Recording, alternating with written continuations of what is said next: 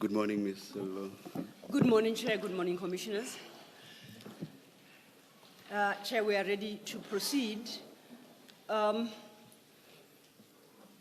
Before we do so,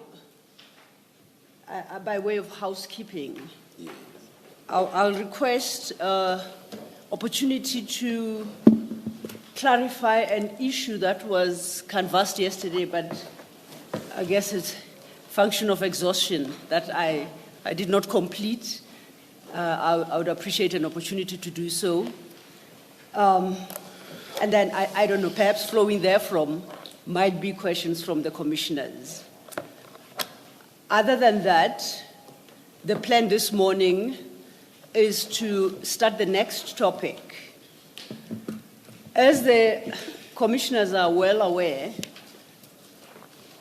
Commissioner Mkhwanazi deals with a number of issues in his statement, and we will not be able to cover them all today. So we have made an election on how best to progress his evidence, appreciating that he's unlikely to finish today. We request, therefore, to canvass the one issue and thereafter apply that his further testimony be stood down to a date to be determined by the Commission. And as scheduled, thereafter, we will then have to turn to the next witness who was scheduled to appear today. On that basis, then, I'm ready to proceed, unless there are questions. Thank you, Ms. Sello. Good morning, Commissioner. Thank you, Commissioner. Good morning. Thank you. Please proceed, Ms. Sello. Thank you. Thank you, Chair. Morning, Commissioner Mkhwanazi. Morning, Madam. Morning. May I ask you to pull out the Mapieye annexure file?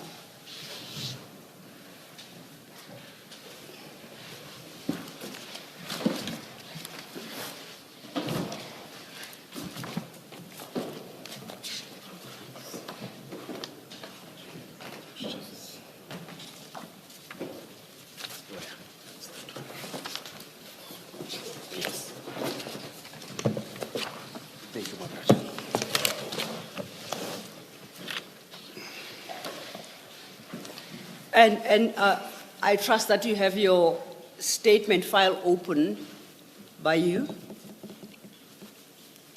your own statement.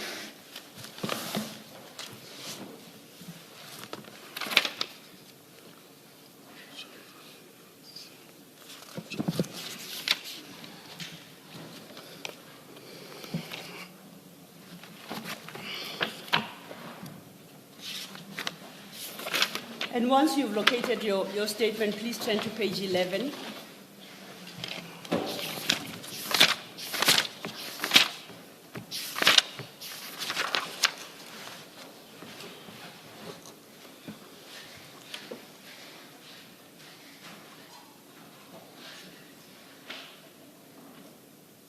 At page 11, I want to draw your attention to paragraph 35. From 35, you deal with the issue of the blue lights and the registration of vehicles.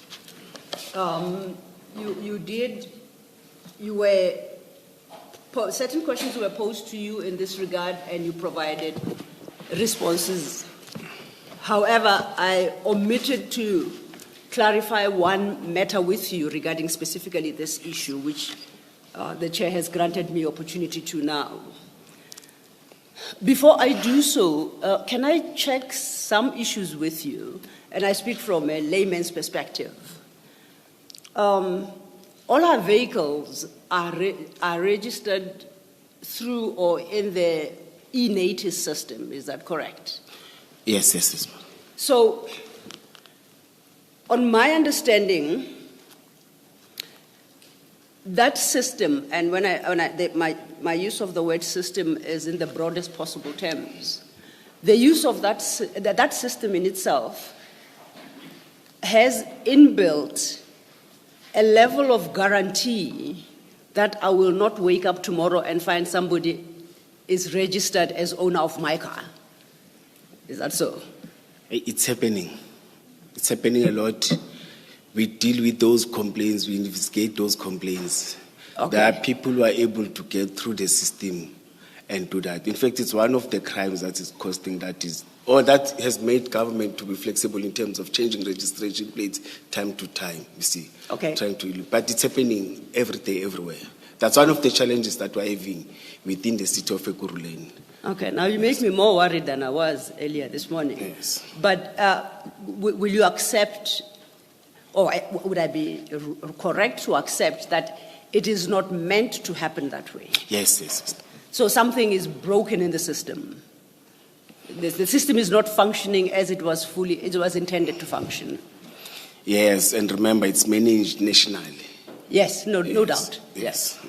I was just asking to understand how it works so that I can pose my question. Okay. Then you just increased my worries. But nonetheless, let's now, against that background, turn to Mapieye annexure file, and I want you to turn to page 92, and in particular annexure JM 17 of Mapieye file.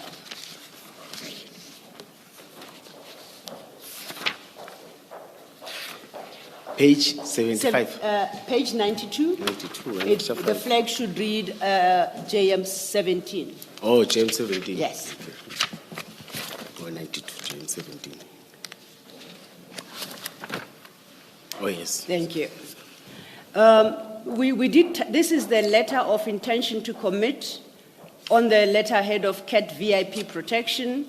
And at page 93, it concludes, kind regards, Mr. Vusi Musi Matala, CEO. You confirm? Yes. And this is the letter that you had received from Mr. Vusi Musi regarding the donation of the 4 vehicles referred to at page 92. Yes. That letter is unsigned. Yes.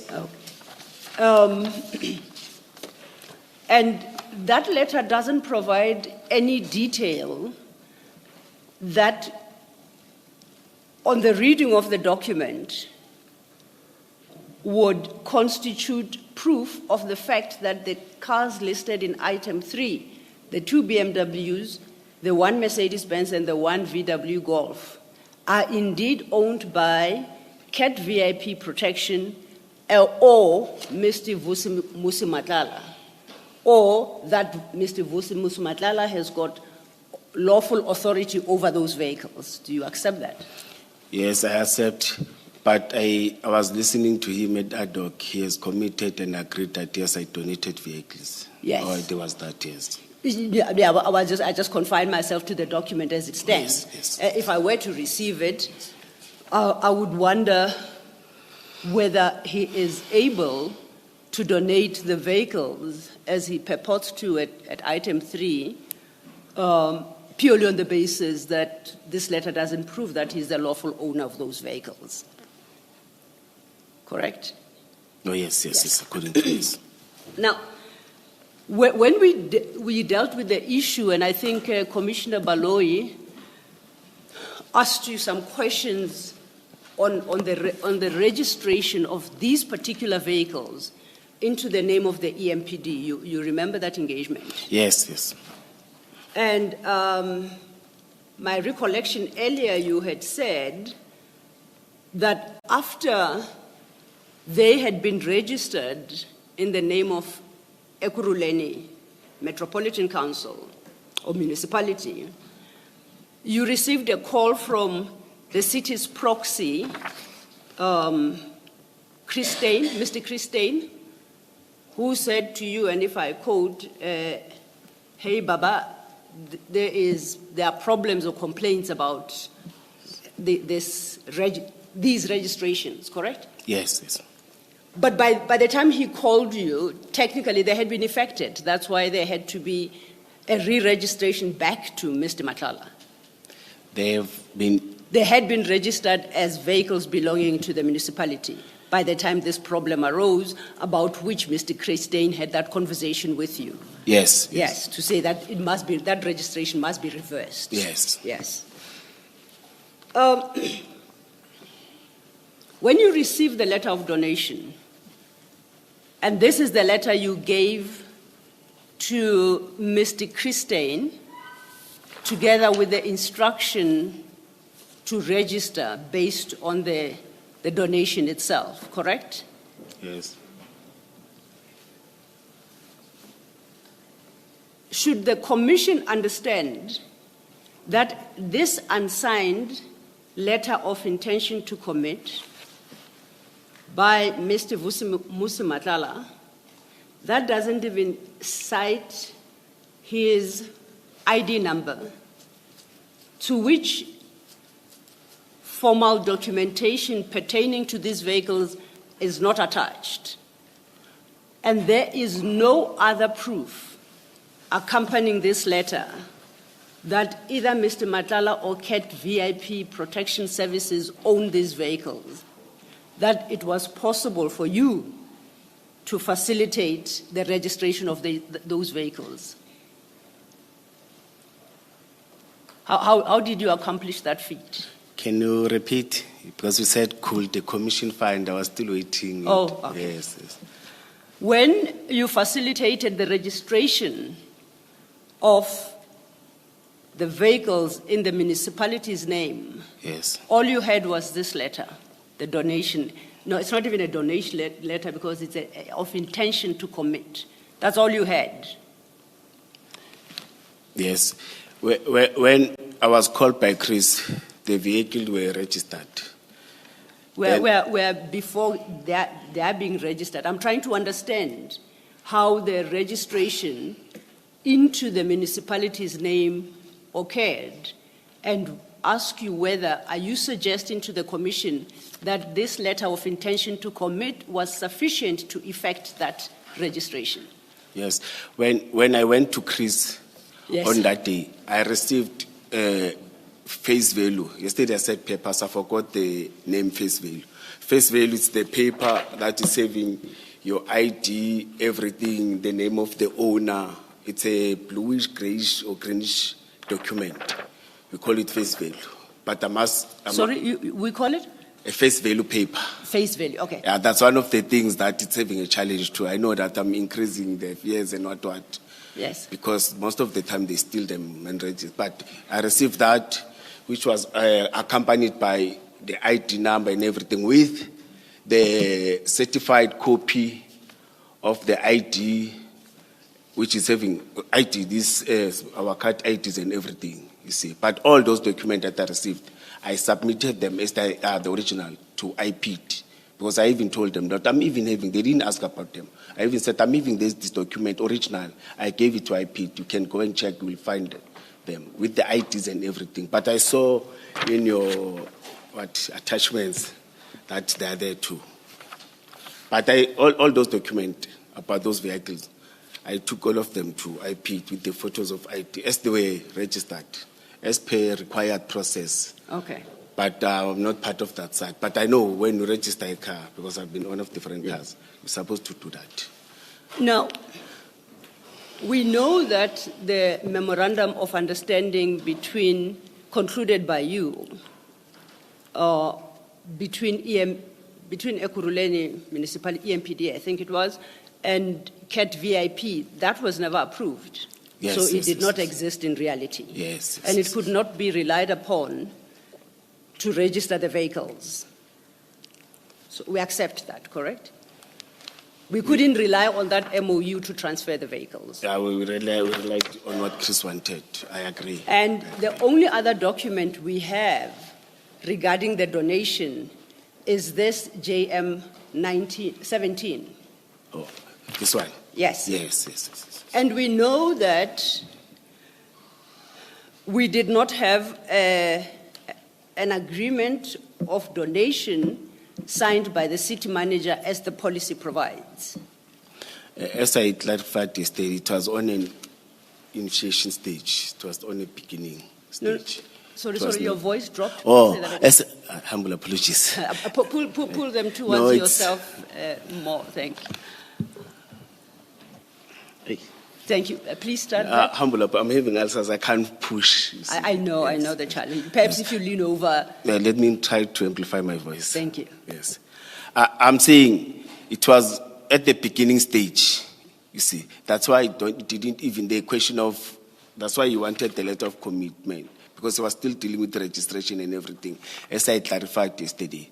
I know Commissioner Baloyi raised it many times with me, you see.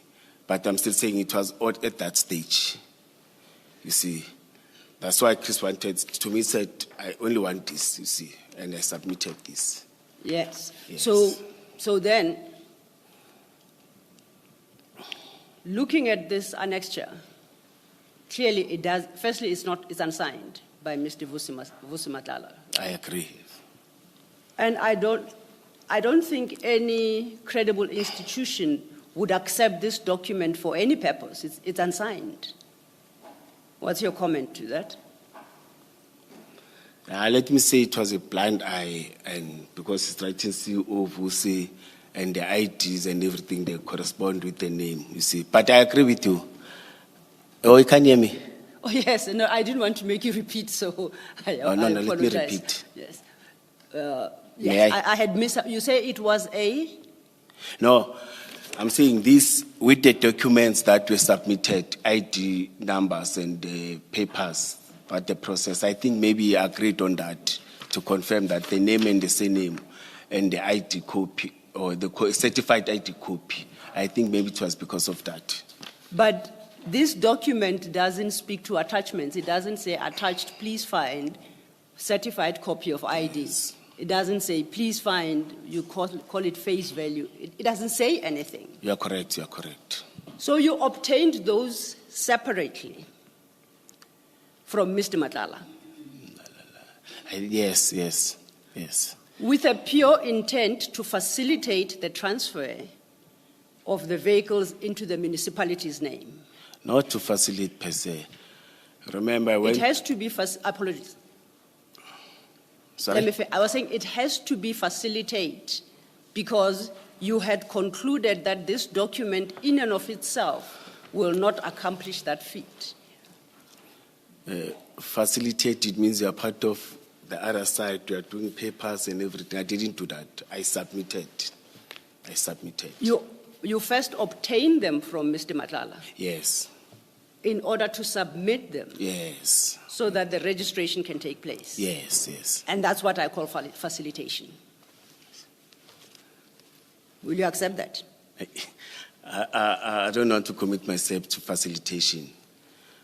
Now, in that time that you were doing all that, as you informed Commissioner Baloyi yesterday, these vehicles were still in Mr. Matlala's possession and in his use. Yes, yeah, they were in Mr. Matlala's position. I can't confirm, but yes, they were in Mr. Matlala's position. Why was there a hurry to facilitate the registration if the municipality had not even been placed in possession of the vehicles at the time? Yes, yesterday I said to the chair that there was this excitement, this say we are going to get cars, you see, and this happiness would at least come bringing something to the city, something to the department, since there were challenges. That there was that excitement and say at least there's something positive that I'm doing, you see. And I accepted to that to the chair when he said to me, when you take decisions whilst you are in excitement, I said, no, it's a lesson I learned, you see. So you then must, because you haven't, I don't think you have produced the documents that you say facilitated the registration of these vehicles. No, I've said all the original I submitted to IPID when they were investigating. I gave it to them as they are. So I then must put it to you that you say you did not fit the vehicles with the blue lights. Yes. That's your contention. Yes. But you must accept that you facilitated that process through the registration of those vehicles in the municipality's name in circumstances where the municipality did not have control over those cars. What is your comment to that? My comment is that the first thing, when this thing, there was noise, I said, but I didn't see these vehicles. They didn't see, and officers, if they see members of public with blue lights who are not supposed, they're supposed to arrest that person, you see, because I didn't see them. You see, no one has came to me with the red photos of saying, these focus 1, 2, 3, 4 are having blue lights. Yes. You see, I've never, and no one has ever came to me. Yes. It's just media, and people that are raising. But physically, and them coming to me with the cars or photos, I've never. Except Okay. that thing of blue lights with the wife and what. It's only that thing in social media. As I've said that's why I started to pick and say, what's happening now? I started to be cautious. But after that, it was Mr. Mzolo, Mr. Christine. Then I could conclude in my mind. And as I've said, that suspension, there's nothing that came to me. It was for the first time, and I appreciated to see documents with this commission. Yes. It was, in fact, transparent, I started to see, yeah. So there is documentation, and even the attachments that you gave it to me, I could see photos of Matlala registration plates and the registration and what those that are submitted to IPT. You see, I said, no, but there's honestly, you see, that's what I stated. That's what pushed me to differ with my attorneys and say, no, at least it's transparent. I'm going to that commission. At least now I can have something. You say that you are not, you say that your standpoint is any citizen, private citizen, driving a car with blue lights has to be arrested. That's your standpoint. Once you stop him or her, yes, blue lights, they must approve an appointment card and other papers. You see, it's an arrest or you impound a vehicle. okay. Yes. But thanks to your facilitation, that is not a risk Mr. Matlala faced, because if that vehicle were stopped and checked, the records will show it as an EMPD vehicle. So he never ran that risk, and you knew that. No, the appointment card must tell you that I'm an officer. You want an appointment card. Remember, officers, they don't wear uniform. You stop them. Once you stop them, in fact, it's happening. I did it many times. It's happening many times where you stop a police officer, appointed police officer, driving a private vehicle. If you want to confirm, you want we call it amstelling or appointment card in English. Let me say so, it's an Afrikaans word. You see, then you confirm the appointment card is an officer and what. If you are not even sure, you can on a radio. We are able to connect to SABC channel. In fact, the communication radio that they're using all metros, it's linked to SABC. There's a channel that to confirm the appointment card. Then they will confirm to yes, this is an officer. You see. And the system, you are able to check in A-Natus to see the ownership of that vehicle, can't you? Yes. And you actually do. Yes. And when that check returns a confirmation that it is owned by EMPD, it offers some level of protection for the occupants of that vehicle.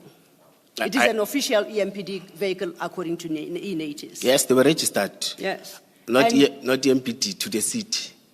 Or it doesn't say, our vehicles, they don't say, if they're not marked, you can't confirm it's for the department. But our vehicles are saying the city of Ekurhuleni. They are registered with the city of Ekurhuleni by one proxy.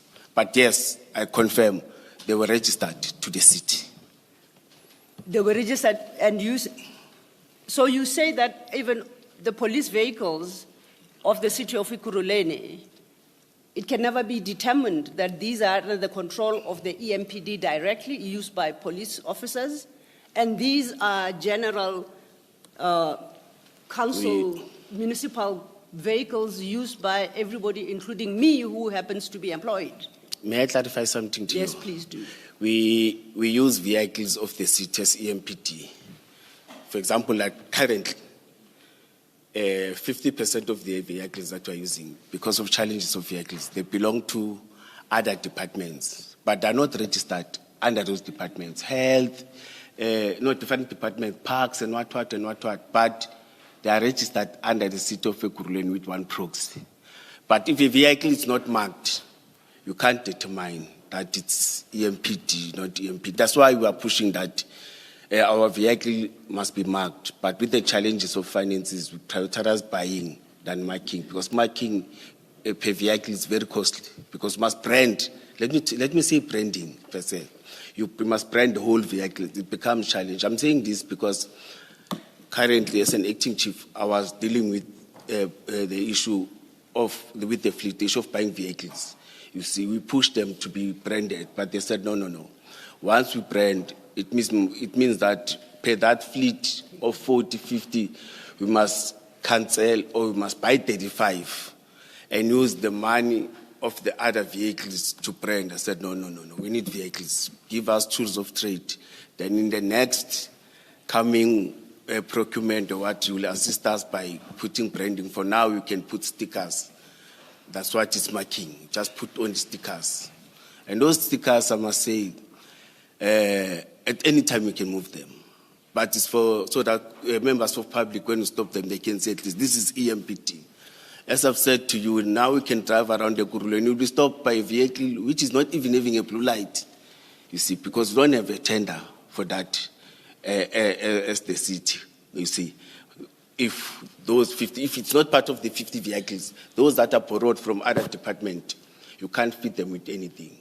It's just to take members from to the place of work.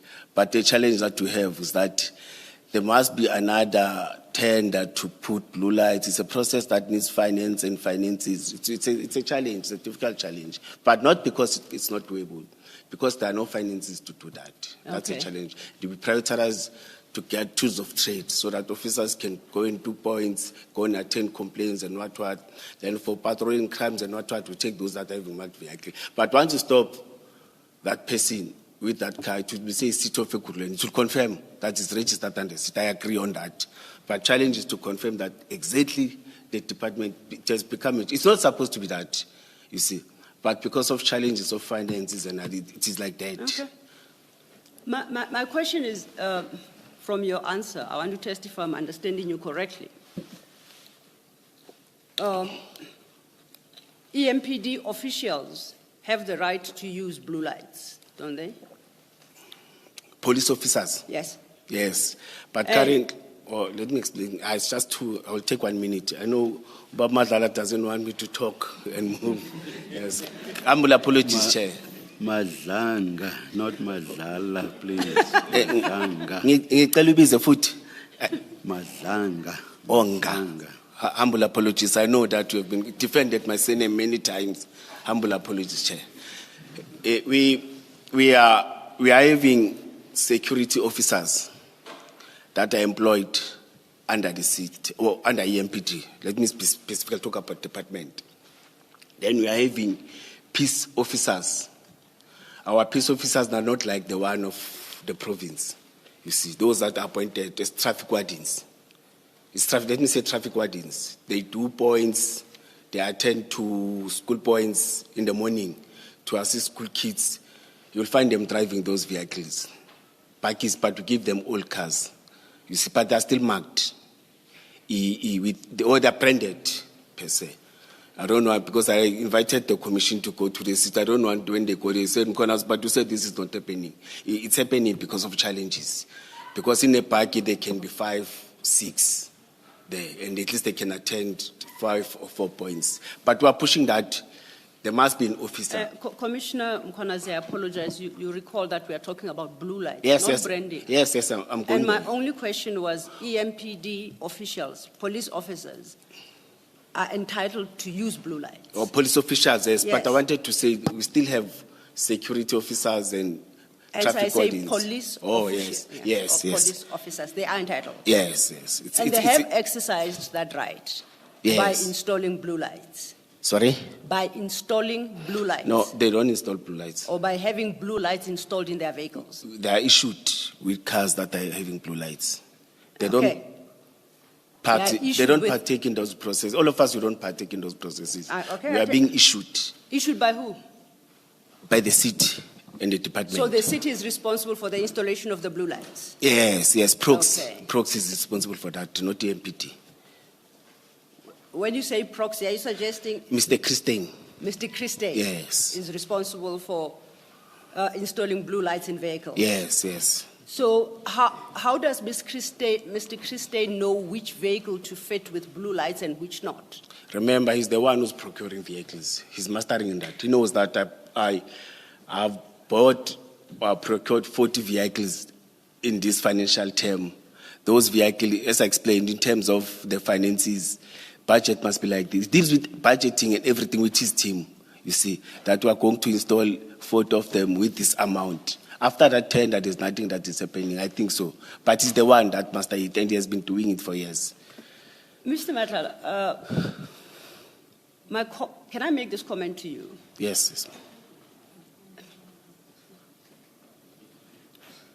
To Henry the morning for the mistake. Thank you for taking me to that level. No, not that level.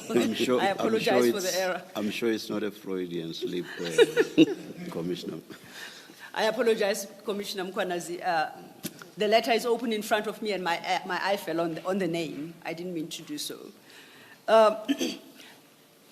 My comment to you is, in your testimony this morning, you are desperately trying to place as much distance between the vehicles of the EMPD, between yourself and the vehicles of the EMPD. That is, you are trying very hard to do that. And that is why you suggest that all vehicles are registered as owned by the city only and have got no association with EMPD.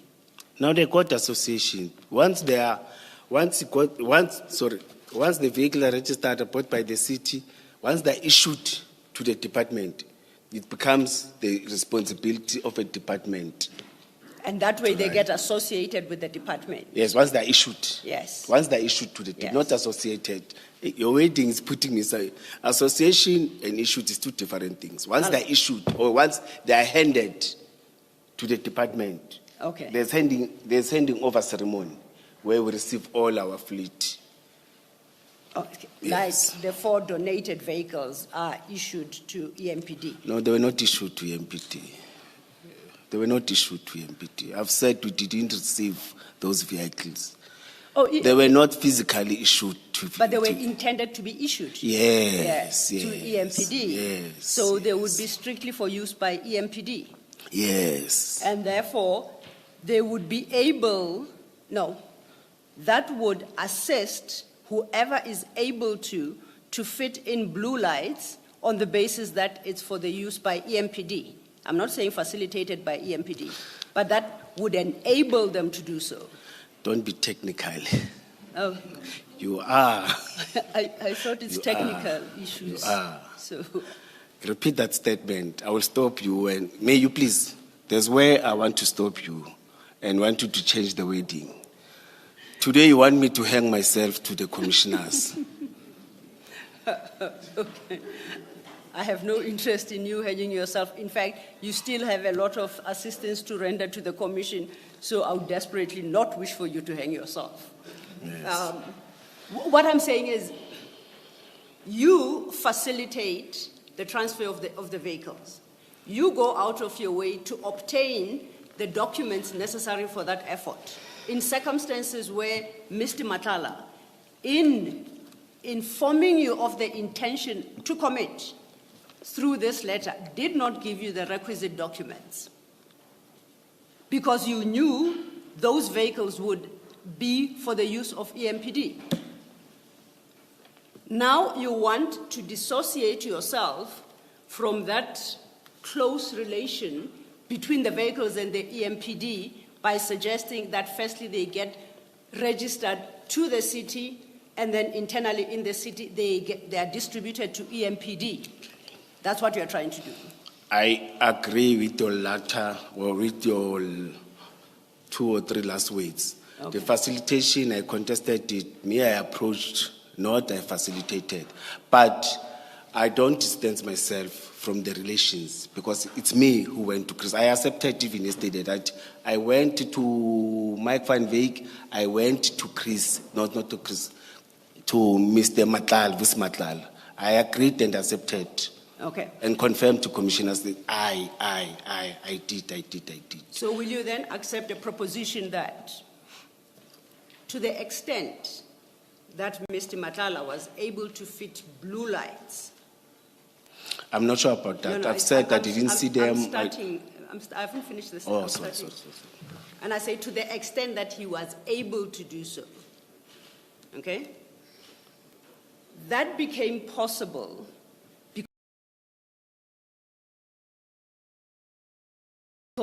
facilitated the registration of those vehicles into the city's name. Will you accept that? You said that can be possible. You are not saying he has done that. I agree with that can be possible. Yes. Because even Commissioner Baloyi yesterday, when he was pushing, say, you are not sure when you are, and I agreed to that. You see, with what was the car doing, what was happening, you see there, I agreed to that because I didn't see the cars physically. And I'm still saying, no one came to me with the exact proof of those vehicles and said, these are the vehicles. We are charging for 1, 2, 3, 4 vehicles. And we found this vehicle, we arrested or we stopped the person with these ID numbers and stealing numbers and everything. Because officers are having pocketbooks. Anything that you are having a challenge with, you note. Anything that you suspect, you note. So that if that person wants to come with litigations, we are able to defend and say, no, but at this time, I stopped this person, it's J.D. Mkhwanazi with this ID number, some with this car which is having blue light. There's nothing like that happened, except media, gossips and what, and now this, you see, it has led to us to sit in this commission. May I clarify? Yes, You remember yes. I started my statement with the words, to the extent that Mr. Madlanga may have done so. You said If- possibly. Yeah, if Now you're Mr. changing Madlanga, it. I said to the extent he may have done so, it was through your facilitation, through the registration of these vehicles in the city's name. And I'm not saying he did. I'm saying if it is found that he did, that was made possible by your action here of driving this registration of vehicles in the city's name in circumstances where the city was not even in possession of those vehicles. Will you, you can at least accept that. May I say something to the commission? Yes. I, J.D. Mkhwanazi, I didn't facilitate any process of installing, putting, and branding those vehicles. Installing blue lights or facilitating in terms of putting blue lights or branding those vehicles. I did not do that. What I did is to approach Chris so that we can have an add into our fleet. And that I accept.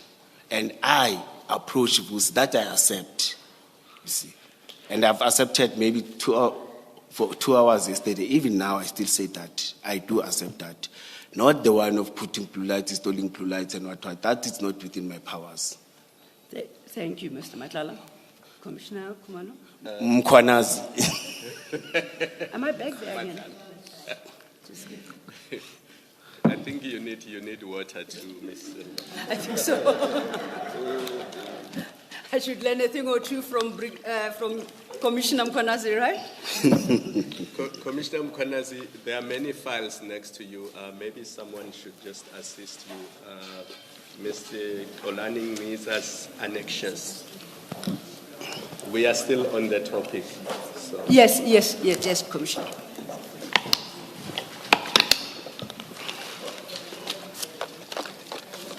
Okay, may I move this one? JM, or Just keep it close. We will come back to it.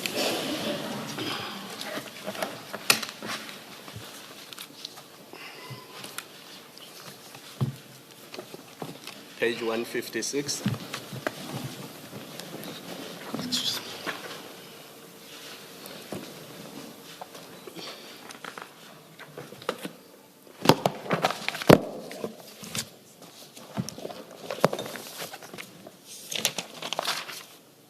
One 156.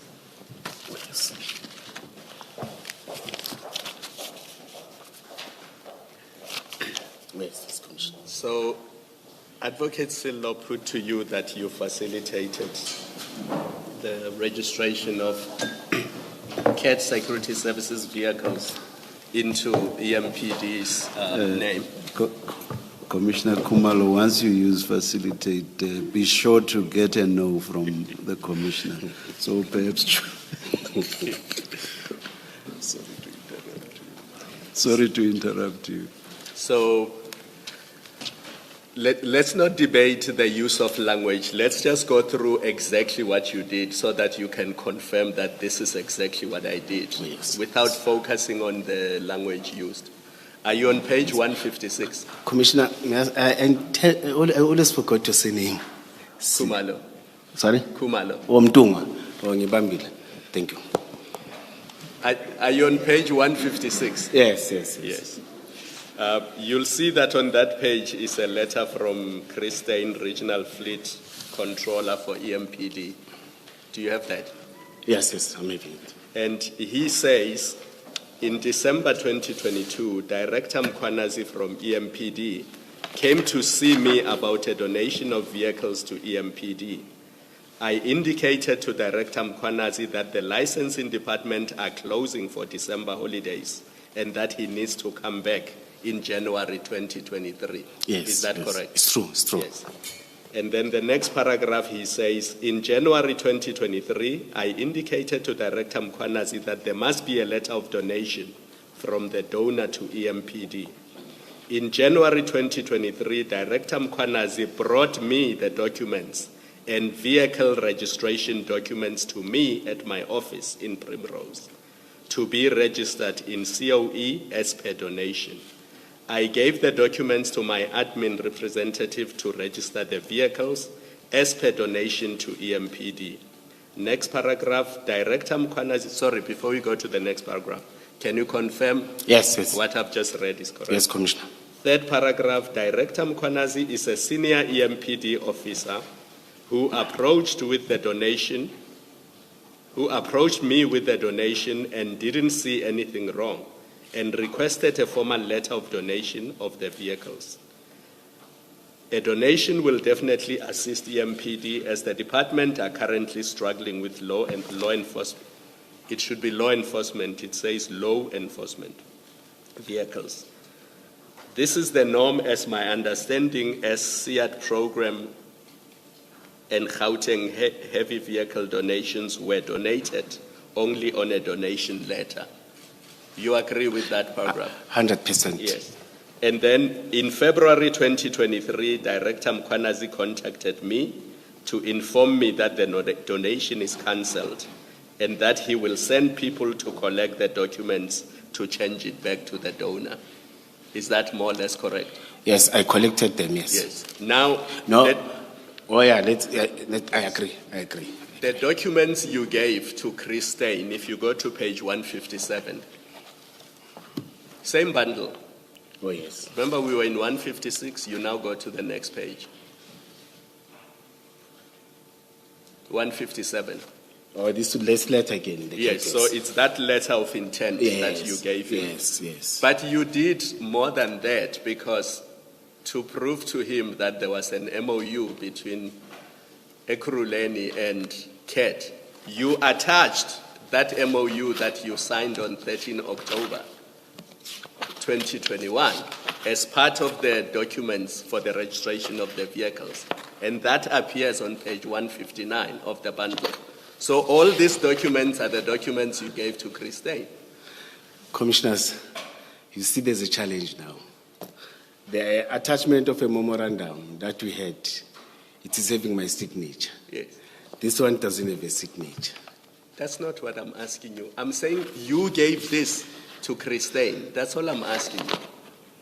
No, let me agree on what you're asking. Yes. Yes. Because you wanted to show him that there is a memorandum between EMPD and CAT services. Because otherwise the letter on page 157 would not make sense. For it to make sense, you needed to give him all the documents. And one of the documents you gave him was this document that we see on page 159. What I like with this commission is that you are very strict in terms of signature. You see, here now I must agree where there's no signature. You see, and here does it say I attached this? It doesn't say so. Commissioner Mkhwanazi, these are documents that come from Christine. He says this is what happened. This is the bundle. Let me read it. Yes. The last two paragraphs. Yes. In February 2023, Director Mkhwanazi contacted me, informed me that the donation is cancelled. Now I want where it says this attached, or the donation is cancelled, and he will send people to collect documents to change it or to change it or to To change it back, yes. It's supposed to change. I see how you love avoiding questions. Remember, we read paragraph 2, and paragraph 2 says, in January 2023, Director Mkhwanazi brought me the documents and vehicle registration documents. So I'm putting to you that the documents you brought to Christine included this document that we see on page 159. I'm not saying it is signed. I'm simply saying the documents you gave to him included the document that we see on page 159. Yes or no? Let me say no. This one I commit. I did. Okay. And this one's of later on, part of the document, it was the details. Yes. And we're going there because I'm not going to take you through all of them. From page 166 of that bundle all the way to page 275. So it was a lot of documents that you gave to Christine. No, Commissioner. No. I didn't have a bundle. I can't have access. It was... no, Commissioner. A lot of documents are saying, this is very thick. I didn't carry this. I didn't. Let's just do one. Yes. So you would have given him page 167. No, I don't remember the documents. Ne? No, but I gave the... Let me confirm to you. I gave the vehicle, the documents or something that has to do with vehicle. Remember, this is done by Chris. It's not done by me. This, you don't have access of this. It's him and the licensing that I have. There's no member. You get it when you register vehicles. You don't carry it with. We don't allow that. Because this costs forgery. This is the cost of forgery. It's not allowed to be carried anywhere. Okay, maybe just to move forward.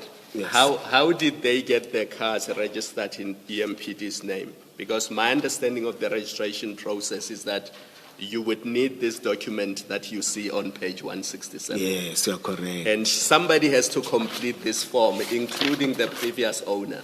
Yes. Yes. Now, the only way Mr. Matlala, and several of these are completed by Mr. Matlala, he would have completed them and given them to you. Correct?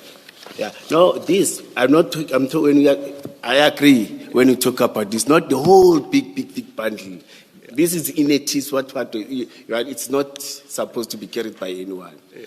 Maybe this is part of the evidence that they are bringing to confirm the vehicles that they were registered. On that, I agree. Yes, that they were registered. Yeah. But carrying a small bundle, the letter of commitment, and these ones, I agreed earlier on. I still agree on that, on this one. Yes. And then the IDs you're talking about, we don't have to look at all yes. of them. On page 236, for example. Yes, I agree. Yes. Copies of certified ID. Yes. And then on 228, sorry? Let's go to 228 quickly. 228. Oh, 220.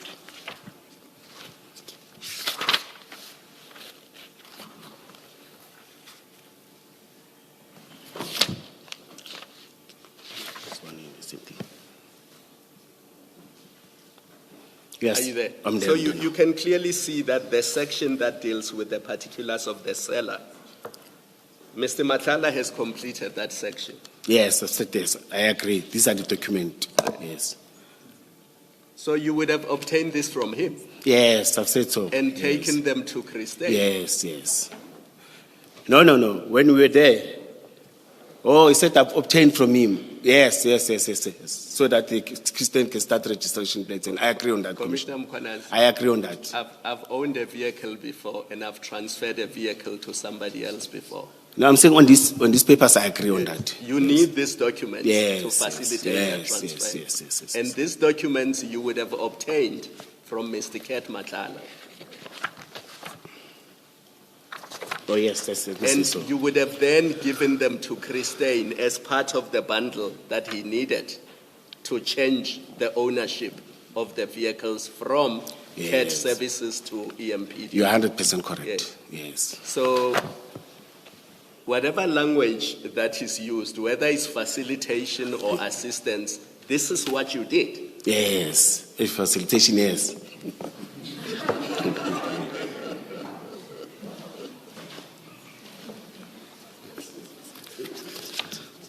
Facilitation We is don't saving need to fight about this. Facilitation is saving prison. Commissioners, you are there, me. I can't agree to leave my kids and go to jail for something that I didn't do. I didn't put blue lights. I must say, I can't. Nobody. I may want to be honest and impress you, but not with lies. Nobody has said anything about jail, Commissioner. This is a commission of inquiry. You will be making recommendation. I will be sitting somewhere, and I won't see you with that. I will see you after 10 years or 50 years. And Commissioner, to be fair to you, I don't think anybody is suggesting that you physically got the blue lights and fitted them on Mr. Matlala's vehicles. I don't think anybody is suggesting that. Commissioners, on your side, yes, but that side, it's different. Even yesterday, you assisted me when I was lost, agreeing about that letter that you submitted, a letter to Chief of Police. I was saying it's English, I was lost. Up until you said, no, man, this is 20. I said, oh, but you said you didn't remember. I said, in fact, there you were so fair to me because I was lost, and you were able to assist me. And at night, when I visited you, I said, but they are fair. They assisted me where I was lost. Thank you for that. I didn't mean to interrupt because we don't have enough time. Sorry. Because of the debate about facilitation, yes. I thought it's only fair that I take you to the documents so that you can understand what the allegation is. Oh, yes. And now that I've done that and we've agreed that this is what you did, and give the time back to Advocate Senzo. Just one very minor point arising from my colleagues' questions. You said that the memorandum, let me call it the CAT VIP memorandum, would have gone out of the EMPD for approval, final approval within the Metro after internal approval within the EMPD. Am I correct? Yes, the process is yes, Commissioner. Yes. So because the only person that signed within the Metro was you, it never went out of the EMPD. It remained within the EMPD. Yes, it never. Yes, we are correct. Yes, you are correct, Commissioner. Yes. Yes. Now, you are the person within the EMPD that interacted with Mr. Chris Stein with regard to the registration of these motor vehicles. Yes, Commissioner. So if he had to have a copy of this memorandum, it is only natural that he would have had to come to you to obtain a copy of that memorandum, not so? Yes. He was communicating with me. Yes. But the attachment, he may not. No, please. So the answer is yes. Yes. Now we have these documents that Commissioner Khumalo has referred you to, and this memorandum is within that pack. Is it not only logical that, as Commissioner Khumalo was suggesting to you, you must have given that memorandum to Mr. Chris Stein? Is that not only logical? It's not. Because there's a third person now. This bundle doesn't come from Chris. It's coming from another person. And in my bundle, I've got two statements. And where all of a sudden would Mr. Chris Stein have obtained this memorandum, if not from you? I'm not sure that this bundle, this document... I'm talking about just the one, please. Just the one, just the memorandum. No, where all of a sudden would he have gotten this? You accept that it was an EMPD document, and before approval within the EMPD, it remained within the EMPD. And you also accept that the only person he interacted with regard to the registration was you.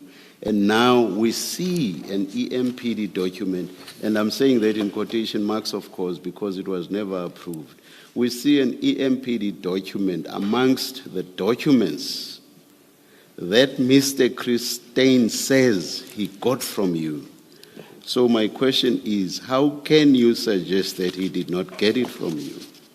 It's only logical that he must have gotten it from you under these circumstances. Why is that not so? Oh, yes, may I respond, Commissioner? Yes, logically. Yes, logically, this is not coming from Christine. It's coming from PN 10. It's coming from the bundle says, I'm also going to refer you to my bundle where I've got another letter that comes from Mr. Christine. Yes. My argument is that, you see, this doesn't come, all the bundle, it's the evidence of those that are alleging me, you see. I'm not guaranteed, I'm not sure, because you said to me, it must state, as she was leading the evidence, that the letter must be specific. Even yesterday, you said so many times, commissioners, you see. But now, this letter doesn't say, I even got the memorandum of understanding. Then it comes from a third person and a fourth person. That's my challenge. It does, actually. Look at the last sentence. See the attached donation of your P letter and yes, It does. It does. No, I was still reading. Then the commissioner said, let's go up. Because I wanted to confirm what he was saying. So now that you see it, you accept No. If it's from Chris, I accept, yes. Please, you accept that he got it from you. Yes, it is from Chris, I accept. Because I'm the one who was engaging from Why him. is it that you only accept it when you see it in black and white? No. Surely you must know, as a matter of fact, Commissioner, that you either gave this document to Mr. Christine or you did not.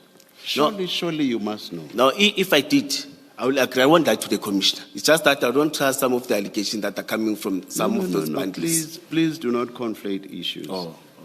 Please do not conflate issues. There's a difference between knowing that you actually did something and not wanting to admit that you did it because you are suspicious of other people. Oh. There's a difference between the two. So now are you saying that you were denying purely because you were suspicious that other people snuck this letter in here? Is that what you were suggesting earlier? Yes, but now you are clarifying it. I get you, and I agree on your latest clarification that there's a difference between Can the you two. explain why you suddenly accept that you gave this memorandum to Mr. Christine? No, the letter is very clear. And So I trust all the documents that I gave to him. You must be told by the letter before you accept what you actually did. No, Commissioner, this is long ago. I don't even remember. That's why I'm saying you are honest to me. This commission is showing me the documents that I didn't have, that I forgot about it. Now I'm able to check and see. Even during the week last week when I was in time, I saw many documents that I don't remember about, or some that are still new to me. You see, that's why I'm saying to you, at least you are fair, I'm able to refer. Even if I forgot, you still remind me and say, no, but there's this letter. The last question on this. Yes. So if I had not shown you this last sentence, you would leave this hearing having categorically denied that you ever gave Mr. Christine this letter, this memorandum. No, even if I agreed, but deep down in my heart, I was going to say, but this is not fair. No. Please answer the question. My question is, if I had not shown you this last sentence of Mr. Christine's letter, you would have left this hearing having categorically denied that you ever gave Mr. Christine this memorandum. Commissioner, I was going to ask you again, can you assist me by confirming, because you are independent? I was going to say that, like yesterday. That's not answering my question. Please answer my question. Let me say yes. Let me say, Thank you. because I was doing that, yes. Thank you, yes, Commissioner. Thank you.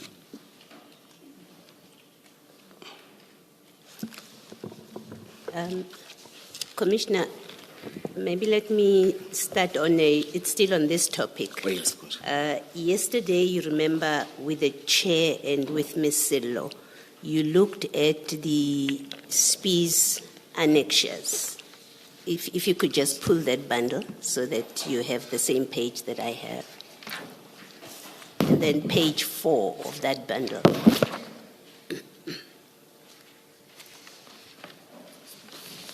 Let's see. I'm confusing these papers now. You'll assist me.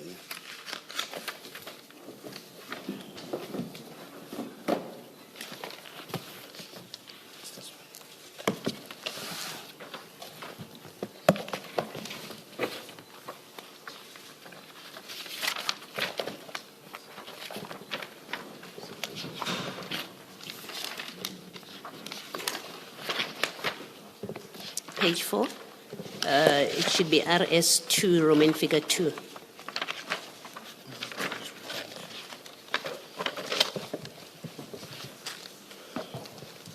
You remember that document? You were discussing it with Advocate Sillo and the chairperson. It's that list, the list of cars, you Yes, remember? yes, And you said you don't know the registration numbers. Yes. I Now, don't know. you still have the Ngiza bundle now, the one that you were discussing with Commissioner Khumalo. Is it still open on your desk?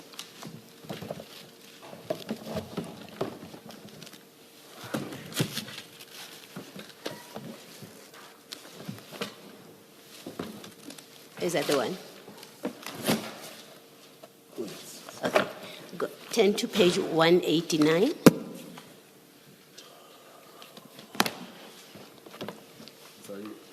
So I need you to have this page open in front of you, and then page 189 of Mr. Ngiza's bundle.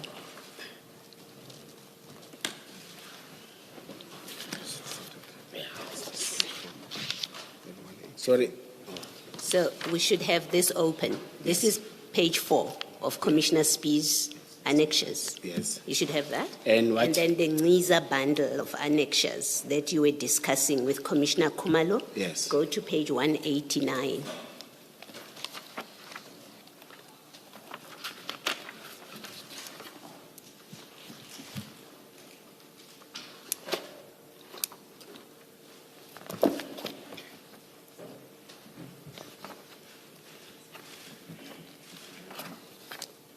Are we there? Yes. 189. Yeah. Yes. You can see that document is a motor vehicle license and license disc document. You see that? Yes. Okay. It's familiar. It's a familiar document to you. Comes from the licensing department. You see that? This one, Commissioner? Yes. It should be at 189. Yes. The big 189. Now, look at the registration number of that vehicle. It's DL, and then I won't say the rest of the numbers. The vehicle is a BMW 3 Series. Can you see that? Yes, there's some On unit. on that licensing document. Okay. Yes, Commissioner. Compare that with, on this page, the very first vehicle. Can you see it's the same registration number? Yes, Commissioner, yes. And that document at the top, this one here, the licensing one, this one that you're holding, yes, that one. Yes. It says J.D. Mkhwanazi, where it says EMM Fleet. It has the name J.D. Mkhwanazi, and it has a cell number. You see that? Yes, Commissioner. Okay, so we can agree that the vehicle number 1 on this memorandum that has a signature is the same one as Yes, that. I agree 100%. Okay, and it has your name. And then if you then do the same, go to page 218 of that big bundle. Ngizane? Yes. 218.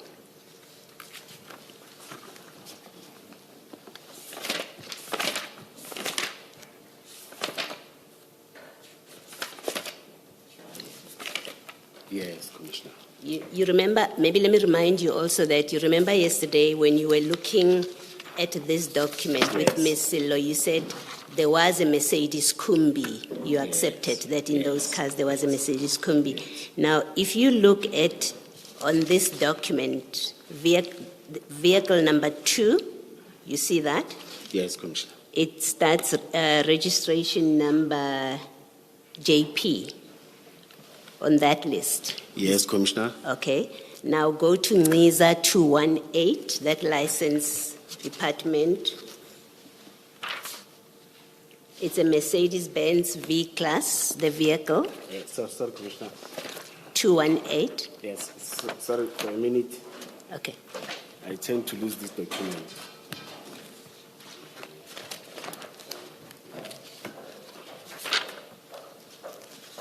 No, I'm sorted. I don't want to lose because I missed it. Thank you, my friend. Yes, I'm packing that document. Okay. So you see vehicle number 2 on, you your memorandum, on this colorful memorandum, is the vehicle at page 218, Mercedes-Benz V-Class, and its registration number starts JP. Yes, Okay. yes, Commissioner. And that document from the licensing department has your name at the top. Fleet, JD Mkhwanazi, and it has what looks like a cell number. You see that? And it's my handwriting, I confirm again. Yes. Okay. So at least we know 2 vehicles on this list, on that memorandum, are the vehicles that were registered by Mr. Steyn. Yes, yes, Commissioner. And these are the vehicles that are also in this letter of confirmation that was written to somebody. We know it's that, right? Yes, Commissioner. Okay. And then maybe lastly, I think there's more, but I think the point will have been made. If you go to Mkhwanazi, page 247.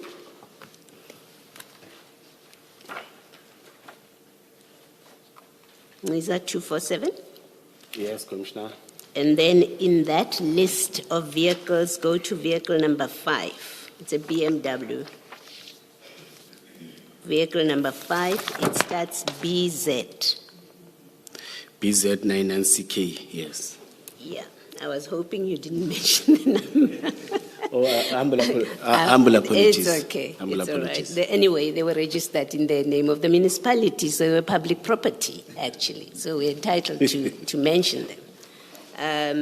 So you've got that in that colorful list, and then at 247, we have a license, motor vehicle license disc certificate, and then you confirm at 247, you confirm the registration number is BZ. Yes, Commissioner. Okay, and the motor vehicle is BMW 3 Series. Yes, Commissioner. Okay, and then at the top again, it has your name and a cell phone number, and you say that's your handwriting. Yes, Okay. yes, Commissioner. So we know that, now we know from this, that at least some of the vehicles in this list are the vehicles that you ask Mr. Steyn to register. You are 100% correct, Commissioner. Okay. And this list, what I call the list, it says to somebody, this document here, it says to somebody, just for completeness, it says in the first paragraph, this letter serves to confirm that the EMPD, under the command of Acting Deputy Municipal Police Commissioner Brigadier J.D. Mkhwanazi of Specialized Services, has an endless working relationship and memorandum with CAT VIP. So you accept this is your letter.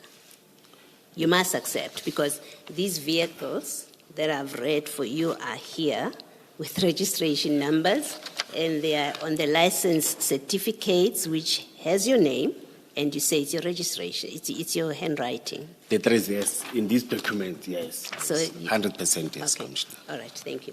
You can put Mkhwanazi away. And then, but still related to the same topic. Then, Still must I on remove this, the file? Yeah, you can put away Mkhwanazi now. Still on this same.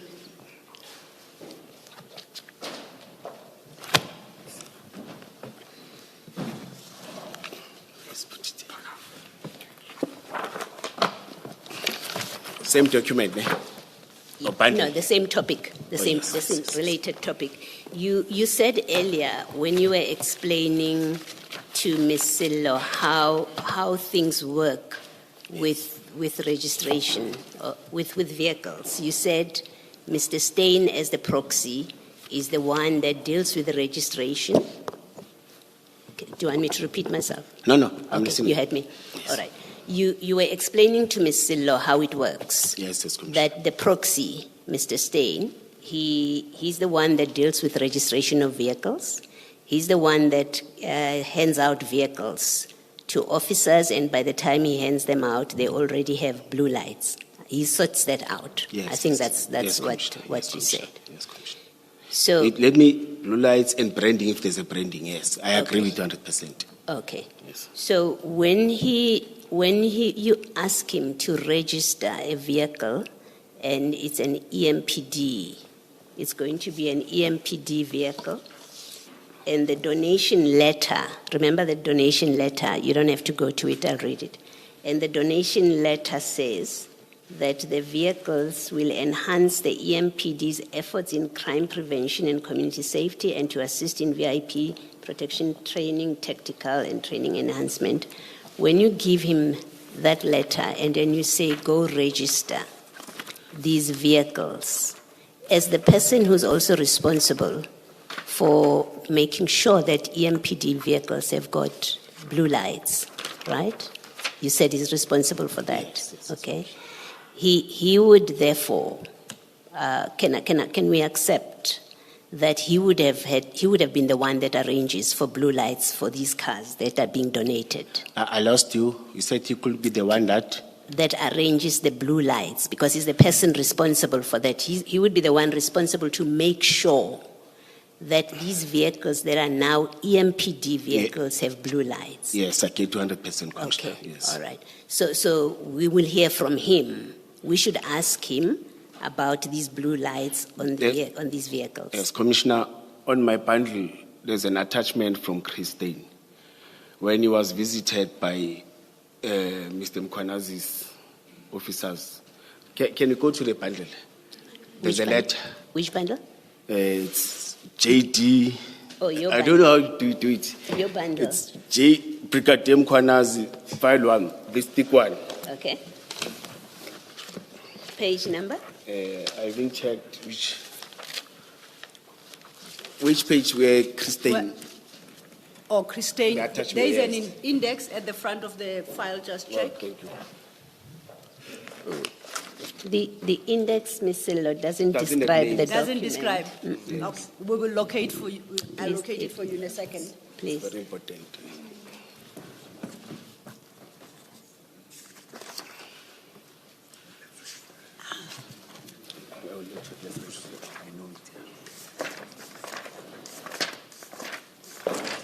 I don't have Christine. Sorry, Commissioner. Commissioner, can you please describe the letter you are referring to? Mr. Christine, he confirms that after the testimony of General Mkhwanazi, but it doesn't say so. I'm not sure is it the Hawks or what, but we had the registration plate of them. They went to him. They wanted to confirm that did he put any blue lights, did he put any branding as per allegation. Then when he responds, can you keep on checking it so that they can have it? When he responds, says that when we accepted the donation, we were definitely sure that, we said we don't have money. And in order for us to put blue lights and branding, it's supposed to be a council item that motivates that the city must put blue lights and brand, but it must be done in terms of finance. It's done by the finance department. They must allocate budget for that. And in that letter, it confirms that there was no budget for that. That was not done. It didn't do that. Then, Commissioner, you don't have to look for that letter. If you say there's a letter like that where he does say that he didn't put in, he couldn't put in blue lights because there was no budget. Yes, Commissioner. Is that what you're saying about Yes, it? Commissioner. Okay, Yes, no, that's fine. Then that answers me. And then lastly from me, yesterday in your last discussion with the chairperson, he asked you a question about when the Medicare, we're talking about Medicare 24 now, I've now shifted. And that discussion with the chair, and he asked you are not involved with health. Why are you the one that goes that deals with this? You remember that? Yes, discussion. I understood you accepted, in fact, I think in your evidence you said, yes, you don't have the power to deal with health. Yes. I think you were asked who, and you said would be somewhere in the city managers, maybe the city manager. You said maybe the city manager, you said that. Yes, maybe they may. No, Commissioner wanted the specific person. I said it's a multi-department, it's different departments. There can't be one person who does that. That's why I was lost. Good work, good. But I've said, but the central person who can manage all this person, maybe someone from city or someone that is delegated by the city manager. Okay. Yes. Now, your testimony yesterday about how you came to deal with Medicare, right? And your past relationship, you said there was a relationship already. Your officers were going to their clinic during COVID. You remember that evidence? Yes, and exams and cadets. No, I want to talk about the COVID one. Did you are you the one that made the arrangement for Medicare to assist your officers with COVID testing and things related to that? It was after COVID. Yeah, let me say it was about COVID. Yes. So you are the one that did that? Yes, Commissioner. Okay. So when you entered into the memorandum, that was not the first time then that you had any dealings with Medicare, because in the sequence of events, the way you related it yesterday in the timeline, you said, my officers used to go to Medicare clinic. I heard about Medicare from my officers, and then I went and spoke to Mike. Correct me if I'm wrong in my recollection of your evidence. It was for the first time for me after to go to Mike. In fact, they assisted us during that time for the first time. Then the second time it was carded or the photocopying and what. These two, they assisted us. No. But it was for the first time after they informed me. I wasn't aware. I didn't know up until the approach, up until I went there. That one I accept. But before that, I never had any. I didn't know. He didn't know me. No, let me be clear what you're saying. I'm not talking about the cadet thing, so don't worry about that. Oh, yes. I'm not concerned about that. We have a memorandum which says they will assist in drawing blood in drug busts and when your officers are injured on duty. That's the memorandum, right? Yes. Now, yesterday I understood you to say that was the first time you dealt with Medicare. Is that correct? Yes, Commissioner, you're correct.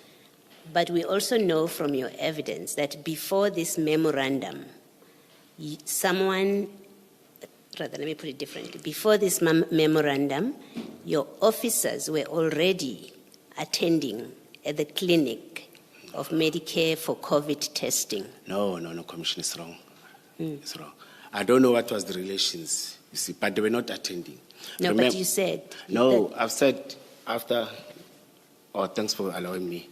I said after communicating with Mike, you see, that's when we started to see, after he presented, it was after, I said after the COVID, that's when he started to raise the issue of testing and everything. That's when we started.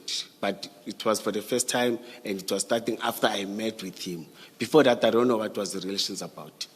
Are you the one that introduced Mike to the city? Not to officers, to the city, yes. To the senior management, yes. Yes, okay. I agree on that, Commissioner. You are the one that started the relationship. Before you spoke to Mike, are you saying the city or the EMPD, both of them, did not have any relationship whatsoever, any working relationship with Medicare? Commissioner, you're changing it. No, I'm saying, not. Let me explain myself. Yes. I'm not trying to trick you. I really just want to understand what your evidence is because it is important. So if I'm not capturing it correctly, please correct me. Tell me, no, this is what it is. Yes. My relationship, it started after the officers said there's this person who wants to assist EMPD. Then I went there. Yes. It started the day I first met him.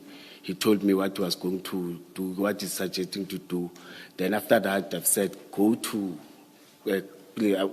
go and present it to senior management so that they will understand. Not even EMPD, senior than EMPD. After I spoke to my deputy chief of police, he advised me, no, the best way is to take it to that level.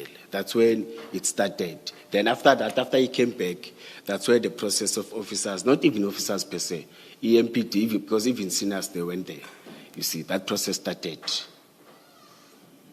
So before the MOU, no one in the city was using Medicare clinic. Maybe they use it privately, so. Okay. Yeah, not for EMPD things. No. Okay. No, All no, right. no. No, thank you. Thank you.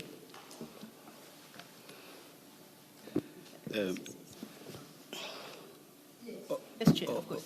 May I very Absolutely, Chair. hopefully briefly, depending on the answers that I get.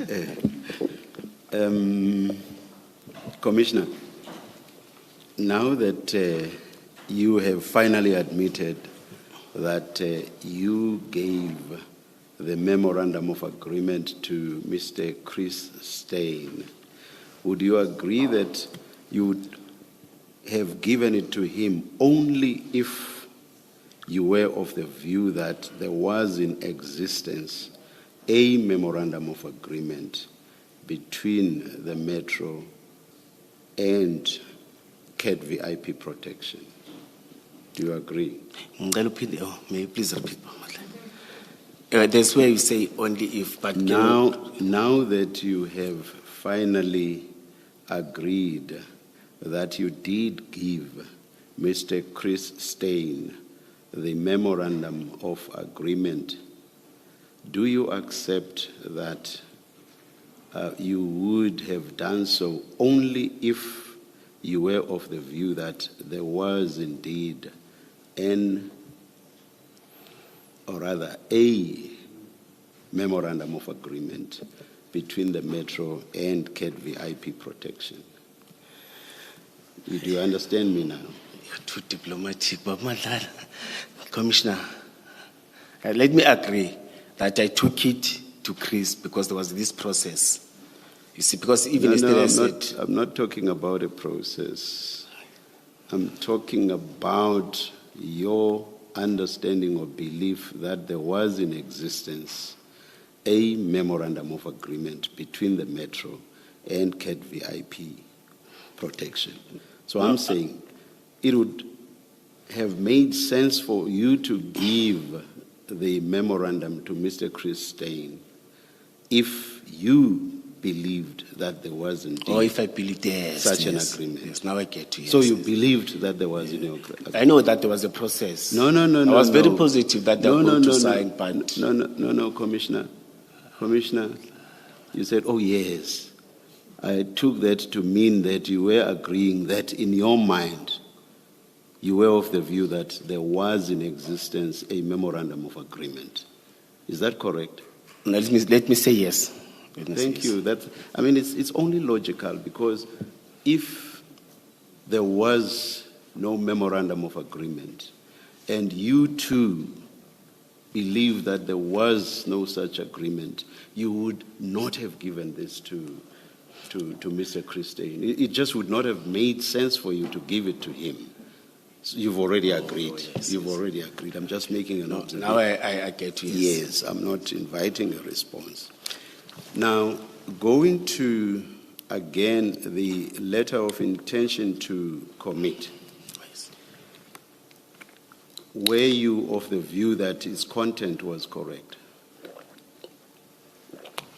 The letter of intent. Yes, at that time. Surely you read it. Yes. And you were happy with its content. Yes, at that time. But yesterday you dealt me, said no, it was now, wrong. Yes. that too, in paragraph 2, Mr. Matlala says that there is a signed memorandum of agreement with Ekurhuleni.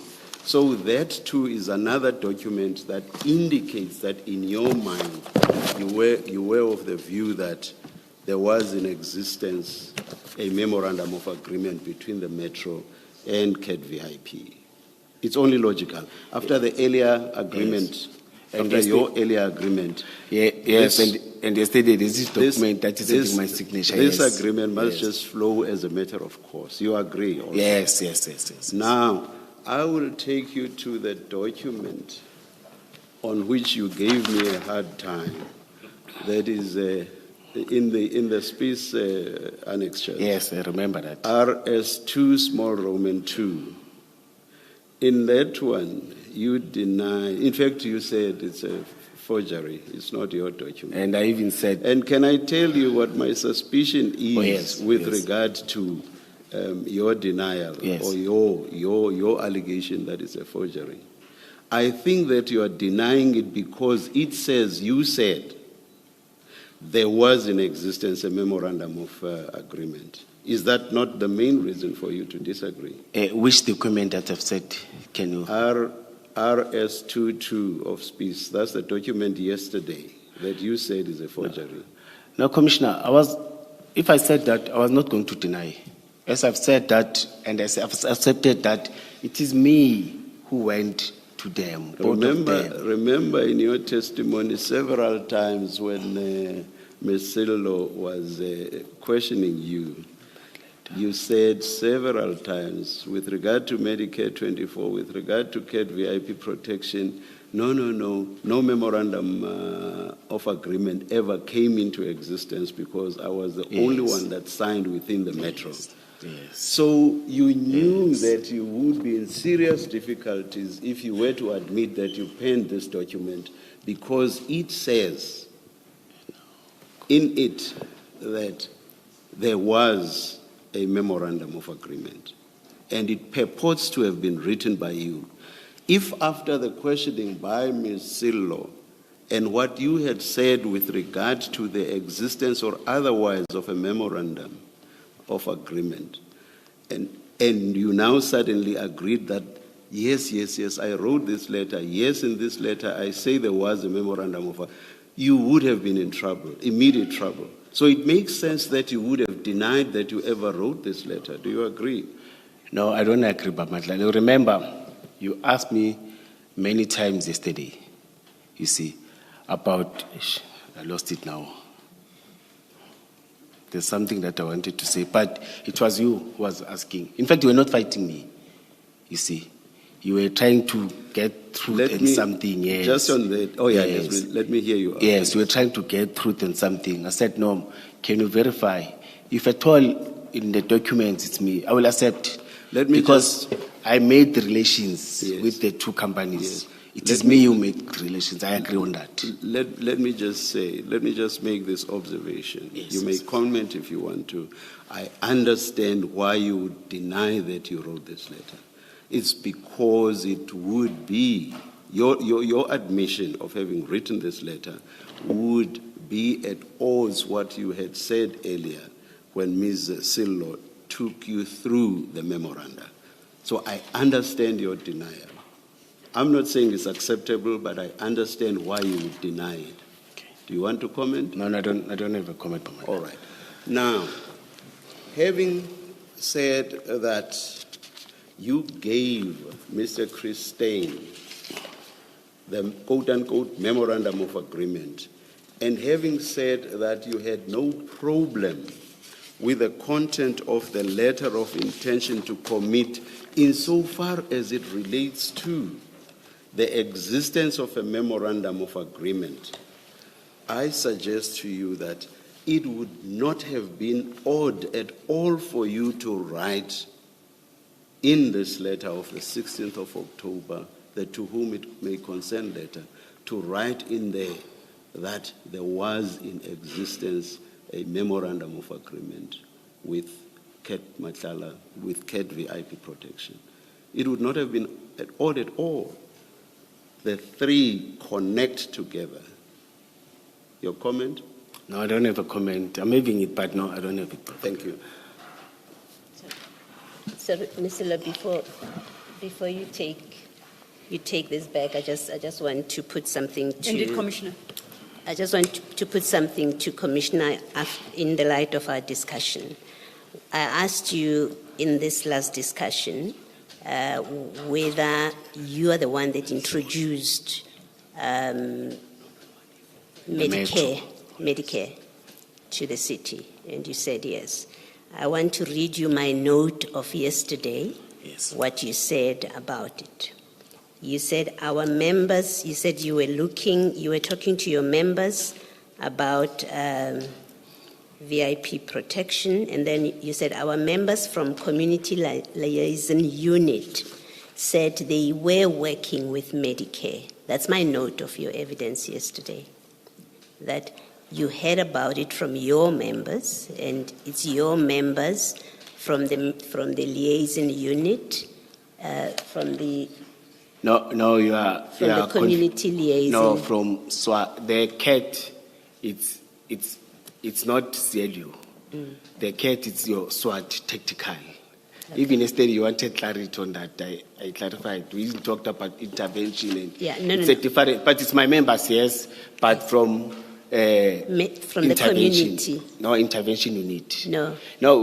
Can I clarify it, please, Commissioner? No, I don't want you to repeat. To repeat, I'm reading you my note. And then I'm going to hand you over to Ms. Sello. I'm just saying to you, here's what I recorded as your evidence yesterday.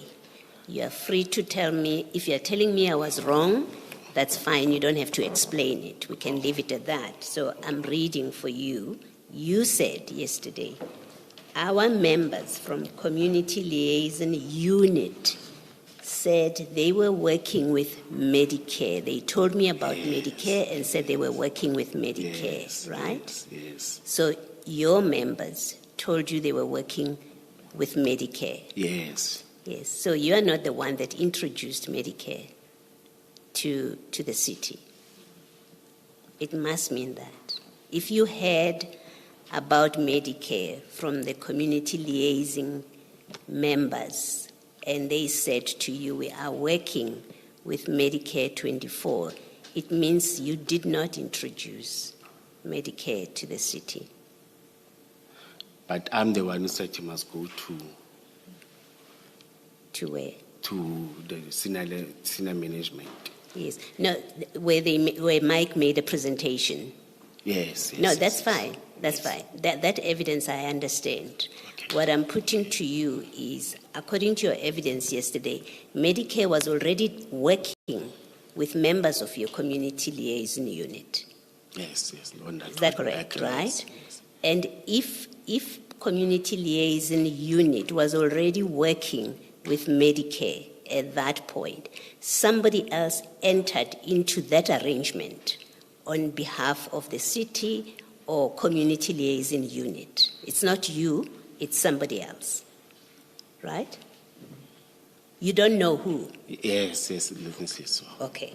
Now, we heard from Commissioner Mapieye, from Chief Mapieye, but also you repeated it yesterday, that the municipal manager is the person, or the city manager, is the person who has the authority to enter into contracts, memorandum of understanding on behalf of the city. You remember that evidence? Yes, and I agree. And it is correct to say that, right? Yes. So if there was a contract, a lawful and valid contract, if it was done lawfully, if there's a contract between Medicare or an agreement with Medicare to provide services to the community liaison unit, if it was done lawfully, it would have been entered into by the city manager.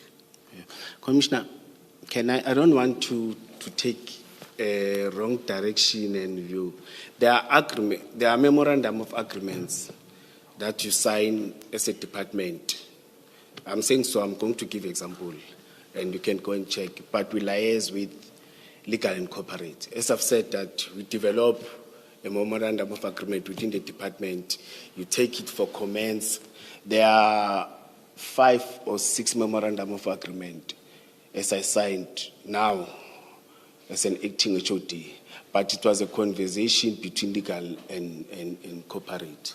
But maybe they may be delegated, but we didn't communicate with. Yeah, you don't know anything about this. Yes, I'm not saying you did anything. What I'm putting to you, and let me say that Dr. Mkhwanazi, when she was testifying, she also said she's the one with the authority to enter into contract. Chief Mapieye said the same thing. You have confirmed that yesterday, that the authority lies with the city manager, right? Why are you hesitating? There's an attachment that I will attach today. There's a document that I discovered yesterday at night where he signed on behalf of the department with, you see. Okay. But as you said, I think I must agree because I don't know what has happened before and before it came there. Yes. And I don't know the communication between him and the city manager. I agree. Okay. I agree. I can't talk on behalf of. Okay. I agree. But it's possible. I guess what I'm Yes, putting is yes. now that we know where the authority lies, Yes. it lies with the city manager. Yes. And we know now from your evidence that your community liaison people were using Medicare before you started talking to Mike, right? They are the ones that told you about Medicare. Commissioner, can I take that blame? Can I take that ownership? Because I don't know what was the relations, you see. No, I'm but not- the one that introduced, can I take that?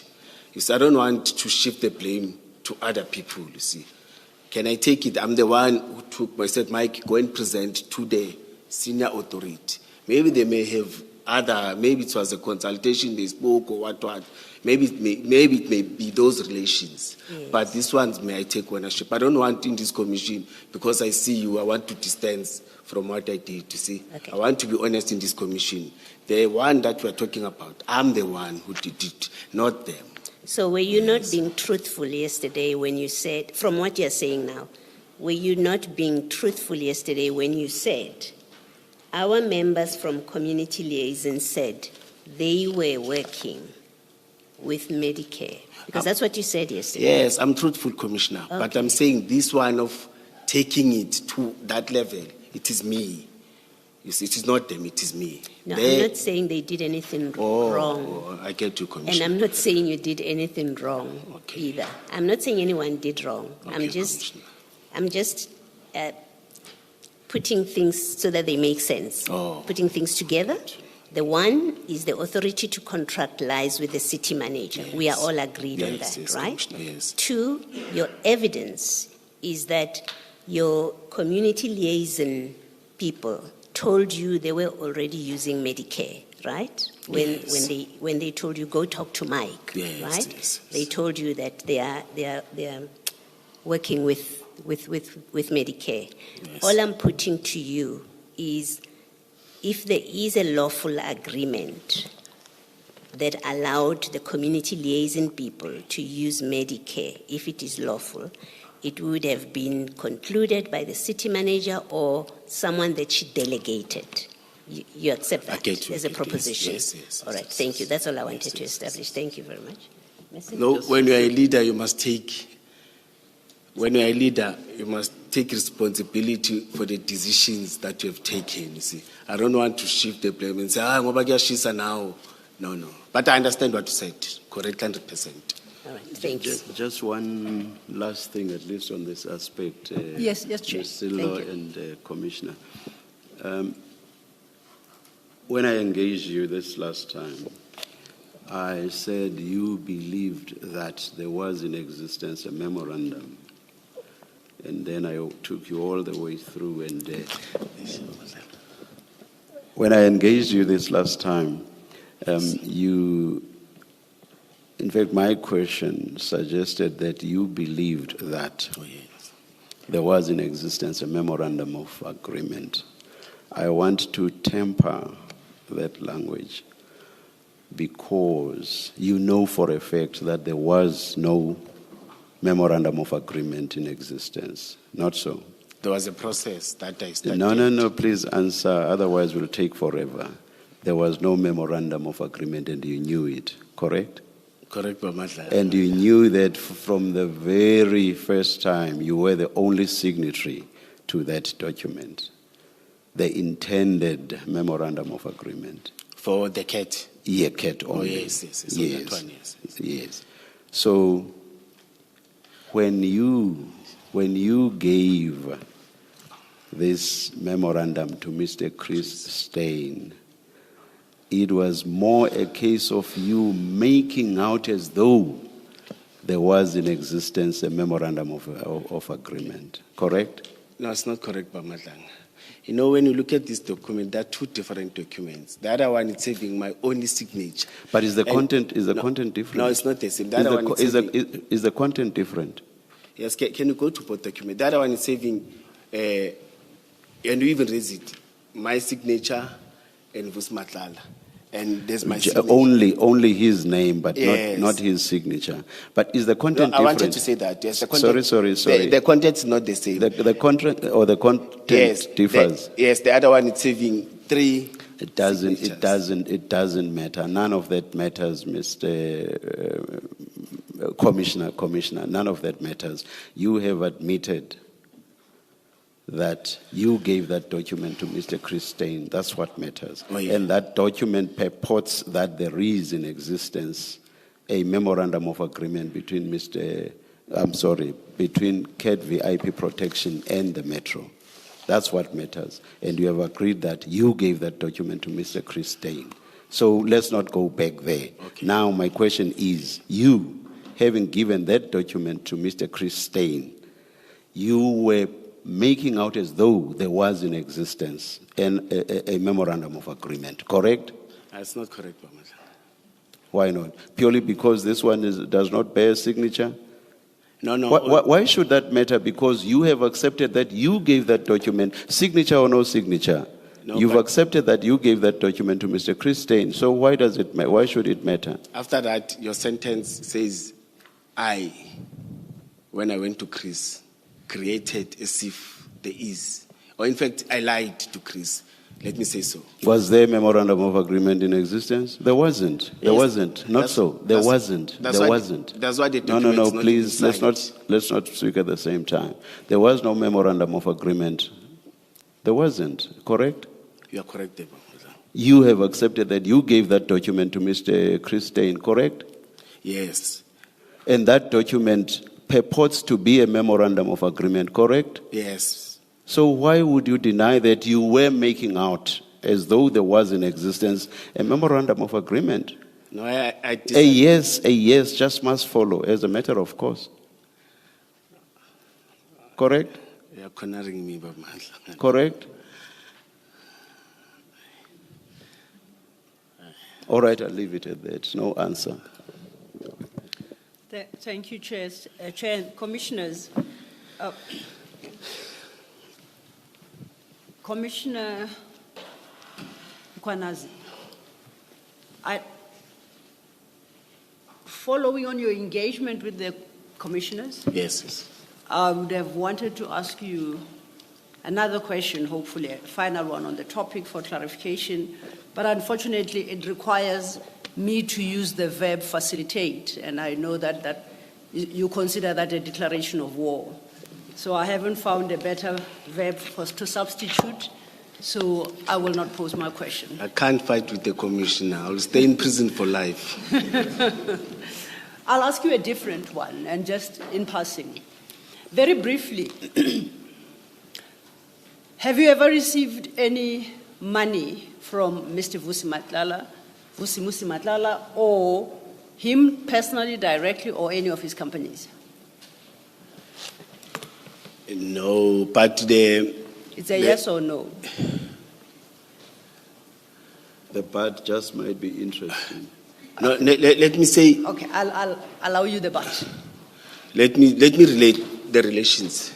Yes, we had dinner, we had lunch, suppers. In fact, we're talking now. You see, sometimes you'll give me money for petrol, or sometimes you borrow money from me. Say, "Ingamla petrol, can give me 500 rand, 300 rand."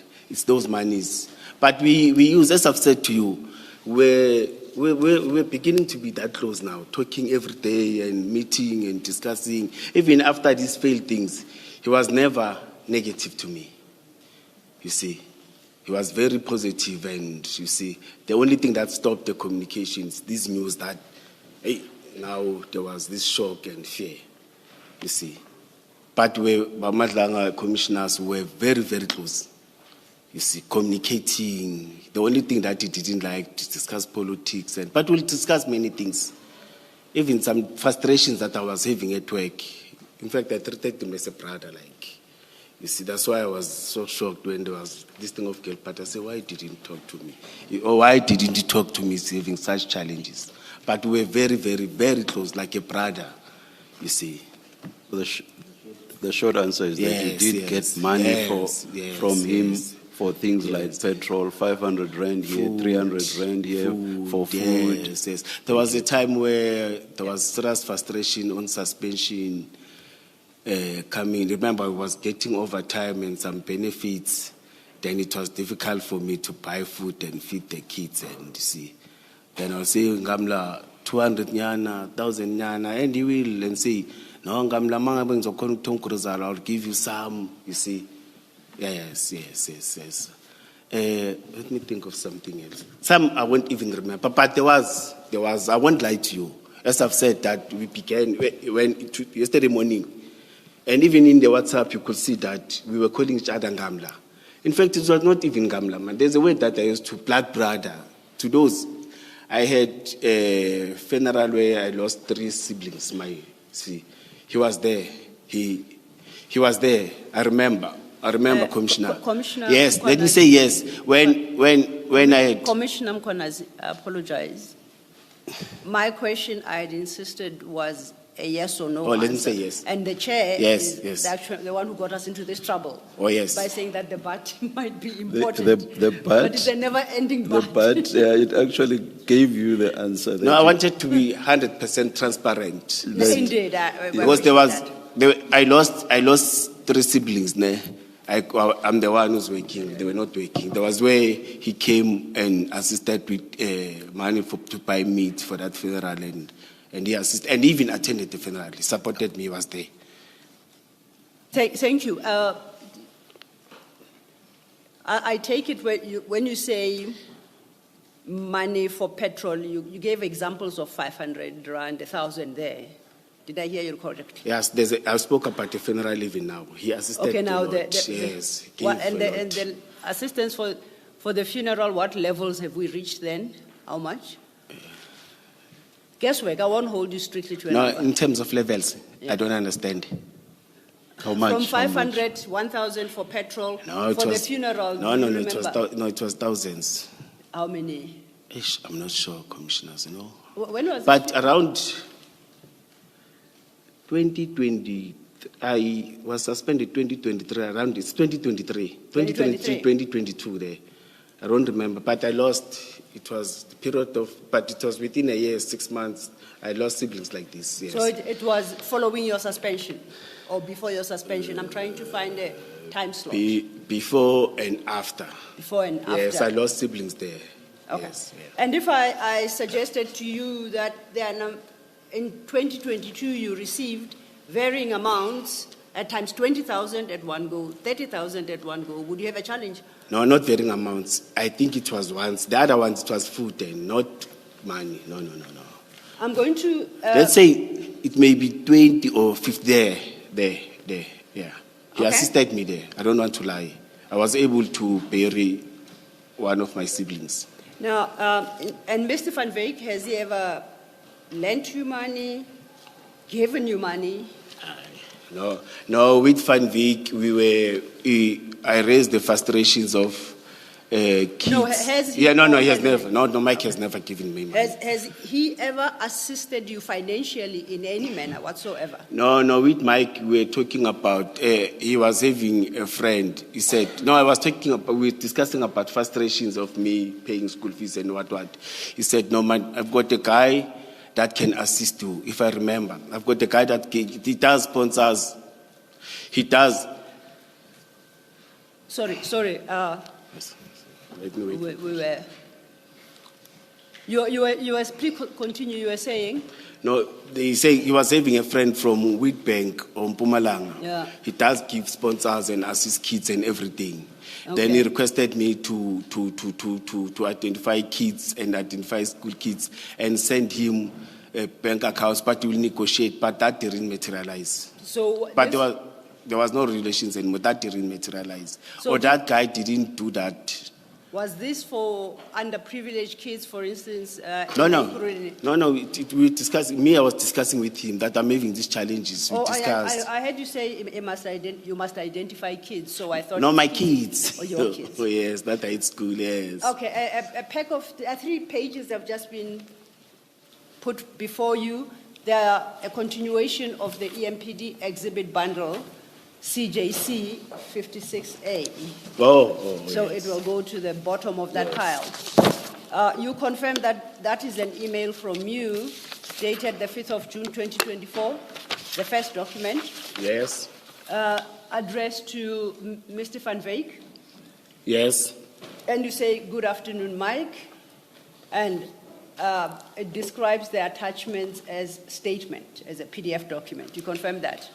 yes, yes, And attached to that is a high school, I won't say the name, statement for a stated student bearing same name as you yes, for 66,000. You confirm that's what you sent to Mr. Van Wyk. yes, yes. So that's where you solicited the financial assistance. Soliciting. That's where we, after engaging with him, he promised that he's going to talk to that guy to assist. Yes. But you say nothing came of it. No, nothing. From that thing, nothing. So Nothing, if the nothing. commission were to investigate as to how this bill was settled eventually. Please. No, it was not settled. You can go. Please, you Okay. can go. So it Yeah, was it I'm was, still having challenges, yes. It was not settled. you say you are doing what? Yeah, I'm saying you can. The way you can investigate. Oh, I thought I heard the word challenge. I know. You Okay. can, or you can investigate. Nothing. All right, now if you turn to the third page, the last one, is that a correct reflection what's on that page? The school fees. And the other one? This one. Yes. Oh, yes. So I'm saying that table, does it correctly reflect the payments made to you on the dates specified there and in the amounts reflected? No. Do you accept or deny? No, the first one was assisted, I agreed. The one On of funeral, 20,000? Yes. This one, Medicare. Mike didn't assist me with anything, madam. No. All I want is, there are two other payments. I want your comment on them. Do This you one, confirm that the account number reflected there is yours? Under the column 2 account number? Is yes. It's Yes. the same Yes, account throughout, yes, so that's yes. your account? Yes.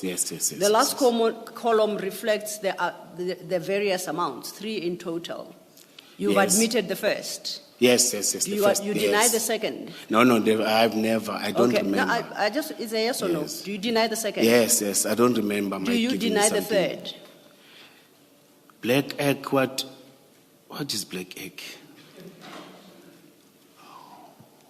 From the evidence that we have had so far, it's one of Mr. Matala's companies, if that helps.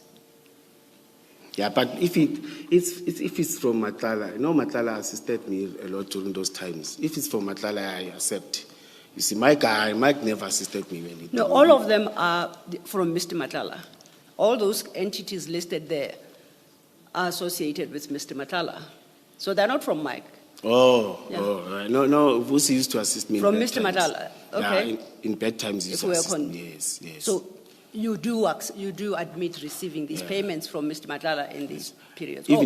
Or entities associated with them? No, Vusi used to assist me. Yes. Okay. No, that's one I the agree. transcript, you mentioned the amounts, but not the dates. Okay, maybe for completeness. That dates, yes, I agree. That dates, yes. Yes, the 5th of May 2022, 20,000 for purposes of the record. The second, in fact, I'll start again. The first is paid by Cat Protection and Security Services Pty Limited into the stated account.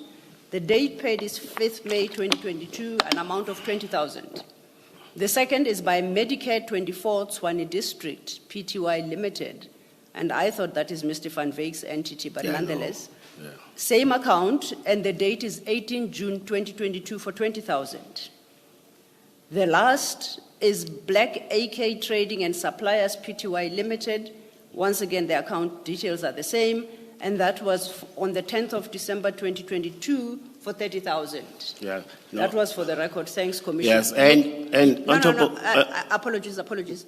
All I'm asking is that you do confirm for the record that those were affected. You yes. there. In fact, even on top of that, he had this thing with Ngamla. When this thing is a PS, Ibarat, I will make you for no resign, man. You see, we had that. No, I don't want to lie. We had that, and I prayed for him.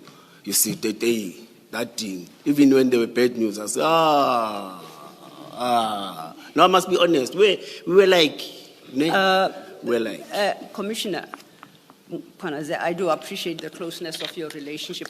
You explained away one payment because you said you had a death in the family. Yes. And the other payments, what were they for?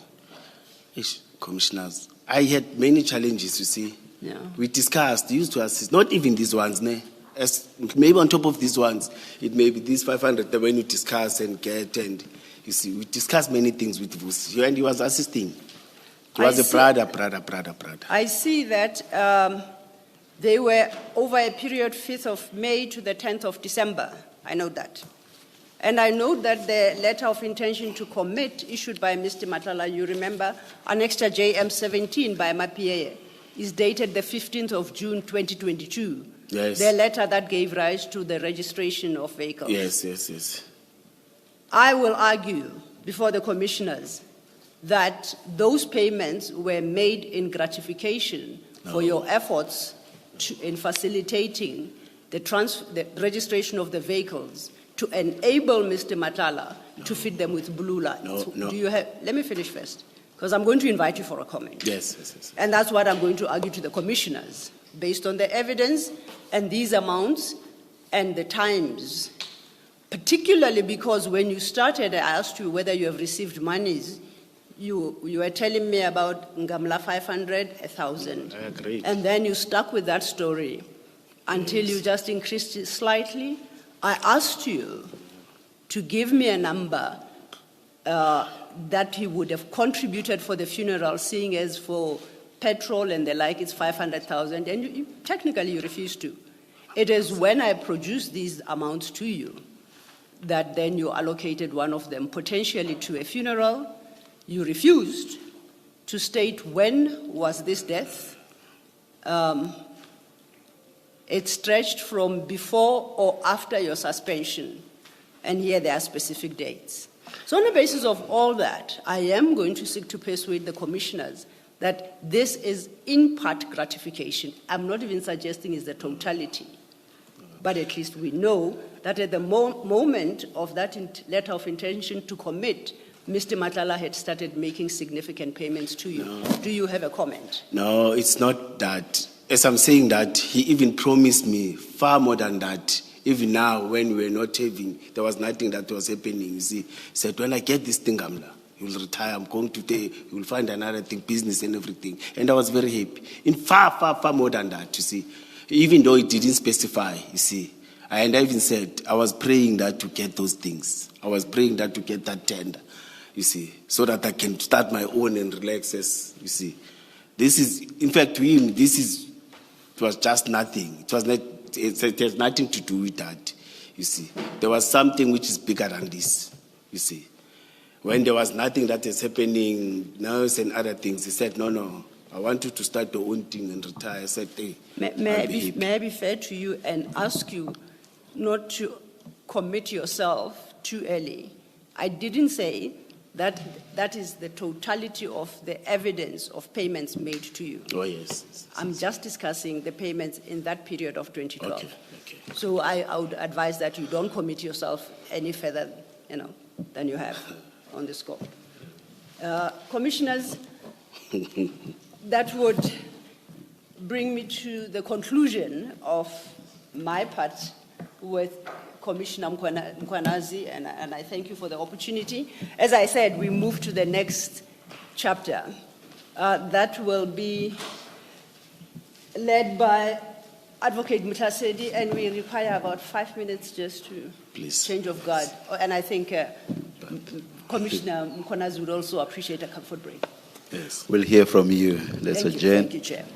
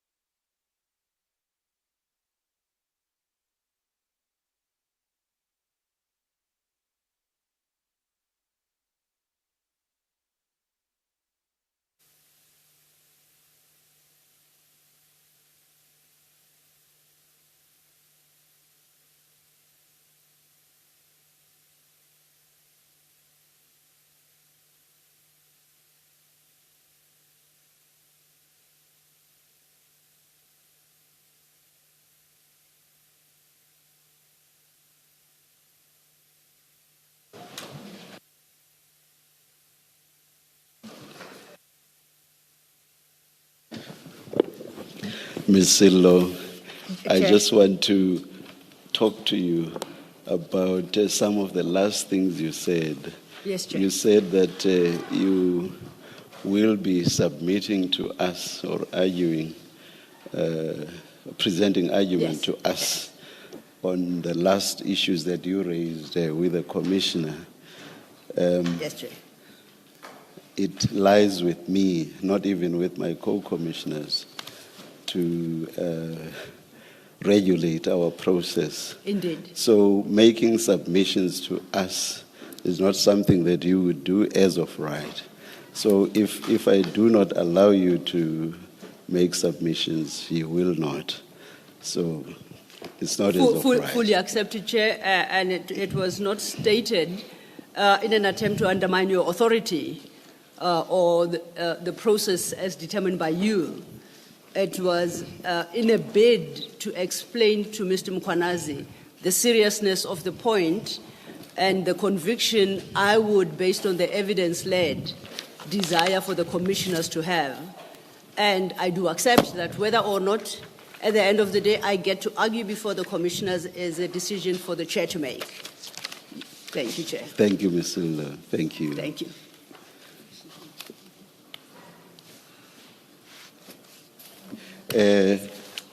As I walked out, and also for your benefit, Commissioner, probably some of you gathered here saw me give papers to Ms. Mkhwanazi.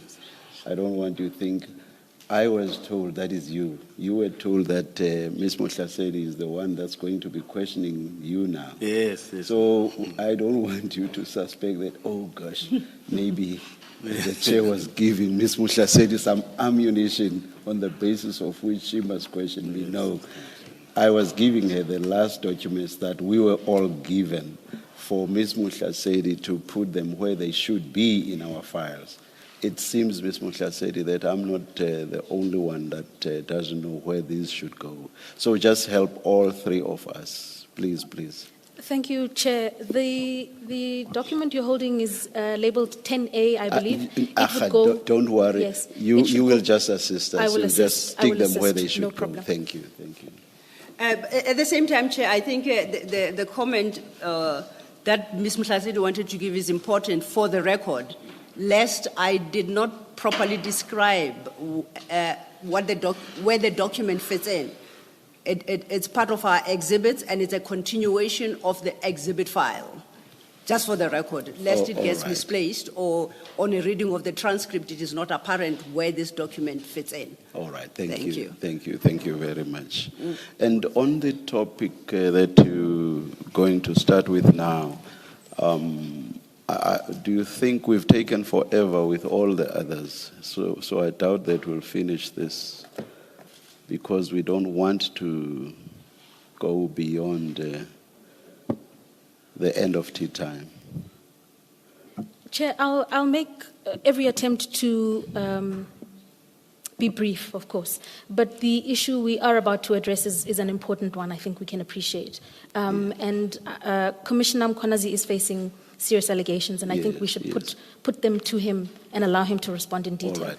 But is it in order if maybe we can sit until 11:15? Indeed, and then make an assessment, yes. Yes, but whether you are done or not, we stop at that point. I'm comfortable with that, Chair. Thank you.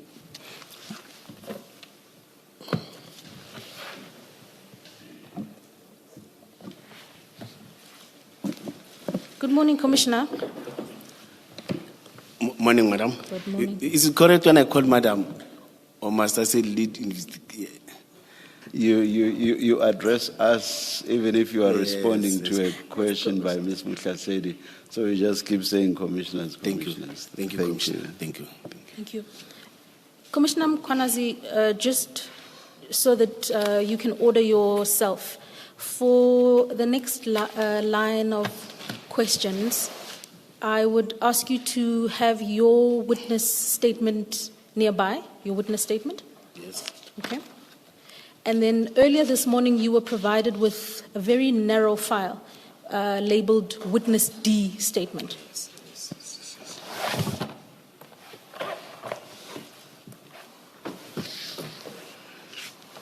I'd ask you to keep those files close to you and let me know when you've got.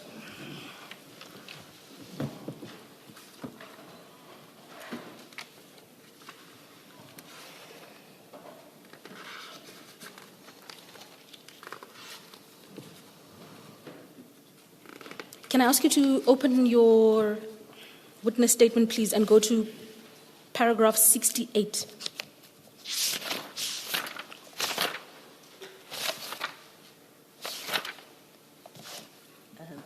Ms. Mkhwanazi, the desk is very cluttered.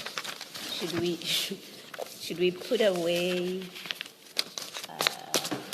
Mr. Mkhwanazi's other documents? Yes, Commissioner, can I suggest at this stage that we perhaps the commissioners move everything to the back, and right now we focus on the statement and witness D, and then I will call for further documents as we go through Commissioner Mkhwanazi's evidence. Thank you.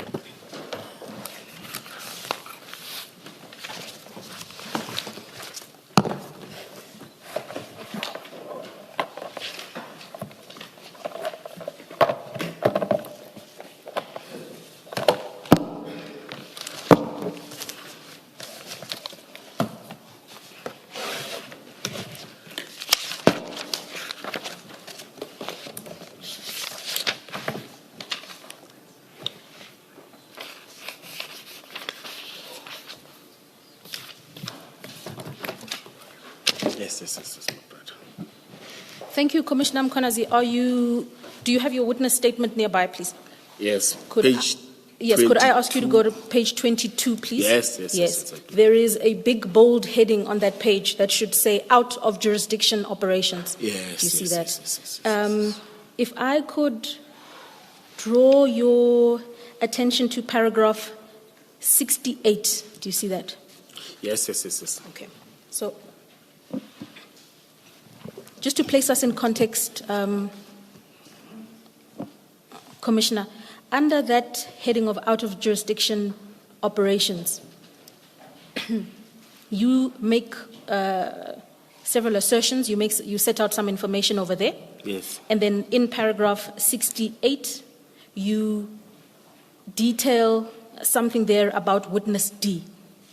Have a look at paragraph 68, please. Oh, yes, there is a reference there yes. to a witness D. Yes. Indeed. So you therefore are aware that there was an individual who testified before the commission under the pseudonym identity of witness D. Is that correct? It's correct. I started to be aware 2023 when IPT approached me. Yes. So you're aware that evidence was given by an individual under the name witness D in front of the commission? Yes. And amongst others, several allegations were made in respect of you. Sorry, I must do something. It's very important. If you know the identity of witness D, please do not mention it. It may be that during your engagements with IPT, they mentioned the name to you. Please do not mention it. No, I don't know him. Thank you, Commissioner. And further to that, Commissioner Mkhwanazi also confirmed that the statement of witness D as provided to you is in fact redacted, and there is no reference to the identity of witness D. Is that correct? This one that you provided now? Yes. It's got black line. It's redacted. Please confirm that. It's got black line. You can't see the name of who is witness D. There's something that I want to check. Yes. No, I can't check. Thank you.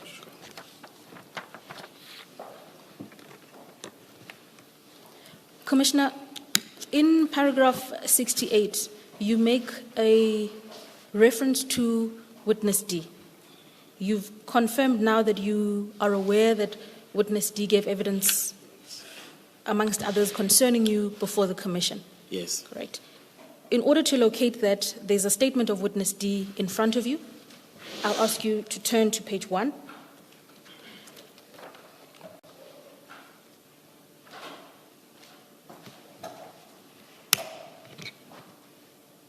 You'll see there on the front page it reads witness statement of, and it's redacted. It's a black line, a solid black line. Yes. Indeed. Paragraph 1 is an introductory paragraph. You see that? Yes. Thank you. And paragraph 2 begins with the words, on the evening of the 15th of April 2022. Do you see that? Yes. Indeed. Commissioner Mkhwanazi, before I take you through the evidence of witness D in detail, you've already confirmed to the Commission that you have some knowledge of his testimony, and I therefore invite you to speak. You indicate in your statement that you disagree with the version provided, so I would encourage you to share with the Commissioners anything you have to say concerning the events of the 15th of April 2022 as presented by witness D. Yes, I'll do. Even though now I know it's the 15th, you see, April. At that night... Perhaps for context, why don't you very briefly state what those events are, very briefly, so that the Commissioner may then state his version. Thank you, Chair. Thank you. Thank you, Chair. Commissioner, if we start there at paragraph 2, witness D gives the Commission a particular date of the 15th of April 2022. Right? I won't go into everything in detail right now because I'll take you through the statement in detail in due course. But when you work through the statement, witness D indicates that he was invited to an operation in Brakpan in April of 2022. He was invited to a law enforcement operation on a plot in Brakpan. Witness D then also sets out the individuals who were part of that operation. You would find that at paragraph 5 of witness D's statement.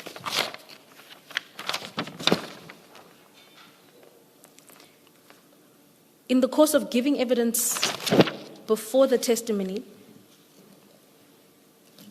before the Commission, some of the allegations made by witness D was that the primary purpose of that operation was to recover stolen goods from a warehouse, and that in the course of that operation, several members from different law enforcement agencies were involved, and that the suspect, the individual who was suspected of taking part in that warehouse robbery, was tortured in order to obtain information about the location of the stolen goods and later on about an amount of money, and ultimately died at that location in Brakpan. If you go further in the statement, and I'll take you to the direct paragraphs, the allegations, particularly as they relate to you, is that upon the death of this suspect who was involved in this warehouse robbery, upon the death of this suspect, several members of that operation who were in law enforcement telephoned you and sought your assistance in covering up the events that occurred at that property in Brakpan in April of 2022. And at a latter part of the statement, witness D indicates that you, in fact, attended at the property, meaning you arrived at the property. Witness D describes what you were wearing, who you spoke to, and says that you looked at him and indicated that somebody needs to dump the body, this body of the suspected thief, into either a dam or a mining shaft. And witness D admits that he did so.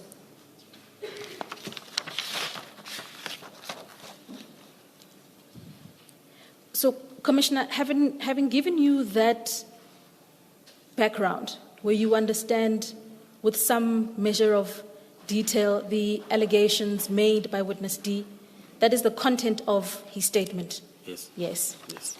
I invite you, with reference to your paragraph 68,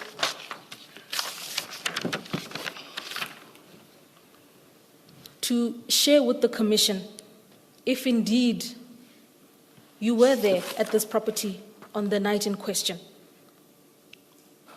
And if you were there, what brought you there? You indicate in paragraph 68 that you have views about the version presented by witness D. So I encourage you to inform the Commission, give the Commission your account of those events, and to the extent that you disagree, where you disagree. Thank you. I'm not sure it is early hours of the 15th. I'm not sure that is the 15th the day where they started an operation, or the 15th is the next day. You see, but I would say, let me say my vision, my vision of the story. In terms of the dates, we'll correct it.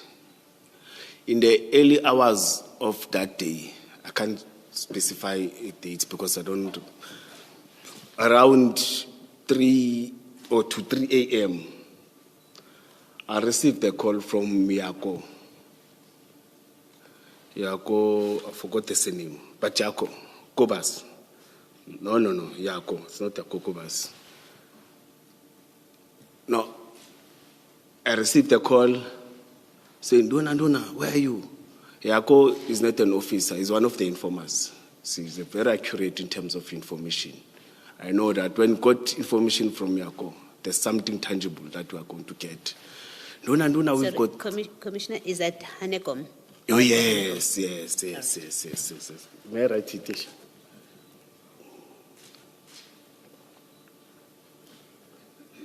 Yes, I received.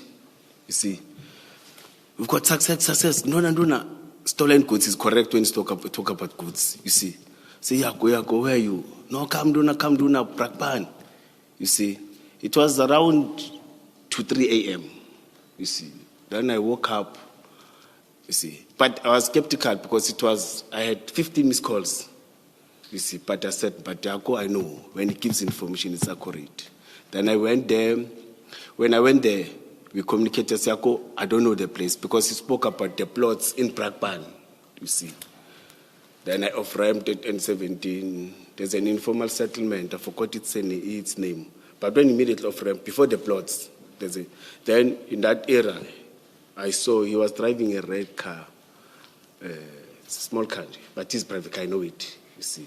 Then he escorted me. When we entered towards the plot, it was dark. It's the plots. It's not gravel. It's gravel road. It's not tarred, you see. But when I entered, there were many cars. There were cars, mad cars, security cars. You see, could see that it's a big operation, you see. Then I entered, you see. But that time he was driving in front. Then he stopped next to the gate. They stopped. After that, he jumped to me. I said, Dona, I said, yes, but what is happening here? This is an operation, you see. Whose operation? No, don't worry. Then I moved towards the gate where he waited next to me. He said there are successes. Let's see success. Because the truck, the area is dark, but there was a light that is lighting direct to the truck. And the truck was empty. I think the truck is the truck that is having blue plastics covered, but all of them, they were opened. The truck was facing direction north.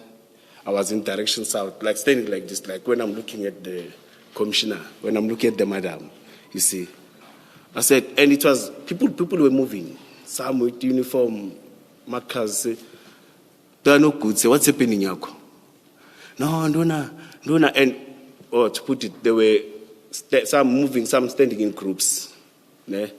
Then on that gate, he said, Yako, where is the stock? You see. Started talking, Yako, where is the stock? You see. No, bring me. I said, I must bring media. Where is the stock? No, he was not clear. You see. It was a discussion of 3 to 5 minutes. You see. I said, okay, I'm wasting my time because I suspected. In that time, he was good into information, but I started to hear stories of extortion, stories of coming there. You will go with officers.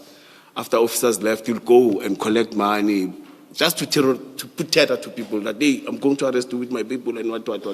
But his information is accurate, you see. But on top of that, he did, because he was not working, he did his own thing using officers. He will work with all officers at Ekurhuleni. You see, he was having many teams, you see. Then I moved towards the car. I said, you are playing with me, you see. But I suspected something. I drove, made a U-turn, and it was maybe 4 or 5 houses. When we enter, It's like, can I put it, for example, it's the corner, it's 4 or 5 houses. We came to this direction, it's correct. Then we turn right. It's 4 or 5 houses there. You see, I stood there. He came with the car. I said, Sorry, Commissioner. I don't know if that's been captured. Sorry. Yeah, but let me repeat it because I just made the example. All right. See, yes. Yes. In that corner, I moved towards that corner. When you go back, you turn towards your left. It's the same area of plots again. The informal settlement is too far. When you turn right, it's the same area, but it's those plots, 1, 2, it was a 4,000. It's not a long distance, you see. Then I parked there. He came in. Said, Nduna, but we're talking inside the cars now. Say, Yako, you're playing with me, you see. No, Nduna.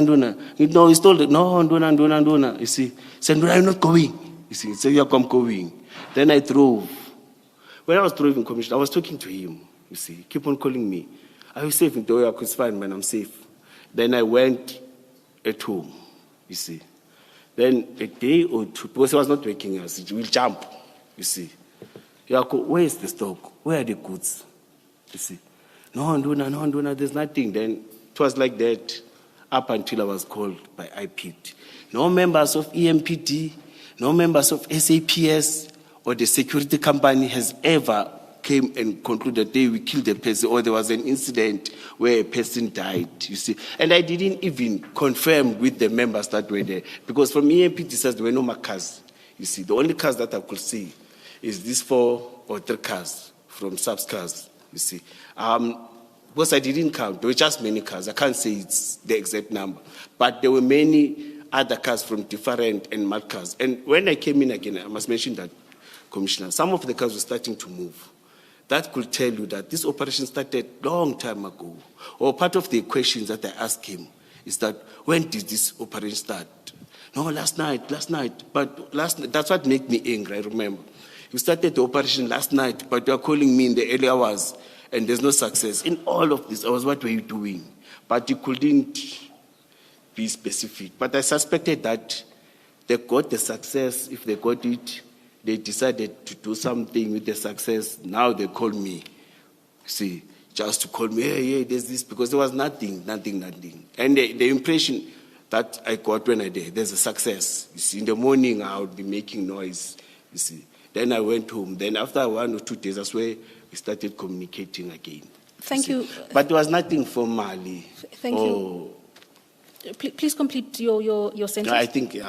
Thank you, Commissioner Mkhwanazi. You've indicated then the circumstances that brought you to the property in Brakpan. You shared that with the Commission. And you've also described now the reason why you were there. My question to you is, apart from your discussions with Yaku, the informant that you've identified now, did you speak to anyone else that you found at the property? Was there anyone else at the property that you would have recognized or recognized? No. They were moving around, but Yako stopped me, you see, at the gate. You see, I couldn't go up, but I was not going to go outside because I suspected that they stolen something. I was very angry per se, you see. Now when members call you, anyone calls there's a success, you become excited. When you go there, it's an opposite, you see. I was there for only less than 5 minutes. I didn't even stay there. Thank you. Thank you, Commissioner Mkhwanazi. I've requested my colleagues to assist in printing a document. Could you please?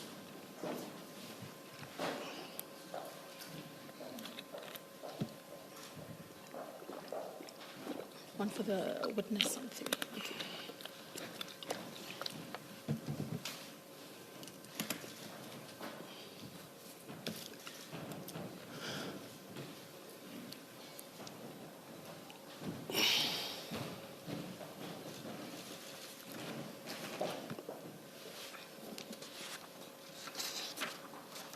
Thank you, Commissioner Mkhwanazi.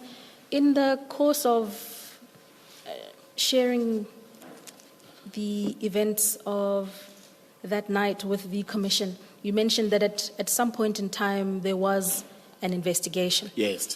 So I've handed you a piece of paper right now. Before we work through the contents of that document, Commissioners, The document has a tab labeled 11. Could I request that it's filed under the EMPD Exhibit Bundle CJC 56. So it should follow the document Advocate Silo just presented you with. Thank you. Again, you'll assist us with where it should actually go. Indeed, Chairperson.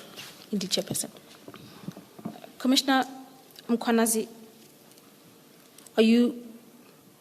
please identify the document in front of you. Are you familiar with this document?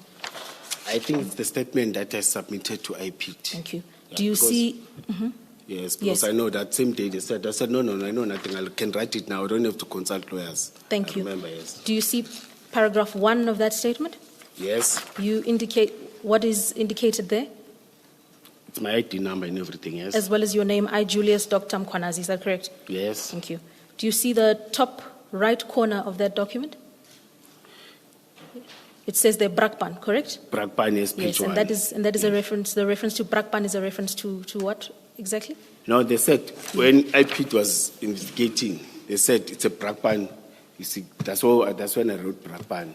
Brakpan. In fact, it was 3 things that they asked me to write, you see. Then- My apologies, Commissioner. Let me phrase the question differently. The reference to Brakpan in the top right corner is a reference to the location, Yes. the police station? Yes. No. Yes, the location. It's a reference to the case that you were asking me about. Thank you. It's a Brakpan thing. Thank you. yes. And under the word Brakpan on the top right corner, you will see a reference to a page 1. Is that right? Yes. Thank you. yes, And yes, if you yes. flip it over, there is on the top right corner a reference to a page 2. Is that right?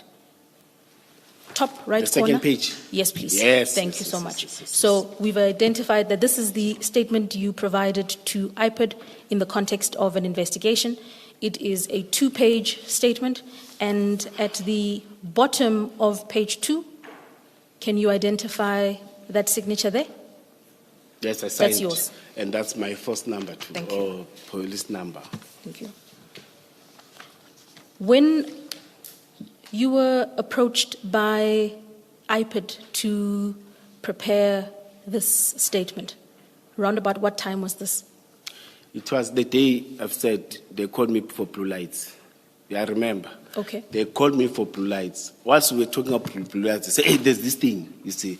Do you I have said, Sorry? Please it continue. was, Do it you was have the same day. It's either it's the 30th or after that. But I don't remember exactly. But when I came back to work, it's either the next day they called me to come to IPT. So roughly is 2023? Yes, 2020. No, Yes. 2023. 23, Yes, thank you. 2023. And do you recall the name of the official that approached you in the context of? It was 5 officials. He called him Advocate Kulu, his national IPD. He was with 2 people from national. It's Mr. Dlamini and Miss Dlamini. They said they are not married, they're just colleagues. Then it was people from the IPD province. That's how they are to introduce. It was Mr. Makakula. I know Mr. Makakula because he's doing investigation in there. And I know her by name, Nomsa. I know her because they're doing any investigation in Ekurhuleni. It is them. There was this advocate. I couldn't take his name, but he's their boss here in the province. There's other 3, they were from national. Yeah, it was another, I think there were 7 if I'm not mistaken. But I could remember a lady and 2 from province. In fact, there were 2 ladies and all others, maybe 6 or 7, it was males on that day. And it was not only this one, ne? But my question relates to this one. When yes, you were yes, approached? Yes. Yes. And when I was approached, I was not approached. They approached me about blue lights, you see. That's when I went there. When I was there, then they said, no, out of that, there's this again. There we go. So Yes. tell the commission when they say, no, there's this again, what is that a reference to? No, they started by saying, there's a case in Brakpan. I said, what case in Brakpan? It's about the murder. I said, what murder? You see. Said, do you know Yako? I said, yes, I know Yako. Worked with Yako. You see. But the same thing they said, they did. I said, no. It was the last time. On that day, maybe I was having a year or months without even seeing, without even communicating with Yako. But they agreed that, yeah, we know that we are no longer working together. We've decided not to work because they know I even explained the reasons. Nevertheless, Yes. they requested you to make the statement. Yes, Indeed. I did So- it immediately. So you confirm then, Commissioner Mkhwanazi, that you were approached by officials, or at least an official, you've identified Mr. Tsulu from IPID, and they identified to you Mr. that... Tsulu. Tsulu, you said Tsulu. Xulu, yes. Thank you. No, I was not approached by Xulu. Xulu introduced himself there. You see. Indeed. So- But I was approached by province, Is Tsulu a representative of IPID? national, yes. Thank you. Did Tsulu discuss with you the ongoing matter concerning a murder at Brakpan?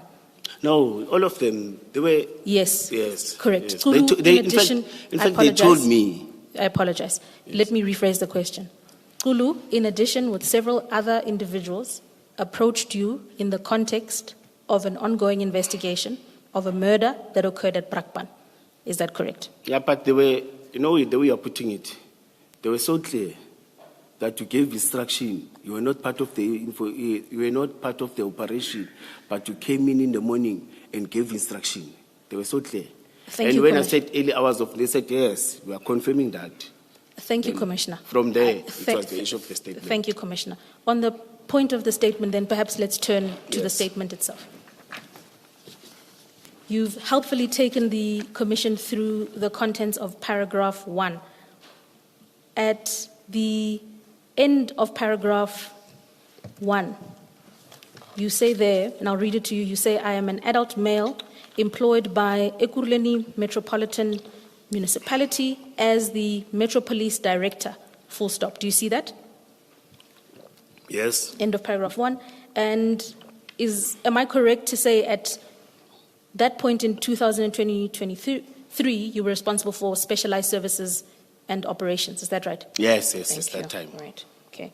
We then look at paragraph 2, where you indicate that early last year, so if you are making the statement in 2023, as you've testified, Yes. a reference to early last year means you are referring to an incident that Yeah. likely took place in Yeah, I remember 2022. they told me that it was around that time, but I couldn't to see. Then I wrote, yes, you're You say correct. early You're last year. correct. And in the context there of paragraph 2, you indicate that you were woken up by Mr. Yaku at around 2 a.m. in the morning, telling me to come and see the success of the truck that was recovered in Brakpan, in the Yes. Brakpan Springs area. Is that right? Yes. Can I ask you, when you say the phone call woke you up, you were, I assume, then sleeping. Where were you located at the time that you received the call? No, at Albertine, You were my at house, yeah. you were at your home, and so you then say in paragraph 2 that you woke up and drove to Brakpan Yes, at yes. after receiving this call. Yes.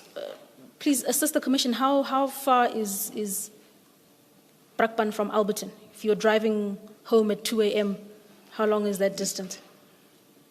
10 to 12 kilometers. I'm not accurate. Yeah, but it's simple from me, from the freeway N17. Okay. It's easier, yes. Okay. Yes, it's one freeway straight to How many kilometers did you say? It's 10, maybe 10, 14 or 15. 10 to 15. Yes, I'm not Thank you. accurate in terms of. Okay.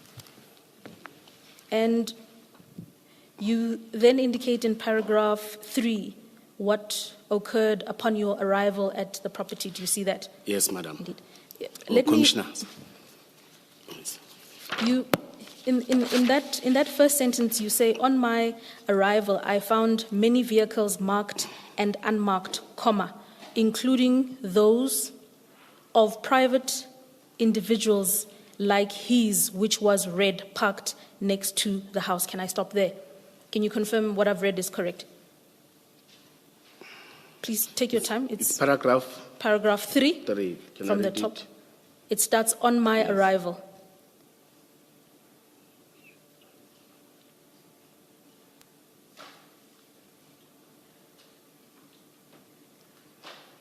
Yes, I can read it. Yes. Thank you.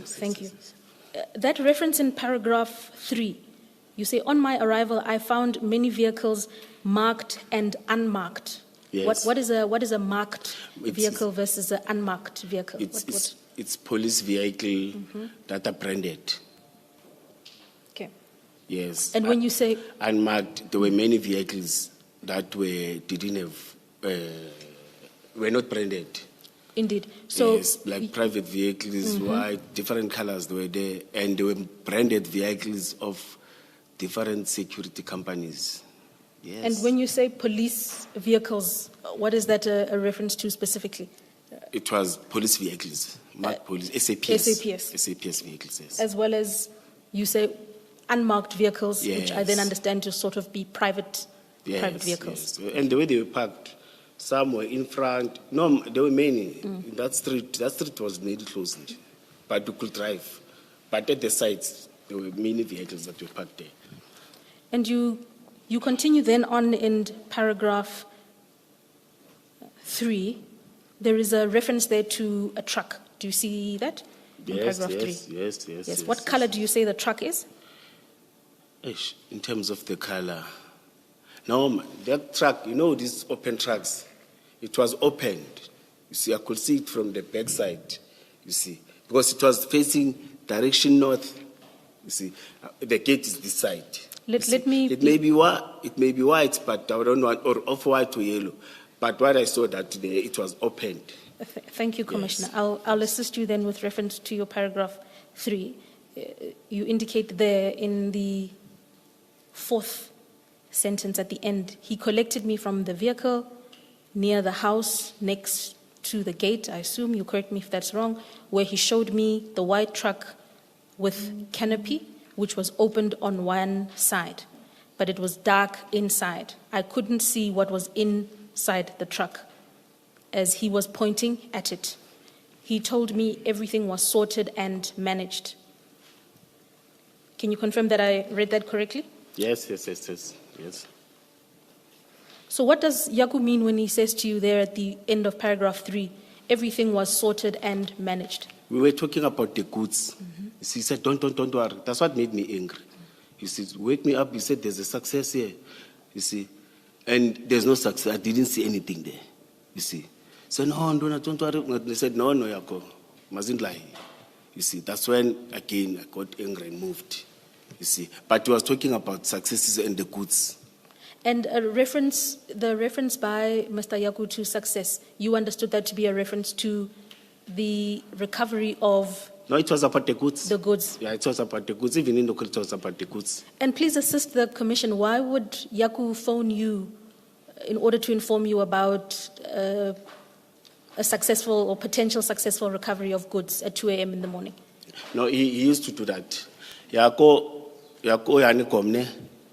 He was not a person who likes to sleep. He's very good in terms of gathering information. There are many operations that we did, successful operations, where he will call you at night, he will call you at 3 a.m., different times. But, 99, or let me say 70% of what he's calling, it's a good information. He may, then sometimes he may not work with you, work with others and tell you, hey, no, there's a success work, but I know that when he says there's this information, he has worked. You see, even if you send members, even go yourself, you know that you are going to brand with that, or you are going to you'll get good publicity on that success.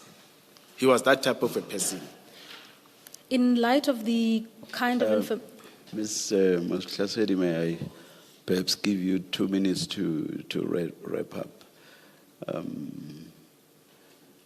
As I said at the beginning, it was not likely that we would finish this part of it. The Commissioner will have to come back in the new year. Okay. Thank you. Chairperson, then let me just ask a question or two regarding the statement. And yeah.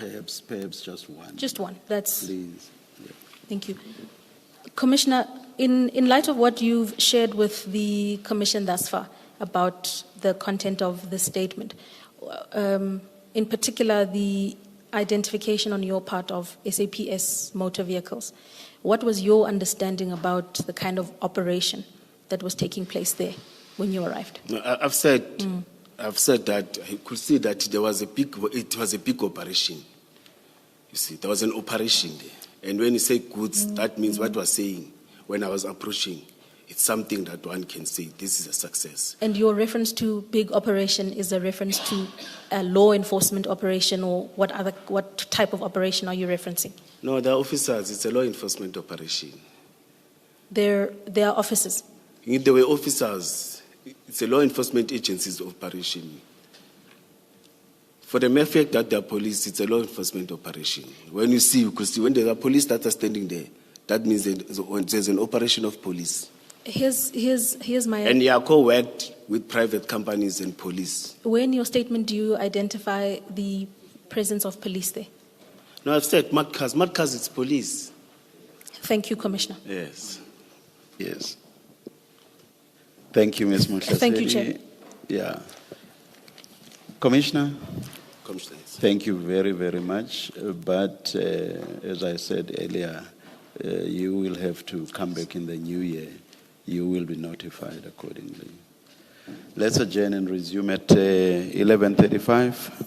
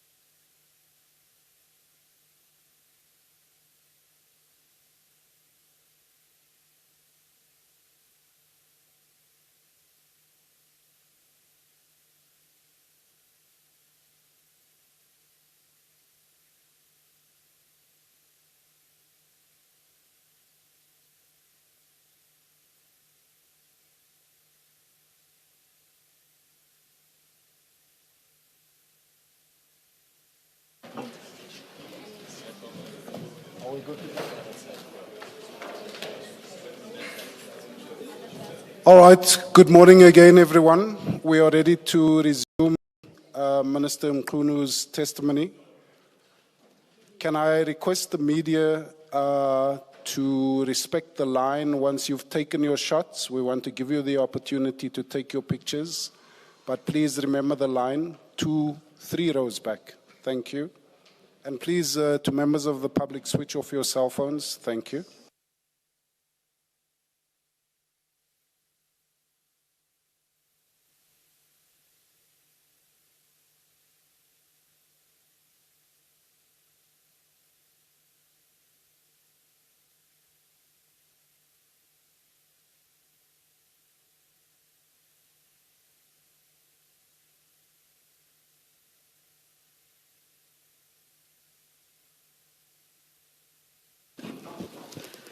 Ms. Sillo.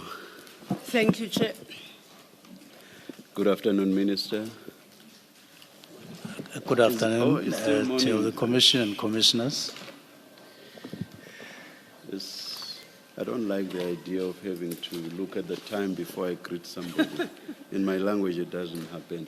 Good morning, I'm sorry. Yes, Ms. Sillo. Thank you, Chair. For purposes of the record, just to state, we continue with the testimony of Minister Senzo Mchunu, which started on Tuesday afternoon, the 2nd of December. And because of our programming challenges, Mr. Mchunu was gracious enough to permit us to continue with the witness who was under subpoena for Wednesday, yesterday, and he is back today to complete his testimony. Chair, once again, for the record, when we started with the testimony of Mr. Mchunu, Ms. Lee Sigal Ngube was leading her, working with me.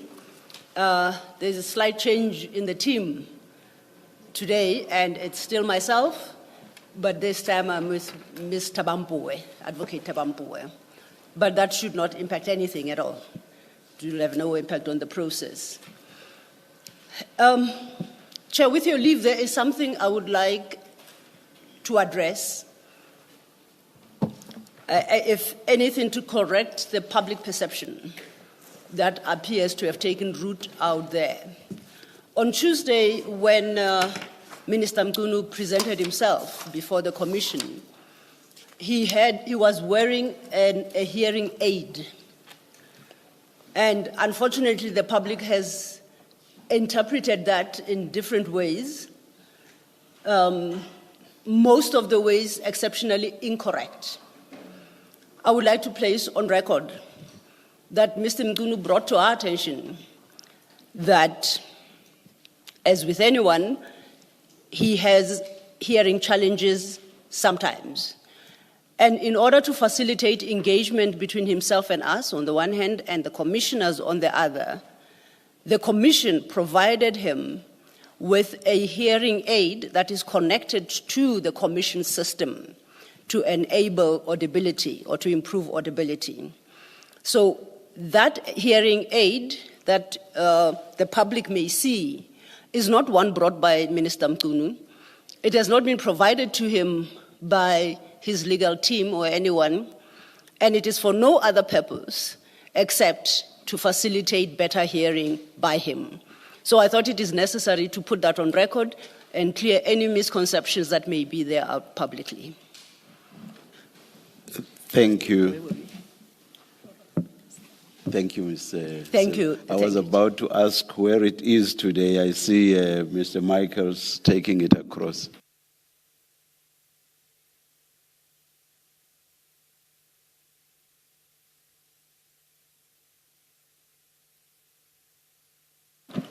You want me to say something? To test? Okay.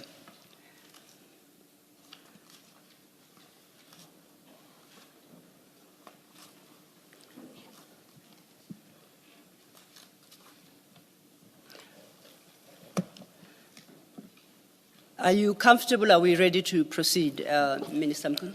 Very comfortable. Thank you very much. Thank you.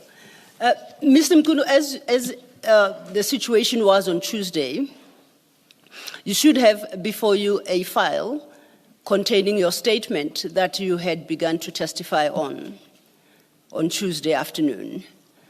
And then you have a series of files that are marked, 4 of which were tendered on your behalf together with your statement, and that contains your annexures. And there are 3 other files, and these are marked exhibits. And those are the documents that are being tendered by the Commission or by the evidence leaders.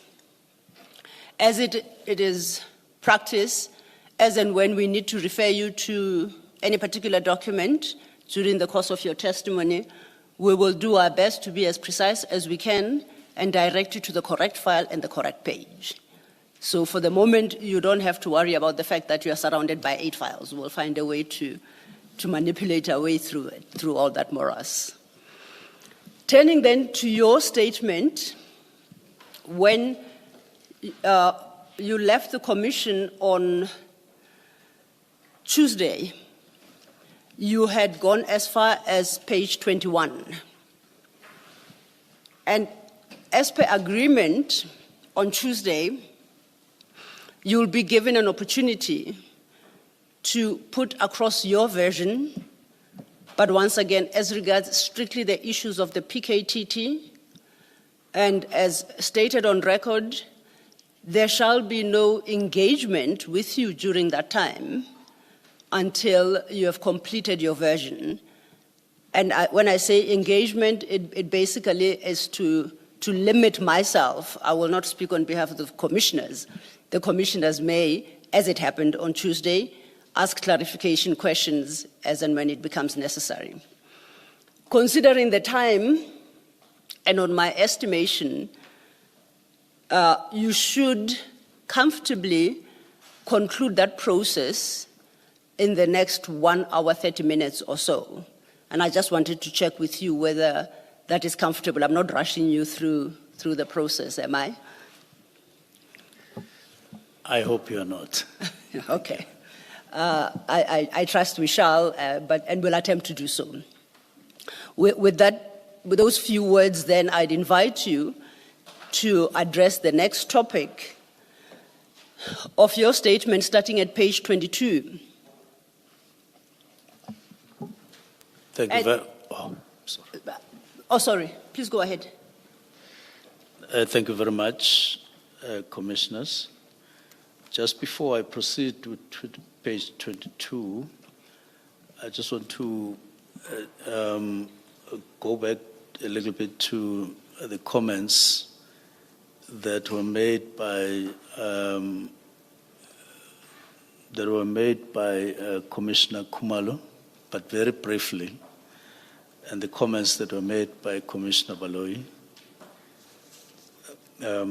Just to say that when Commissioner Khumalo asked me to cast my eye on paragraph 8.10 of the Marai Committee report, I did so. And my reading of the paragraph, or that 8.10 says, task teams, I quote directly, should be subjected to an impact analysis by organizational development and strategic management in the province to ensure the feasibility of existing teams. This was now 2024. They were worried about the state of the teams or some teams in some provinces, and then putting a mechanism for that. So my reading is that it is with reference to the provincial teams, the specialized task teams, and it is common cause that the National Political Killings Task Team is a national task team, and therefore doesn't apply to it. Commissioner Baloyi spoke about the existence of murder and robbery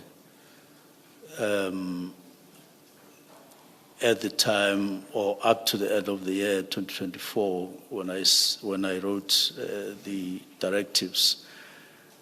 in relation to the structure, the new structure that had been developed after we came, to say whether that murder and robbery was in existence or it was still to exist in terms of the new structure. And I do want to confirm that beyond any doubt, even as we negotiated the new structure or discussed the new structure during our orientation and up to the end of the year, the murder and robbery was in full existence, depending on a province here and there, but it was in full existence. And I point us to that as evidence. Even on the 12th of July, during the orientation, the presentation that was made clearly indicated that it does exist. Murder and robbery was already in existence, apart from all other evidential documentation that I've given to you. And of course, even at that meeting, there were comments like the letter was issued at the time when there were discussions in relation to the establishment of murder and robbery. And in the past, there was a unit called Brixton Murder and Robbery Unit, which was dealing with the issues of murder and robbery, and it was doing very well. These were part of the discussions that ensued as we were holding our discussions. But this is an extract from the evidence given by Deputy Minister Matale at the ad hoc committee. It is on paragraph 58. But I do also have this document at my disposal, which is a 2020 structure at the beginning of the previous administration. I don't know whether commissioners have. It clearly, like the one that I was putting, it clearly indicates that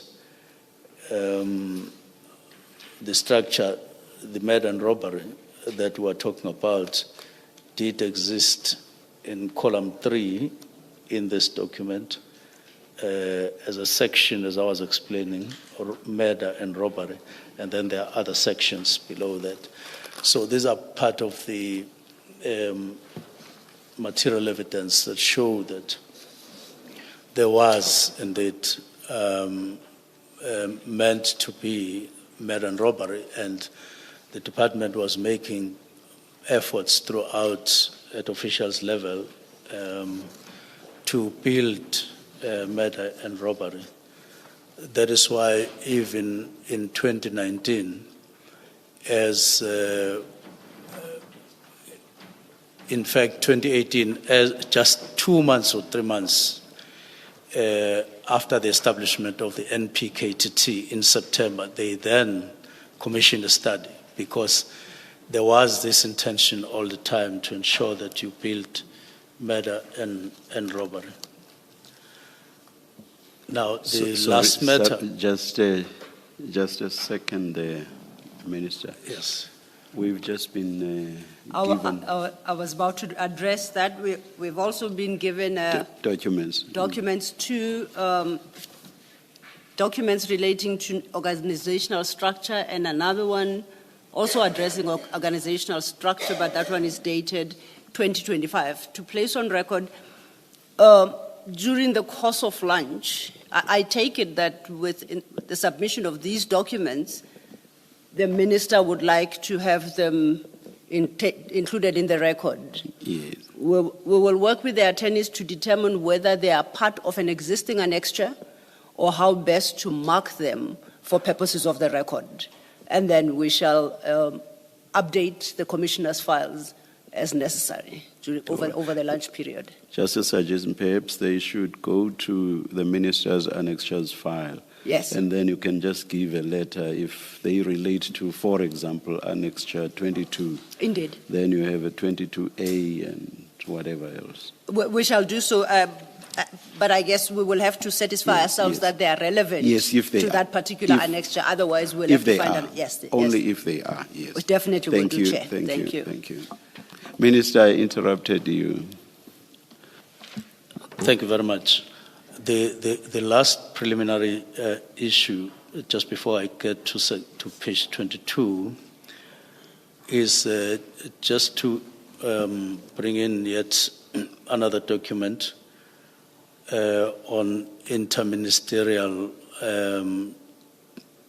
committees as of February this year, but reflecting the position as we started the new administration, that confirms that the interministerial task team or ministerial committee on political killings doesn't form part of the list that we have on political killings. There are all others, but except that one.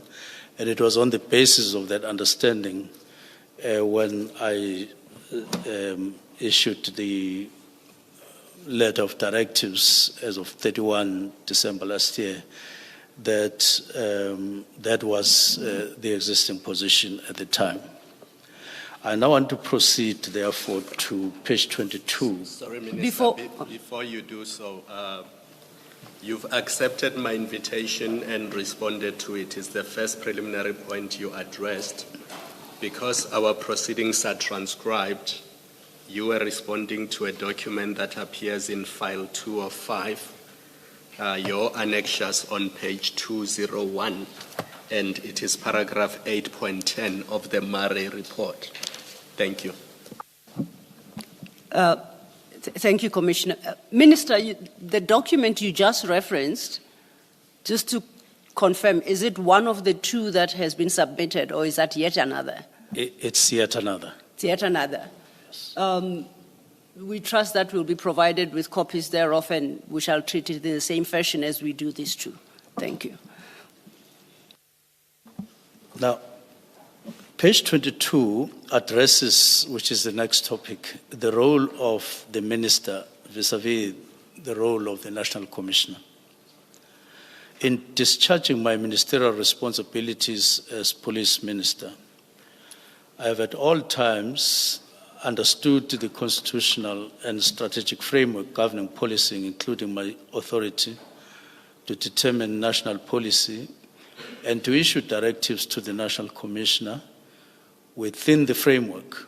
And in this regard, I've also made my own personal efforts to intensify my understanding of the environment as appointed to police department. And I want to point out right at the beginning that we dispel the notion that the Minister of Police has no operational, although I put it inside italics, has no operational role whatsoever insofar as police are concerned. It will be remembered, it is solely for that reason that I make that statement.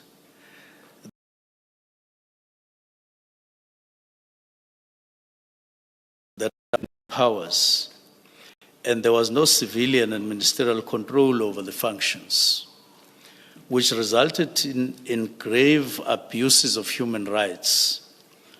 Our Constitution departs from that particular history and places the police firmly under the public control, and the police reside under a political head for a good reason. That was one of the significant changes from the old era, the apartheid era, to the new era of democracy.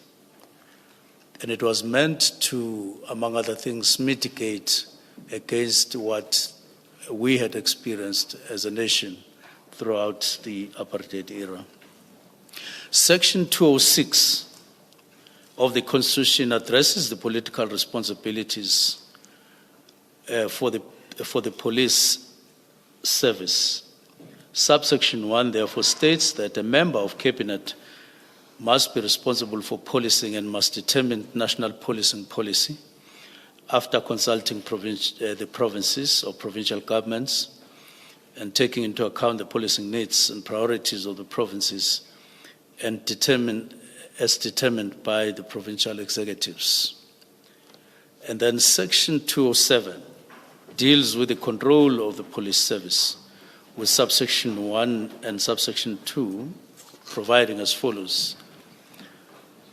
The President, as head of the National Executive, must appoint a woman or a man as the National Commissioner of Police Service to control and manage police service. The National Commissioner must exercise control over and manage police service in accordance with the national policing policy and the directions of the cabinet member responsible for policing. So those two sections are very clear in my understanding, and I worked on the basis of what I understood them to mean. Then there's Section 207, which establishes a civilian secretariat and provides for a civilian secretariat for the police service, which must be established by national legislation to function under the direction of cabinet member responsible for policing. So according to the Constitution, Minister has three distinct powers. Firstly, it is to determine national policing policy. The second one, it is the power to direct the National Commissioner when exercising his or her powers in terms of Section 207 of managing and controlling the police service. And then thirdly, the power to direct the civilian secretariat for police, which secretariat must be established by national legislation. The Constitution does not prescribe the content of the national policing policy, and this is left to the minister to determine the content. The policy must, however, take into account the policing needs and priorities of the province, and clearly the Constitution contemplates the all-encompassing policy that sets the framework for the operations of the police. Now,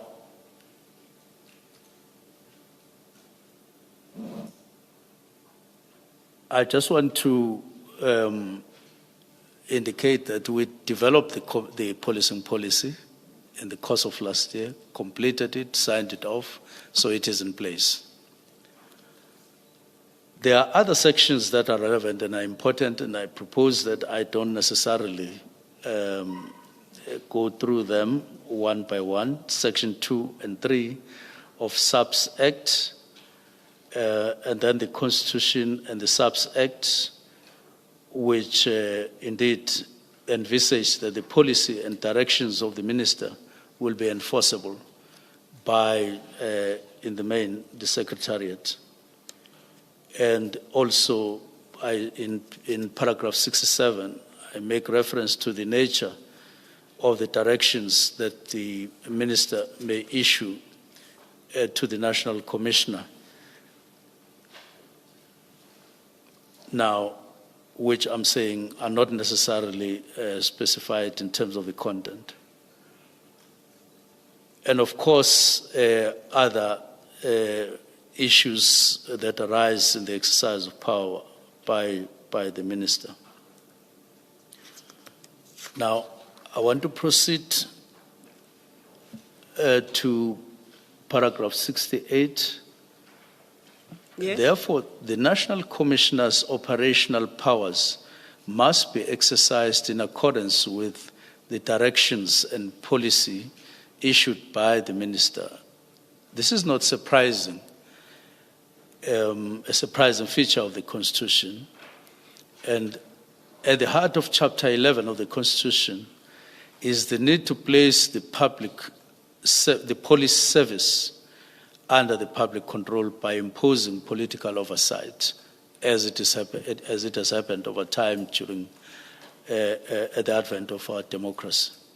This is apparent from various provisions dealing with the police and providing extensive powers to the minister responsible for policing, like Section 206(1), Section 206(3)(e), 206(8), 207(2), and 207(3), and 208, all those subsections.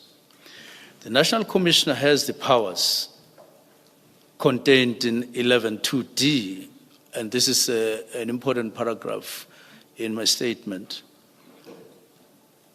He has sections. He has powers contained in Section 11(2)(d) of the SABC Act to organize and reorganize the service into various components or units or even groups. But that power contained in 11(2)(d) is not relevant to the issue of the National Political Killings Task Team, because this team was not established by the Commissioner in terms of those powers at 11(2)(d). I have indicated above that this was solely established through the intervention of the President and then who established then the Interministerial Committee chaired by the Police Minister, and then who then decided that there should be a structure or a mechanism called a Political Killings Task Team. Now, in the light of this framework, my oversight of high-level structural and governance issues, including a 2019 work study, proliferation of unmonitored task teams, budget effects of temporal structures, and the proper location of specialized functions within SABS, fell squarely within my constitutional responsibility. My directive of 31st December 2024 must be assessed with this constitutional and statutory framework. The allegation of overreach is rejected. Now, paragraph 71, during the latter half of 2024, so before I go to that, not only did I believe that as I wrote that directive, I was within the Constitution and the legislative framework, but I did consult a special advisor, Advocate Vusi Pikoli, who then indicated comfort in terms of the exercise of that responsibility based on what is indicated by the Constitution and by the legislative framework. Sorry, can I just clarify this? The consultation with Advocate Pikoli, was it on the day or prior to the decision?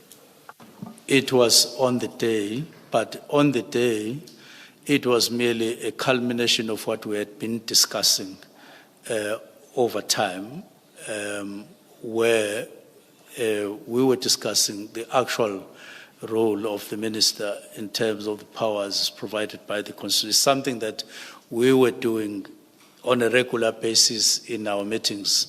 And I did hold a number of meetings with Advocate Pikoli, not only on this subject, but on other relevant matters, especially taking advantage that I have a special advisor who happens to be an advocate, which was a coincidence that doesn't necessarily obtain with all other special advisors. Minister, if I may interject, I'm not sure whether you touched on the issue of Advocate Pikoli in passing, only, or whether that's where you intend to be in your statement, because I would like to refer you to your next chapter, which you have headed Human Rights Concerns Emanating from the Public. I think the issues that you deal with under that heading are important in considering your eventual decision to disband. So I think we should take some time and you highlight aspects of that. For the record, Commissioners, the extensive engagement with the issue of consultation with Advocate Pikoli starts much later in your statement at 162, and when we get there, you will say more about it. Thank you. Thank you very much, Commissioners. During the latter half of 2024, that is just after we got appointed to the Ministry of Police,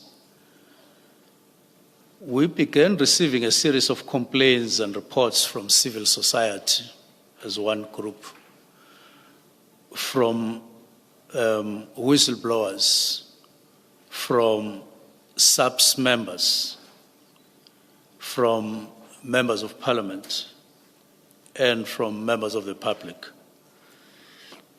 These reports raise concerns about human rights abuses by members of the National Political Killings Task Team, among others. They raise concerns also around issues of governance, failures affecting various temporary and ad hoc task teams. And those included, but not limited to, the NPKT. They were raising issues across SABs, especially on task teams. They formed part of broader pattern of structural issues within SABs that required ministerial attention. The complaints from various complainants varied in content and in emphasis, but they shared common themes, namely unmonitored task team operations resulting in grave human rights abuses, as they alleged, unclear reporting lines in terms of who do these task teams report, and allegations of overreach, duplication functions, and significant strain on SAB's resources. It was clear to me that most of these complaints arose from people who knew one or two things about police, or who felt a concern of one kind or the other around issues of policing in the country. Now, I need to add that they also included HR-related matters or complaints alleging some internal abuses within police, including within PKTT, and instances of criminality. Now, for the benefit of the Commission, I provided a list of some of the people, and I indicate, for instance, on 731, that one of the people who lodged a complaint was Lieutenant General Samson Shitlabana, whose complaints arose from his transfer from SABS to the National Assembly, and there were some HR issues that arose there, and the issue was settled. We entertained it. I allocated Deputy Minister Matale to deal with the matter, and he dealt with it, and it got settled. And the National Commissioner was involved in the discussions throughout.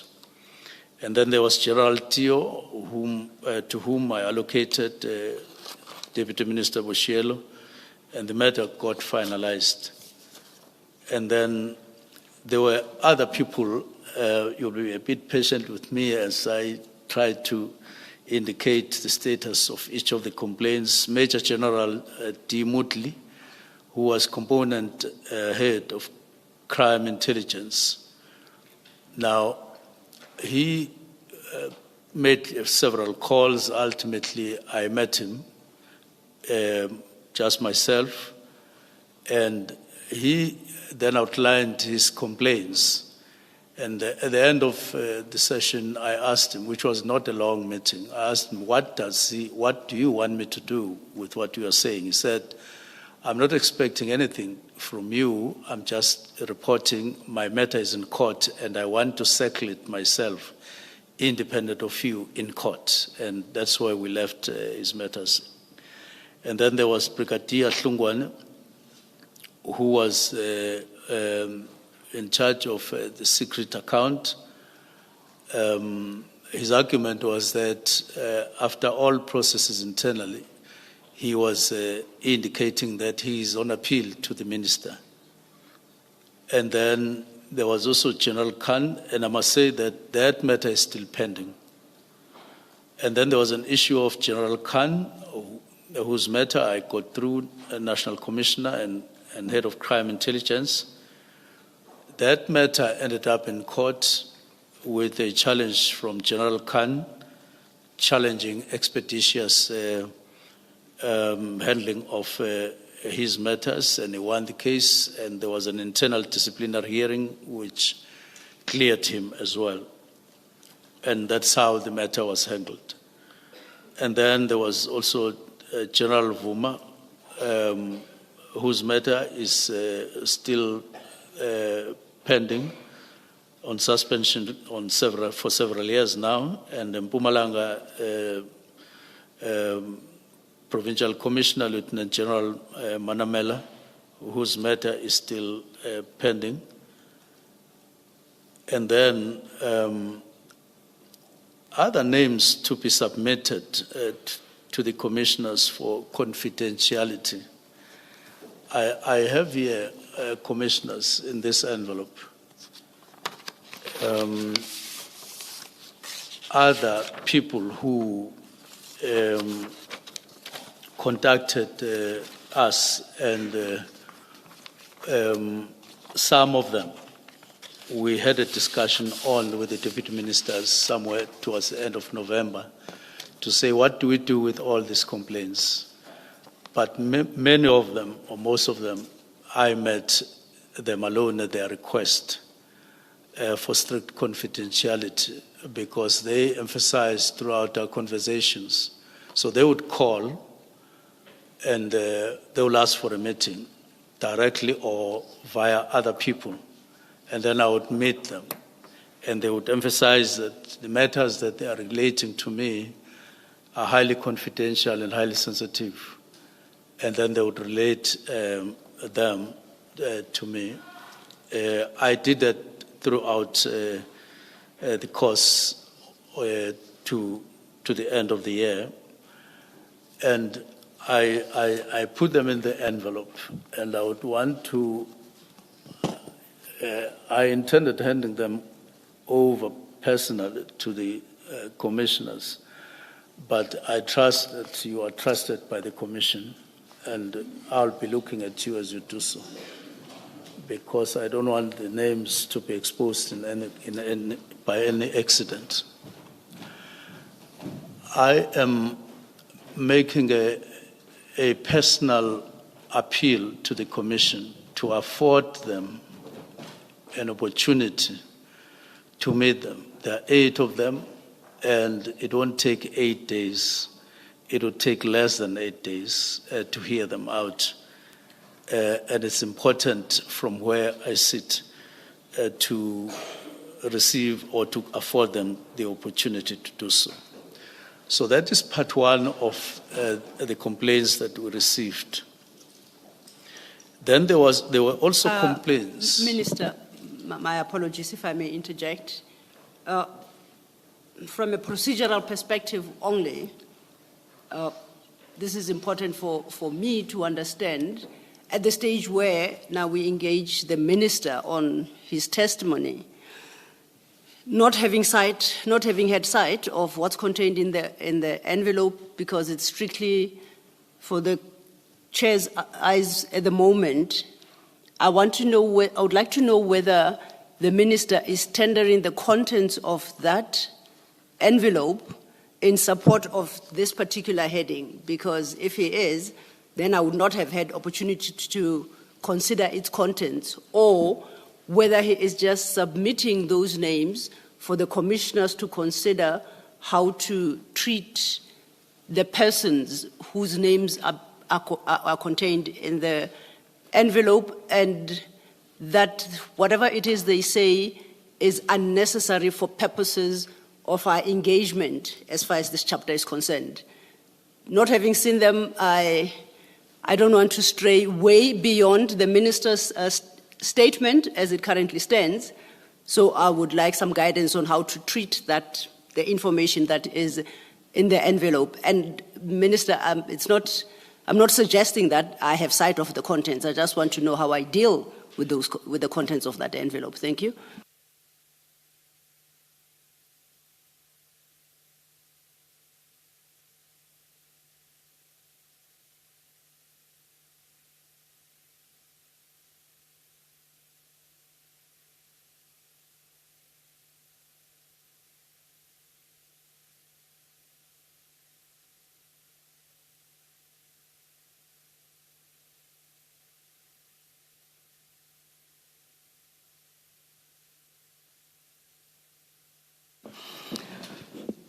We'll discuss over lunch, and we'll decide how to go about how we want to treat this.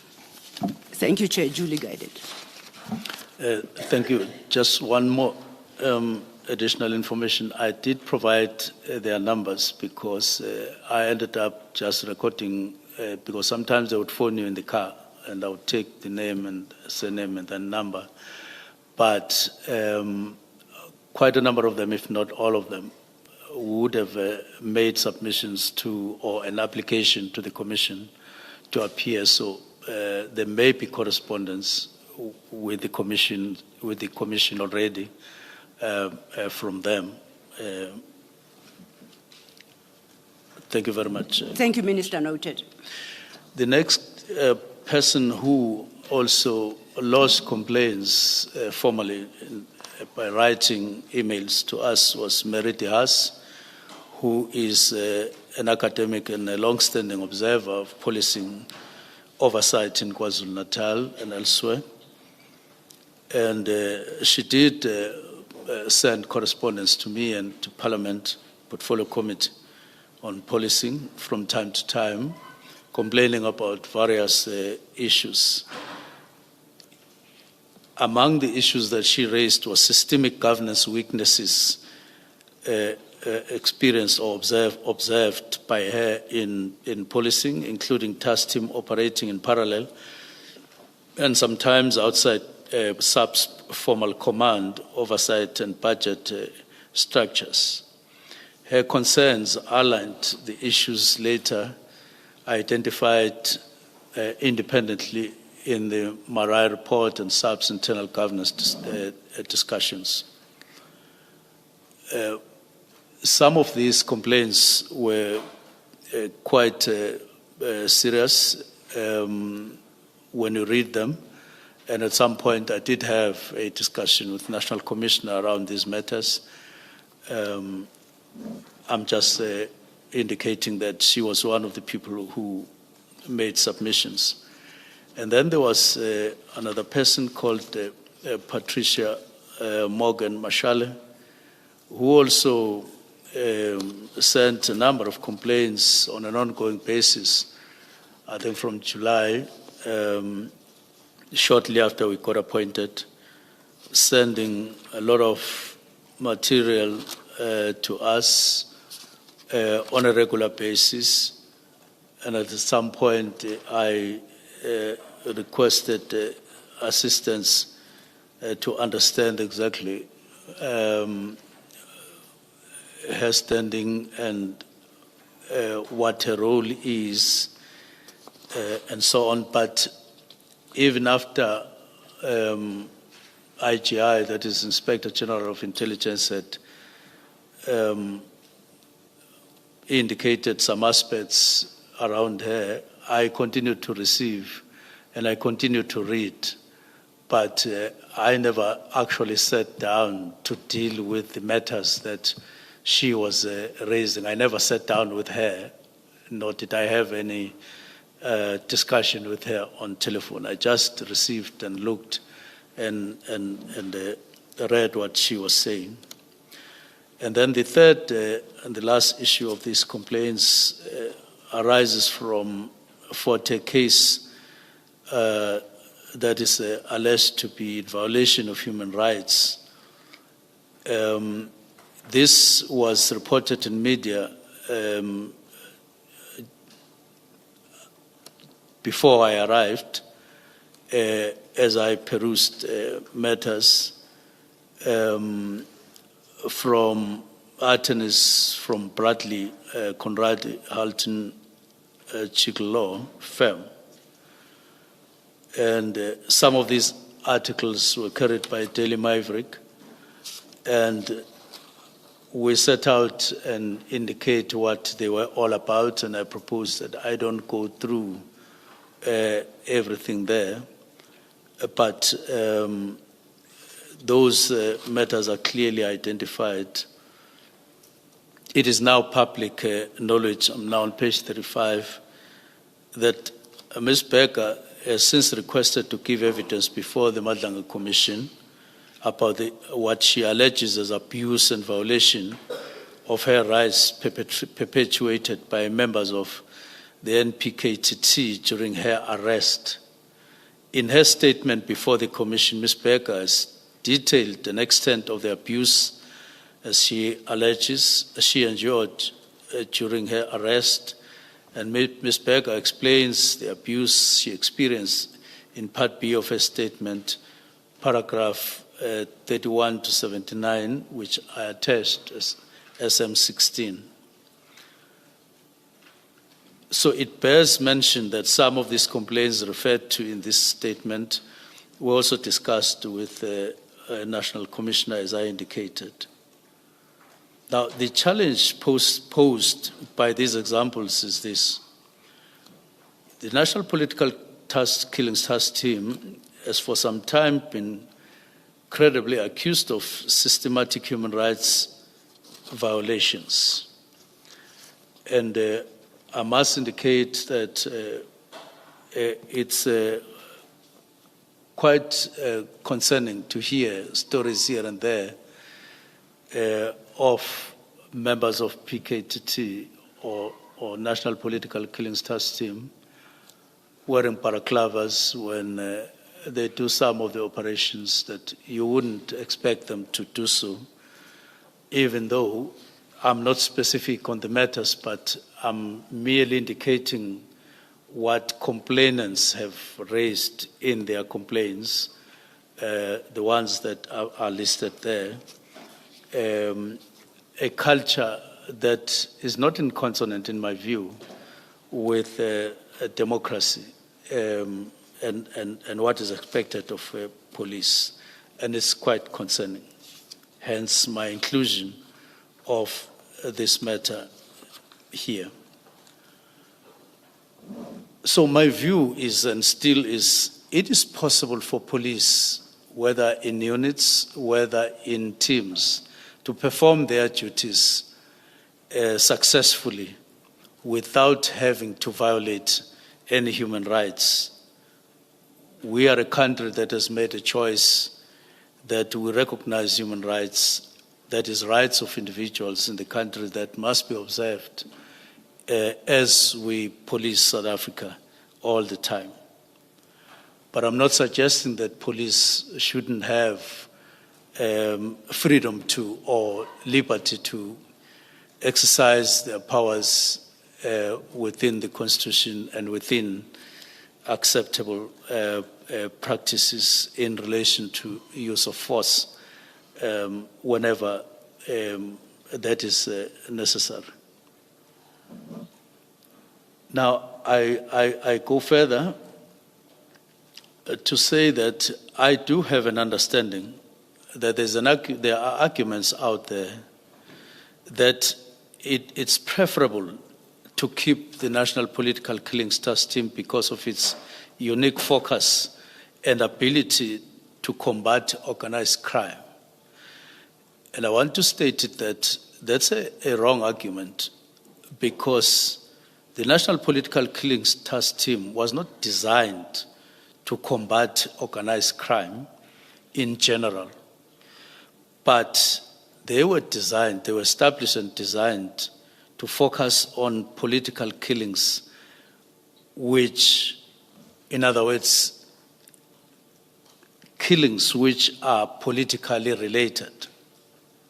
And they have been doing that, strictly just that, political killings or assassinations or murders that are deemed to be political related, not other matters, not any other matter, as it were. And I will indicate later through figures or some stats that make an effort to make us understand what the Political Killings Task Team was all about. But I don't think that it is fair to devote substantial resources to one category of killings in the country, which is politically related killings and not any other killing. When the evidence is that there is an urgent need to focus on all matters. Ever since I got, or we got appointed to the ministry, what the concern of Cabinet has been, the concern of the Portfolio Committee has been, the concern of the public has been, it has been a very high and unacceptable rate of murder in South Africa. That has been the concern. That has been drummed into our heads all the time, and we believe in that the rate of murders alone, not just crime, but murders in particular, is very high, unacceptably so. That's why, among other things, I took the initiative of calling a meeting together with the deputy ministers of the National Commissioner in November and provincial commissioners and the deputy national commissioners, just to focus on 4 crimes that we believed by that time we had observed as being a major concern in the country. That is murders, proliferation of firearms, proliferation of, if I could use that word, of drugs in the country, and GBVNF. We focused on those only. Now, those kinds of situations or those crimes, as we identified them in November, they rather dictate to your conscience and yourself as a need, pointing to a need, maybe not exclusively, but almost exclusively, that you need to attend to those because they are the ones who characterize criminality in South Africa more than any other. When people say there's crime in South Africa, they are pointing to murders. They are pointing to these other 3 that I've indicated. Hence, our focus. Much as political killings, as identified in 2018, are important, there is murders of councillors and other officials at the local sphere. Much it is important, and it was important to attend to that. But there is a need to recognize that outside that number or that category of people, there is a lot that is happening. And therefore, we can't keep on focusing on just one category, which in my view is small compared to the other, as statistics will indicate. I then proceed to try to get deeper into the changes that were necessary and necessitated by the directive that I issued on the 31st of December last year. Where are you now, Minister, in your statement? I'm on paragraph 99. I'm proceeding to paragraph 99. A central consideration that informed my approach was the need to strengthen SABC's permanent structures, rather than continue to rely on a temporal project. And this was based on observations. So by late 2024, it was increasingly clear that concentrating significant resources exclusively on politically motivated matters was no longer efficient or justifiable. Relative to the national burden of violent crime, political killings constitute a small proportion, and a broader systemic consideration was required. Now, by saying this, I do not mean that there is no need to focus on political killings. But I'm simply making the point that for me, the disproportionate spend on the country's resources for political killings, while other systematic matters are ignored, can never be justified. What I wanted to achieve, and still do, is a balanced approach to crime fighting, particularly where matters are concerned. If I could pause and just indicate three things about the landscape of matters in South Africa. One, it is to that, according to the Global Initiative, in the report they issued last year in April, they identify 4 categories of assassinations or murders in the country, that is in South Africa. One, it is organized crime that takes the largest portion of lives in the country. And they estimate it to 35% of murders in the country. This is followed by assassinations or murders within the taxi or around the taxi industry, which is estimated around 34%, which is a percent lower than the organized crime. And then this is followed by the third category, which is political killings, estimated at 24%. And the last one is personal killings, which is estimated at 7%. Now, if you put aside the global initiative and look at your own stats in South Africa of murders, they definitely fall within those four categories, by and large, which means that the highest category of murders in the country are those flowing from organized crime, whether it is extortion, whether it is in any other form, followed by taxi industry-driven or matters associated with the taxi industry, and political killings in the third category. This is the first point that I want to make in terms of the landscape. The second point I want to make is that there are 4 provinces that constitute about 83% of murders in the country. 4 provinces. It is Gauteng, where we are. It is KwaZulu-Natal. It is the Eastern Cape and the Western Cape. Those 4 provinces combined constitute continuously 83% of murders in the whole country.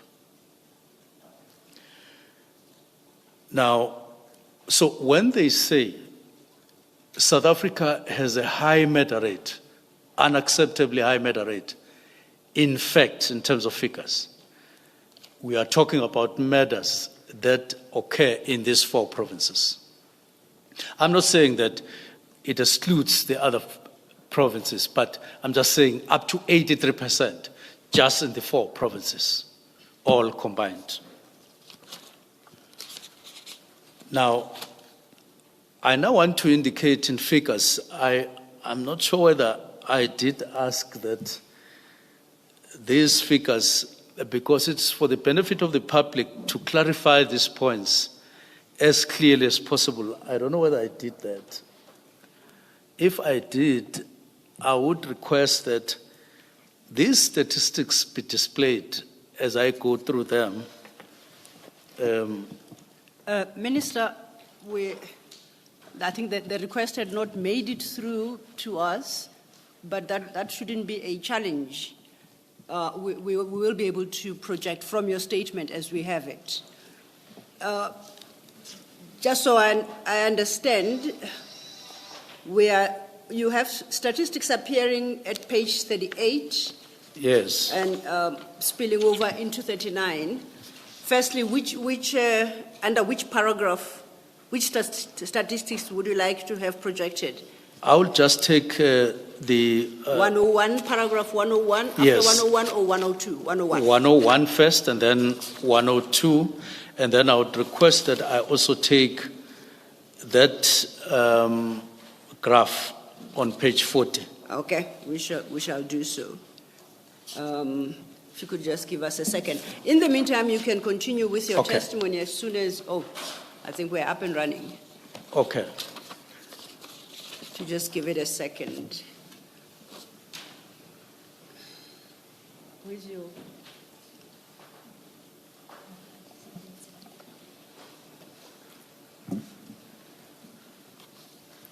Not so soon, it turns out. Okay, thank you.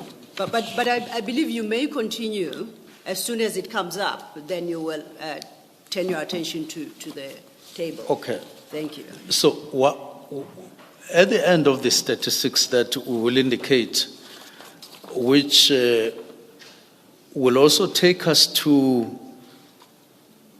some of the figures that we have on PKTT figures, as we will be comparing, the summary that comes out of these figures and the graph, it tells you that between the years 2016-17 and 2024-25, SABS recorded an average of 23,043 murders per year national. 23,000 and 43,000. No, 23,043 national. And then you go to KZN alone, the average there annually is 5,314. Now, this against the backdrop of the National Political Killings Task Team murders with an average of 18 political murders per year over years 2015 up to 2024. We were just indicating averages to make my earlier point after the statistics. I may as well, because stats are now here, to indicate what I wanted to indicate. So in one, you will see that from 2011 to 2015, we deliberately went back there to show that in those 4 years, political murders were 11. This was before the establishment of PKTT. And then there are other categories like politically related cases and political related cases and so on, the total. But I want to jump to 2018 in the interest of time, the year of establishing, or the year in which PKTT was established. There were 14 murders. And then 2019, 15 murders, 2020, 15 murders, 17, 27, 11, and by 2024, you were talking about 7 murders, because the graph went down in 2023 of politically motivated murders, down to 11, and then to 7. Now, 102.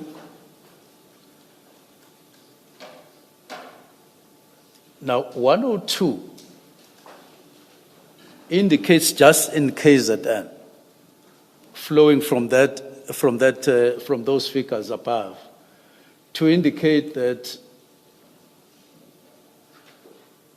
in those years, not political matters in KZN, you are talking about between 2011 and 2012, 2012, and then 2015 to 2016, you are talking about 18,396. Now, you compare, as I say, with the figure above, which indicates politically motivated matters, 11 and 18,000, in other words. Now, I'm not even taking those of the country, which is 85,000 at that time. But let's go to 2018,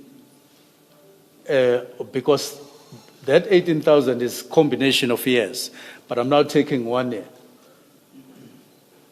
2018, in KZN, there were 4,382 matters. Just to continue referring to the stats, in that year, in 2018, you had 14 that were political, that were identified as political. Just 14. But these are lives, of course, and I shouldn't even add just. It's 14 lives that were. But outside politically motivated, you had 4,014, 2018. Now, 2019-20, it's 4,859. And there were 15 matters in 2019. 2020, there were again 15 matters, political, in terms of politically motivated. But in the same year, in KZN, you had 4,859. Now, 2020 to 2021, 4,825. 2021, so the whole figure goes like that. But this side, by then, the combined figure is 27,494. Now, let's go to the graph, which is on page 40. Now, that is the graph that indicates matters over time in the country.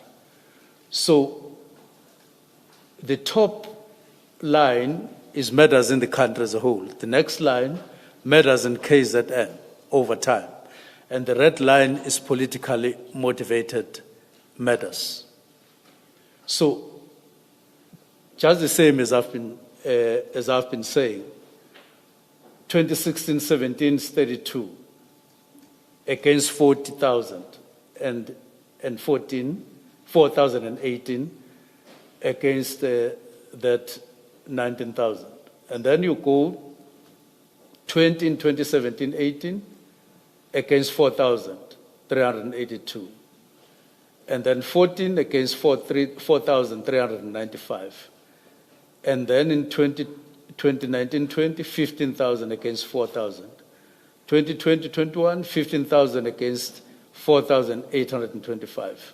And then 2021-2022, 17 against 6,000, which was even rising.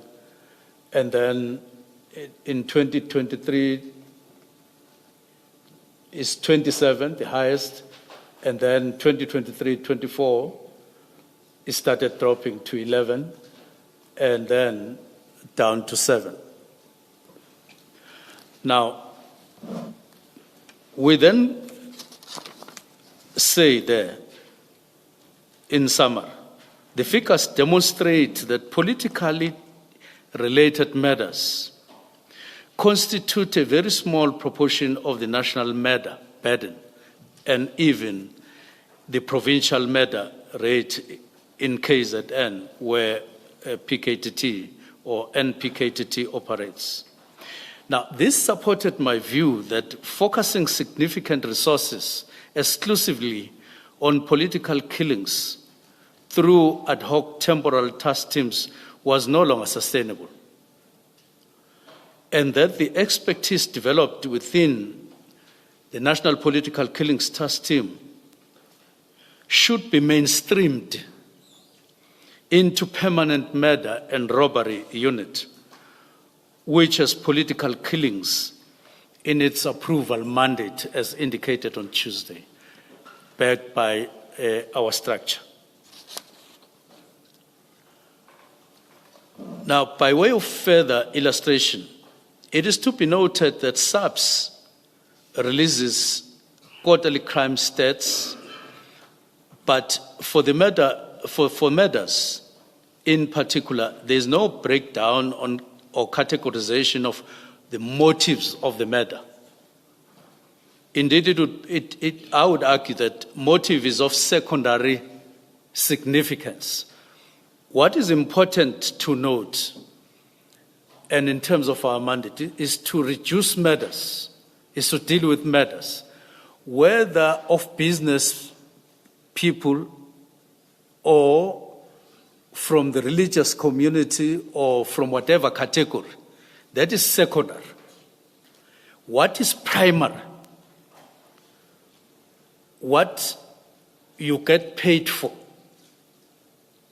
where you earn your title as minister, and in my case, as an individual, as minister, is our performance in relation to the face of criminality in South Africa, face of crime in South Africa, which is the murder rate, not murder rate of a certain category of people in the country, but murder rate. And people in South Africa would say, we are making an impact, we are working, not when we reduce just one category, but across. And this is in line with the Constitution of the Republic, because it doesn't distinguish which category, whose murder is important than which one. Now against this, which we had to really ask the question internally in our consciences,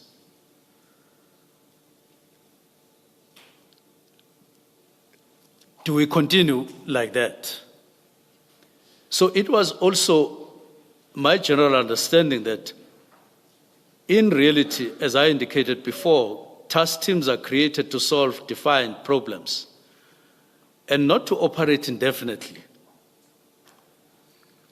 And I've repeatedly indicated this matter.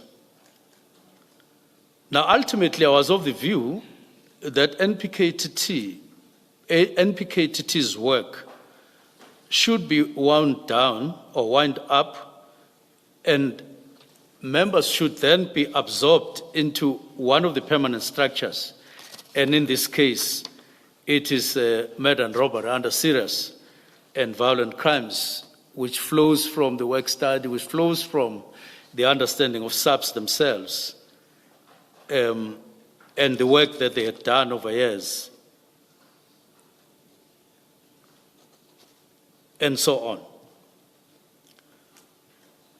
Now, when I then indicated in the directive that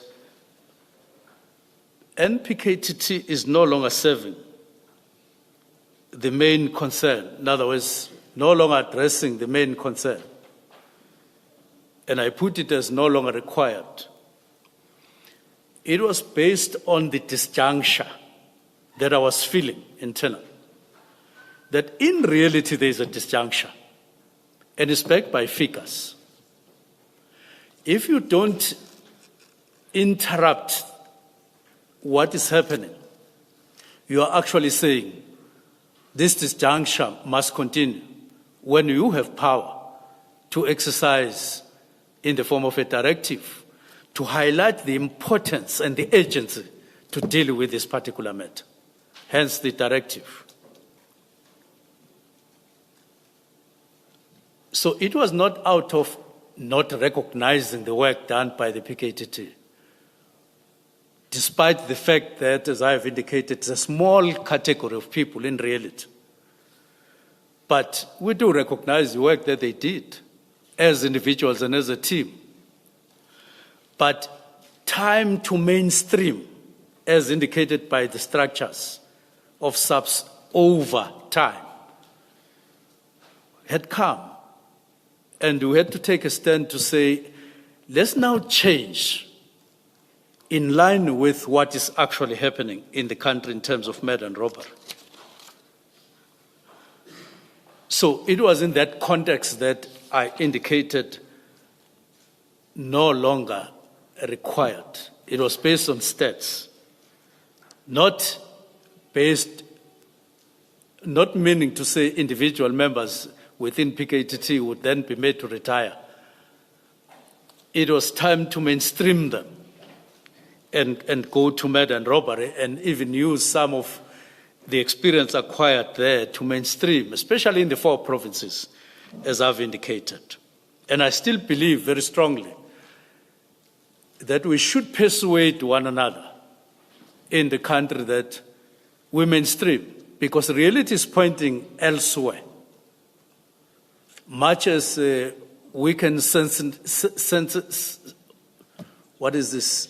It is to sentimentalize or sensationalize. Sensationalized.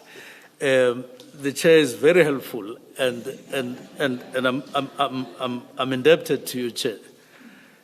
We should work beyond the emotions on this matter. Try to persuade us beyond emotions, and sensationalizing the matter. Go beyond that. Now, as I said there, I said to myself, do I play into those emotions, or I face reality? And where is this going to put me personally if I deal with this matter? Because I would be seen to be swimming against the general sentiment. There, I'm sure I'm getting it correctly. I would be seen to be swimming against the sentiment, general sentiment. But I said to myself, I don't believe that I was appointed for sentiment. I believe that I was appointed for honesty and for reality, as I see it in the portfolio, and then lead accordingly. So ultimately, then, we wrote in the manner that we wrote.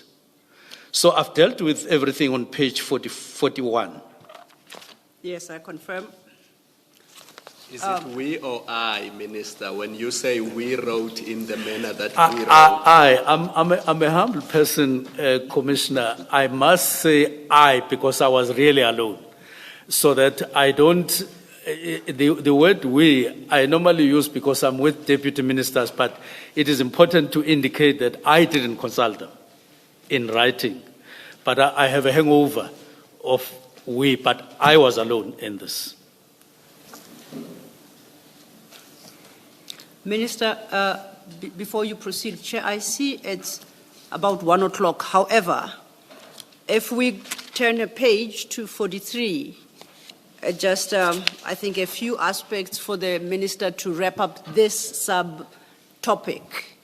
And I would request perhaps a minute or two for that purpose, and we then may break before he deals with the question of resource and budgetary considerations. Thank you, Chair. Thank you very much. I will deal with paragraph 112, just for its relevance, because it talks about the former request. It talks about requests. I beg your pardon. Let me start with 111. There is a difference between the request for extensions leading up to 2022 and the request for financial approval in the absence of a concurrent request for an extension post-2022. For an example, the request for approval and request for funding for the period 2018-7 to 2020 December 31, and the period 2019 September to 2020 March 31. And there is a vast difference between the two, between these requests. The former category, the old ones, requests for extension, they are specific and detailed in their purpose, background, operational approach, composition relating to the task team in question, and estimated expenditure is reflected. On the other hand, the latter, that is beyond 2022, they were done without a concurrent request for extension submitted in the same function. They were simply requests for financial authority. There's a difference. You would read pages and pages in the older ones before you come to the finance part or the funding part. But post-2022, almost the second page, it's a request for funding. So those extensions got reduced to just requests for finance. And these differences are discernible. But I'm a resident of KZN, and I'm conversant with matters there, political and otherwise. And even without the benefit of any study or figures, the general conversation in KZN by the end of 2024 was that political killings are down. They were no longer part of the conversation as they were in 2018 and a couple of years after that, and general consensus that you would find in the normal course of conversations will tell you so, without any studies and without any figures. So 113 says mere approvals for funding are to be distinguished from formal extensions of the National Political Killings Task Team, and there is, to date, no work study contemplating that the National Political Killings Task Team should be transformed into a permanent structure intended to operate indefinitely. What there is instead, there is a proposal over years that you now must integrate, you now must allow National Political Killings Task Team to be absorbed by murder and robbery under serious and violent crimes. This is what we are saying in those paragraphs. But we are also highlighting sensitivity in terms of allocating resources within policing, that it's a matter of concern and it's very important. So I go to paragraph 115. So following the work study, the intention was always that the NPKT functions would be reabsorbed into permanent structures. Let me make this point. It may have been conveyed and received as disbandment and consumed as such, but the intention is similar to that one of 115, absorbed into these permanent structures as demonstrated in terms of what SABs were saying in various memos over time. It was to absorb, it was to integrate, it was to do just that. But the term disband came in, of course, in the conversations right from 2019. It was not introduced by me alone. It was there in 2024 before I arrived. And as such, it got to be part of the conversation. Now, so that's why I'm saying then in those paragraphs preceding where I am, we're getting to the belly or this real substance that went into the processing of the letter of disbandment. But I proceed to the resources and budgetary considerations, and I'm not going to be detailed there because it's there.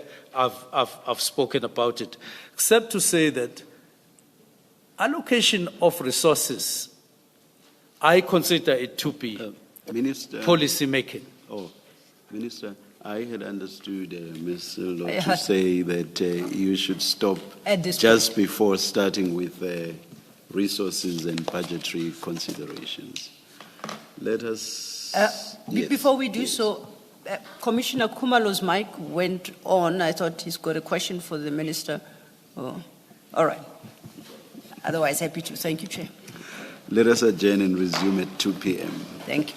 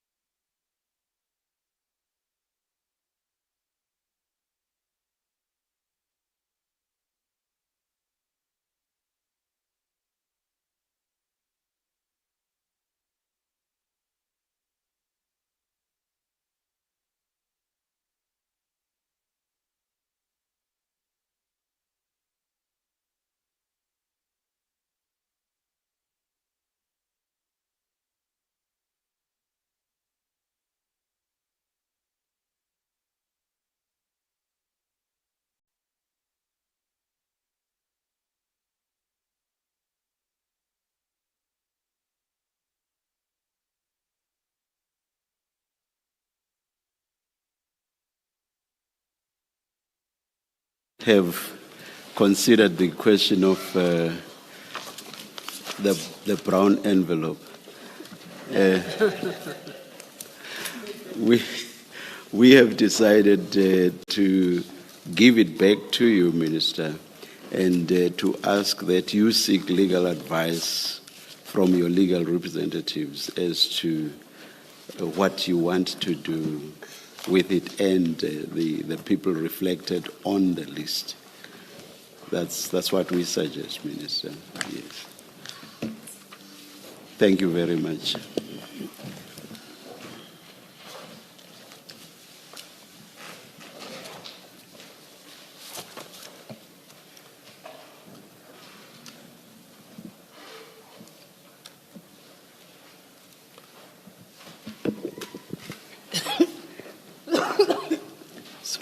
Thank you, Chair. Minister, just to orientate us, before we broke for lunch, we were at your page 43. And we had just dealt with paragraph 116, which would then lead us to the next sub-item in that chapter, that you have headed resource and budgetary considerations. I would invite you to pick it up from there, but so we don't run into crisis time and into a crisis in respect of time. I would like to remind us that in putting forward your version, you still have a significant chapter to deal with, which you had procedure followed preceding the 31st December 2024 directive. The reasons for the 31st December 24 directive and the post-directive implementation. So those are the three main topics left. And just to remind ourselves, that's where we intend to stop, both with you putting forward your version and the engagement we are going to have with you, because it's those topics that speak specifically to the issues of PKTT. As previously placed on record, all other issues that you have addressed in your statement shall be for the second session of the Commission in the new year. The Chair will determine when that takes place. Your statement is extensive, and it will not be possible to deal with everything with appropriate and required depth if we were trying to cram it all in this 1.5 days. So I just want to remind ourselves what awaits us, and if you could structure, therefore, your summaries accordingly to fit in with your and my agreement as to how much time you need for that purpose. Thank you so much. I then invite you to consider from paragraph 117 and deal with that sub-item, resource and budgetary constraints. Thank you. Thank you very much, Commissioners. 117 taken together with 118 seeks to indicate that the issue of resources is of primary importance in a department like police, whether NPKT is funded from the National Operational Center, which would affect the combat units within SABS, or is taken from any other source, especially detectives. The principle is one that we shouldn't use the budget for what it is not allocated for and start picking up from different programs, because that is not allowed by Treasury.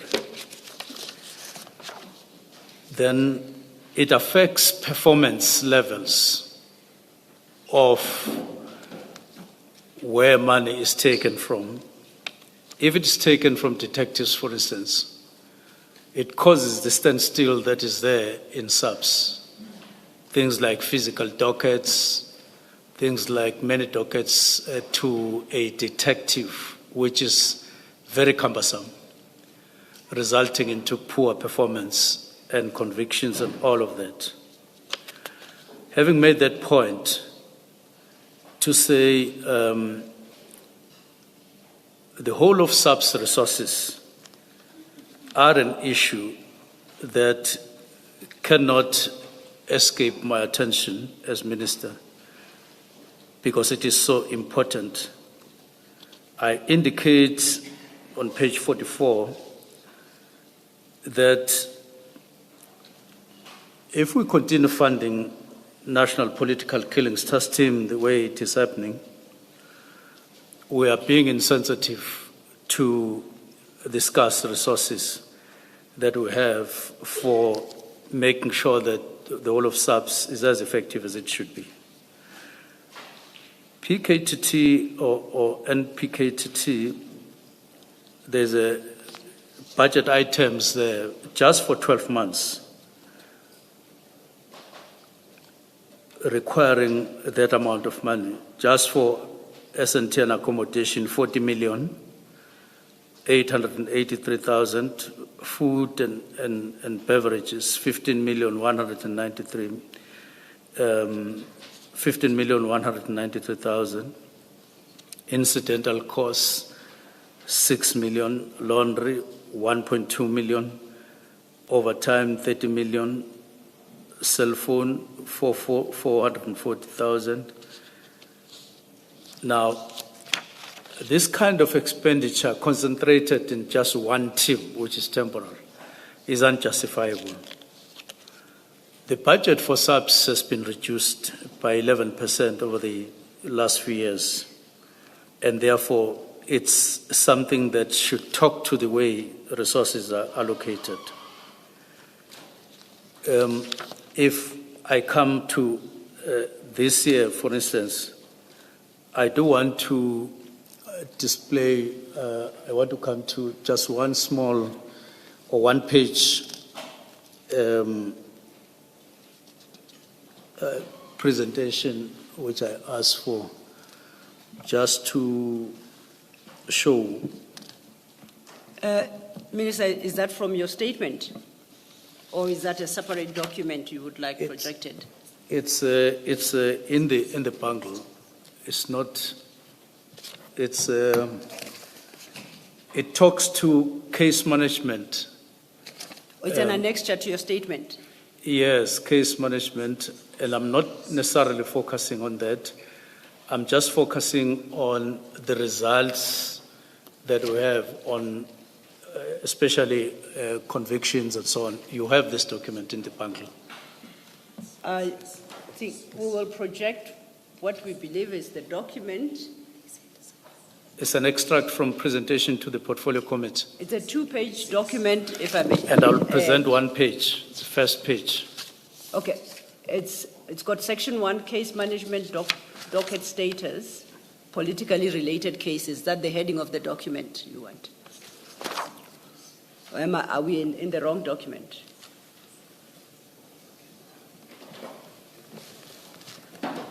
Perhaps let your attorney direct us if it is a specific annexure, and we will try and pull it up. SMP? 26. Oh. SMP.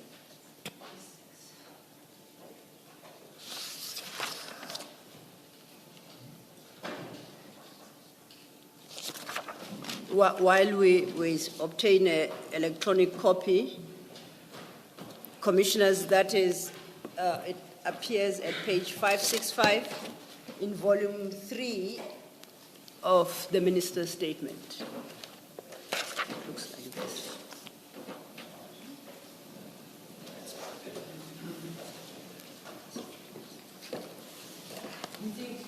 Okay. Minister, we think we have located the correct document. Can you direct us to the correct page now? It's just the first page of the 2. And under the heading purpose. Under the presentation to the portfolio committee. I'm just taking one page. Okay. Yes. Yes.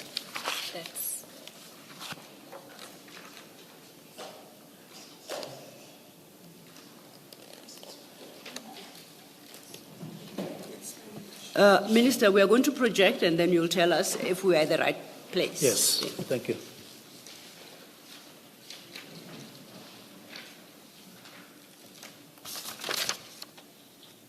Is that the page you wanted That's to the speak page. to?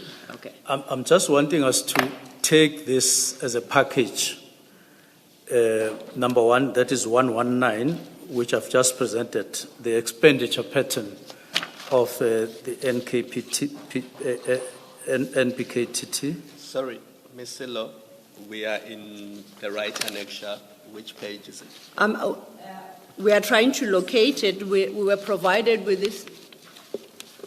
We provided with this two-pager. Minister Mchunu's attorney told us it's Annexure 26. But what you have on the screen will not appear at Annexure 26. It's an extra document that we have been provided with. But the minister confirms that that is the document he wants to talk to. So perhaps afterwards, once again, we'll have a conversation with the attorneys to understand where this particular document fits in his annexures. I'll propose that perhaps in the meantime, he speaks to what's on the screen. So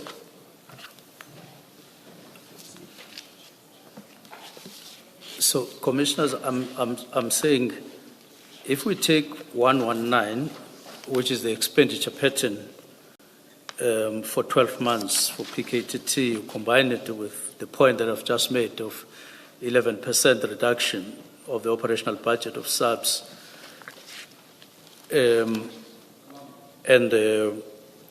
add this slide, you'll see what's happening,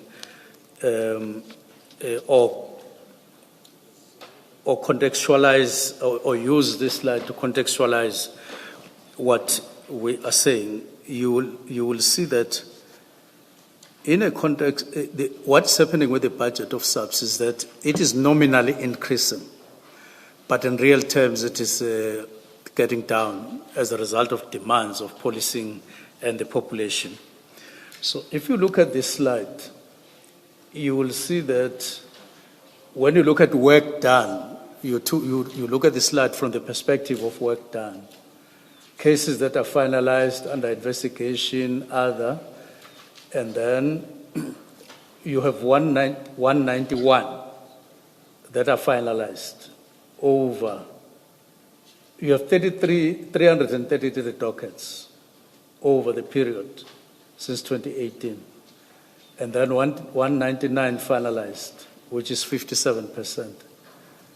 But out of 191, there are 56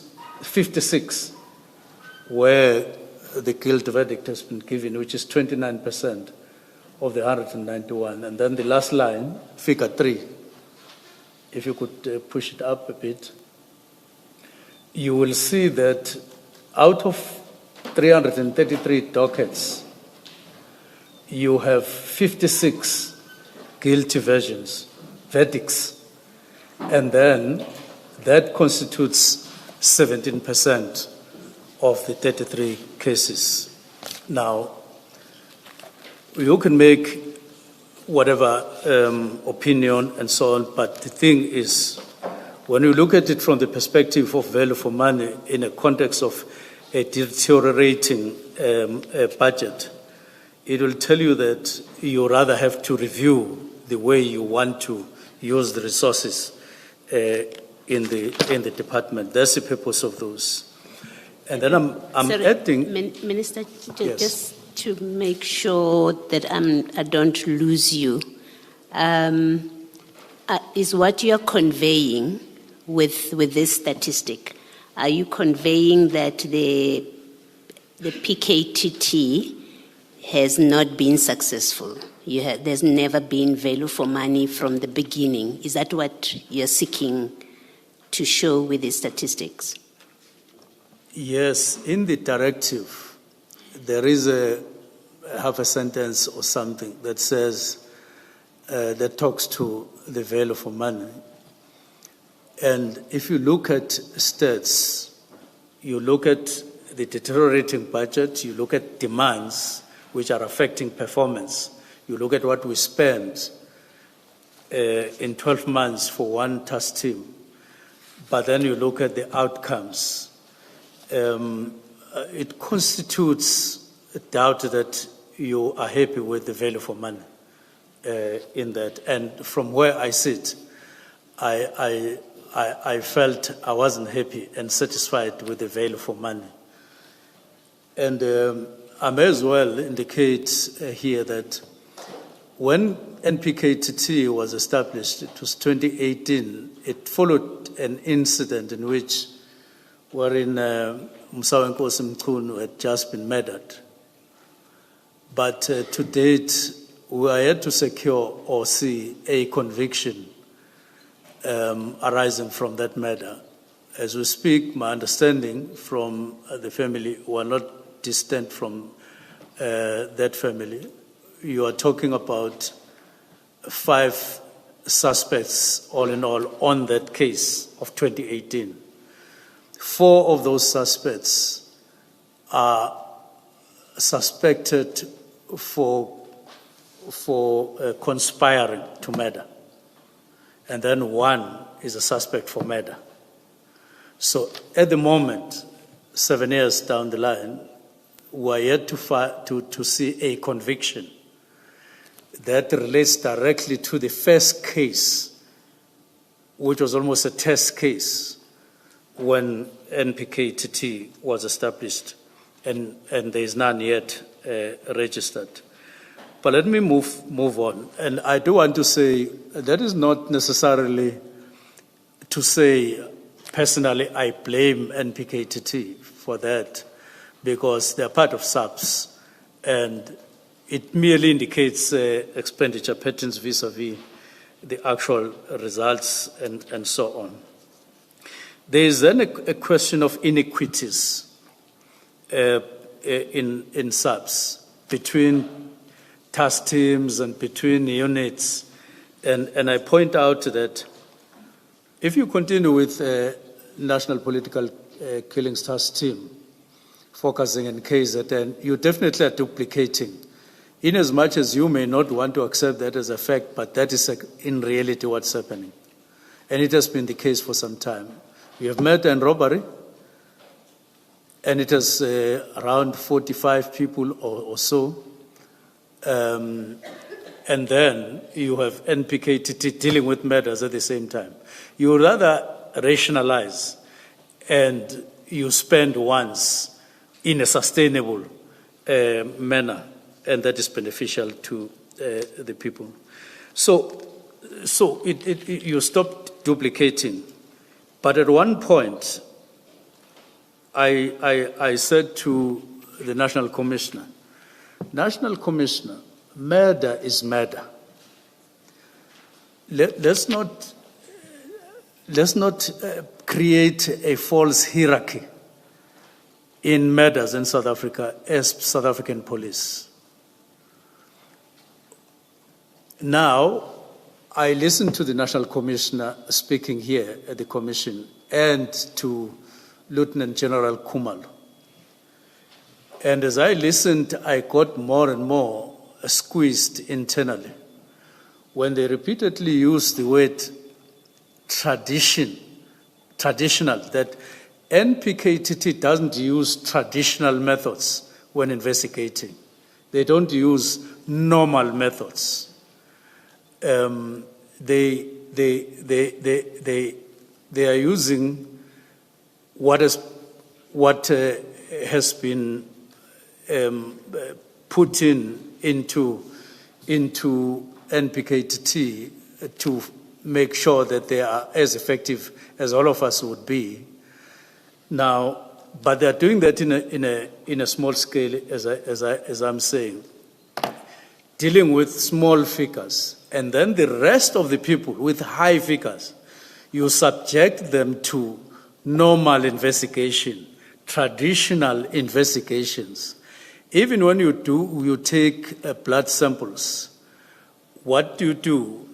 They said it's 3 days for a political murder case, whereas it is 30 days for a normal murder. And look, I'm not going to be minister forever. At one point, I will go home. And if I come across murder, I'll be one of those whose investigation will be deemed as normal, as traditional, because it won't fall within this category. And the point is, are we on the right track? Is that justifiable, morally and ethical? And from where I stand, it is not, and not in line with the Constitution of the Republic. So the issue is, when you are in the space, normal space, listening to successes, listening to this, it is nice to consume that. But when you are alone, as minister, thinking things through, you in terms of principles, looking at things in a principled way, you come out empty in the sense that you are not able to respond ethically and morally to the question, why do you differentiate between murders? What justifies that? And therefore, murder is murder. There is no hierarchy. And subs must then subject themselves to that. So no 30 days for the rest of the people when you do samples, and then 3 days for politically motive. Because Minister, just so I understand you, are you suggesting that a new method of conducting investigations cannot be piloted on a small scale before it is rolled out nationally? Because surely you must first test a new method's success on a small scale. And then if you deem it successful, then you roll it out across. Are you suggesting that that is not the correct way of doing things? Not really. I'm saying it is a correct way of doing things, but we should and could have done that some time ago. And at some point we should say, do it, because you have already created or established your murder and robbery, and long ago, but you keep on delaying. You must immediately do it. And there's no justification for you to postpone. There have been implementation letters, 2 of them, 2 assessments, but still not implemented. So it has been an experiment gone too long and not in compliance with the imperatives that we are facing now. So there's nothing, it's like going out there building a hospital, and then you put in surgeons and all the specialists and so on, and then the hospital all of a sudden does very well in terms of patients coming in and so on. But then you leave the rest of the population outside and you subject them to normal. And then you say to the public, I'm pleased that we are making progress and there's no other team or hospital like this one. But you know that all the other hospitals are not like that. I'm just making an example. And I'm saying that morally and ethically, it can't stand the test. And the longer we keep it, the more unjustifiable it is. And the experiment has been there for quite a long time. Now, I then moved to 136. Those were the directives, 3 of them. Although we are now running with 1363, but there were those others, and they were selected because of their impact on crime in South Africa at the moment. I'm not going to go to each one of them, but I'm just highlighting the reason why 3 were selected. Ministry has a number of priorities, quite a number. But then from those priorities, I selected those. It was just for one reason. At the beginning of the year, 2025, just take those 3, focus, get rid of them, and then go to the rest because of their impact on crime in South Africa, and attend to them. And I'm glad that 1361, 1362 were attended as directives And we worked together and we moved on, and we made substantial progress on both. The one that remained behind as a result of people changing their mind midway, we then diverted and sidestepped, and we are in that particular situation. But the two moved on very smoothly and made a lot of progress. I will deal with them maybe when I come back. Then there were several meetings that took place, 142, 144, 143, just highlighting our focus on matters, on firearms and on drugs, all those matters, up until follow-up meetings on those dates, as I indicate. Those were various meetings dealing with the same structures, priorities, and making progress. Still following that report, the Marai report on implementation. Now, I'm saying that on paragraph 154, I'm just highlighting the very same issue that, as far as I'm concerned, there's a problem of compliance with Treasury guidelines. We get our budget allocated for this, and then we compel ourselves to use the budget for something else, which we can't keep on doing. It's not a way of running a department, a proper way of department, because it leads to irregularities consistently. And then decision finalization and the 31st. So by the 31st, by late December, we had gone through the work study. We had done the memorandum related to the PKTT, asking for money midway and so on. We had done with what accompanies the Marai report, the work study, the Marai report. We had done those meetings on the 1st, on the 21st, on the 22nd, listening to what PKTT, and even spoke, especially in the meeting on the 21 and the 22nd, on the 1st and the 22nd, where I indicated clearly the need to urgently review the status quo in relation to NPKT from the macro point of view. And National Commissioner indicating that, in any case, that was never a permanent structure. It was meant to be temporal, and that we should go that route. And then December 31st, the actual directives. And I do want to say that when I indicated with reference to the PKTT, I attached the word immediately. Just to clarify what, in my understanding as I was sitting on the desk writing, and I would want to indicate to commissioners that I wrote this, although it's not the subject for today, but I wrote the directives, and I take full responsibility for them, all three of them. I was not influenced by anyone, anywhere, not by phone, not by anything. I just had said for 3 days, 29, 30, 31, and asked myself, what changes, what impact have I made on SABS? This is my 5th month in the department. I'm heading for the 6th month. And I need to see qualitatively the difference that I've made.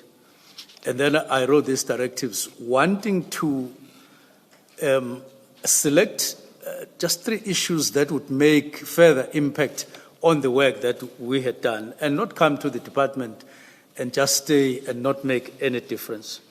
And therefore, immediately, I know exactly where it came from. It says... Minister, maybe here is my suggestion. It's page 476. SM20 in your annexures bundle. In my Yes. annexure. So maybe as you are talking, have it in front of you. It will make it easier. Okay. It just comes naturally. It says, Minister, to assist you, if you could pull out your file 2, do you have your file 2 close by? It should be marked 2 of 5. is it a different? It's not with your statement. Your statement is a standalone in file. another okay. There's help coming. It's fine. They'll assist me. So when we get to file 2, she's going to open page 476 for you, which is the disbandment letter that you issued. And it is that document that Commissioner Khumalo suggests. Okay. When you deal with these aspects, I touch you do on so this. with reference to that document. Thank you. Thank you for guidance. Are you finding it? Okay, good.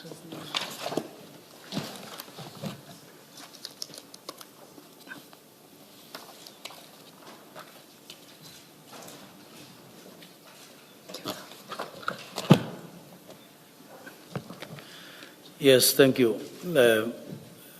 So I won't go to, yes, this is the directives themselves. Oh, I see, thank you.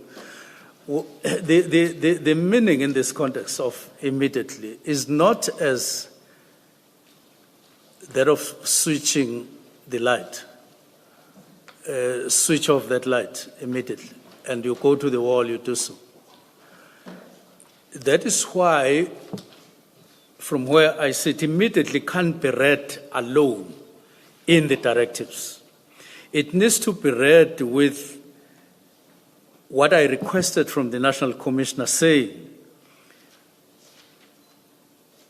go and prepare the preliminary report, and then also later, after the preliminary report, there should be MINESCO. MINESCO is where Minister and Deputy Minister, that is ministry, sit with top management, so that we consider what I have taken a decision on immediately. So immediately would then mean the decision has been taken immediately. Then prepare for those two things. So when you read that immediately alone, you remove the preliminary report, and you remove the MINESCO meeting that was attached to that very directive, immediately loses meaning as in the directive. I'm sorry, Minister. I want to understand your use of immediately. What do you say immediately relates to? Does it relate to the disbandment, that is disbandment immediately? If not, what do you say it relates to? I'm not sure I understood you. It relates to a decision having been taken. So saying to the National Commissioner, take note that the decision has been taken immediately. The decision. So it is you that acted immediately. Maybe let me put it like this to explain. It doesn't say, for instance, with immediate effect. It says immediately, meaning this decision has been taken immediately. So the way I'm sitting, I think the two mean the same. But in the context, especially when you attach the preliminary report, which is not required as of 31, it is required for another date, and then the MINESCO, it clearly sends a message that this immediate is not like switching off. It's not like whoever is driving. Minister, when I studied or was taught English in my younger days, they would say an adverb. What does it do? It modifies a verb, I think, and an adjective qualifies a noun. That's the grammar I was taught. So your immediately is an adverb.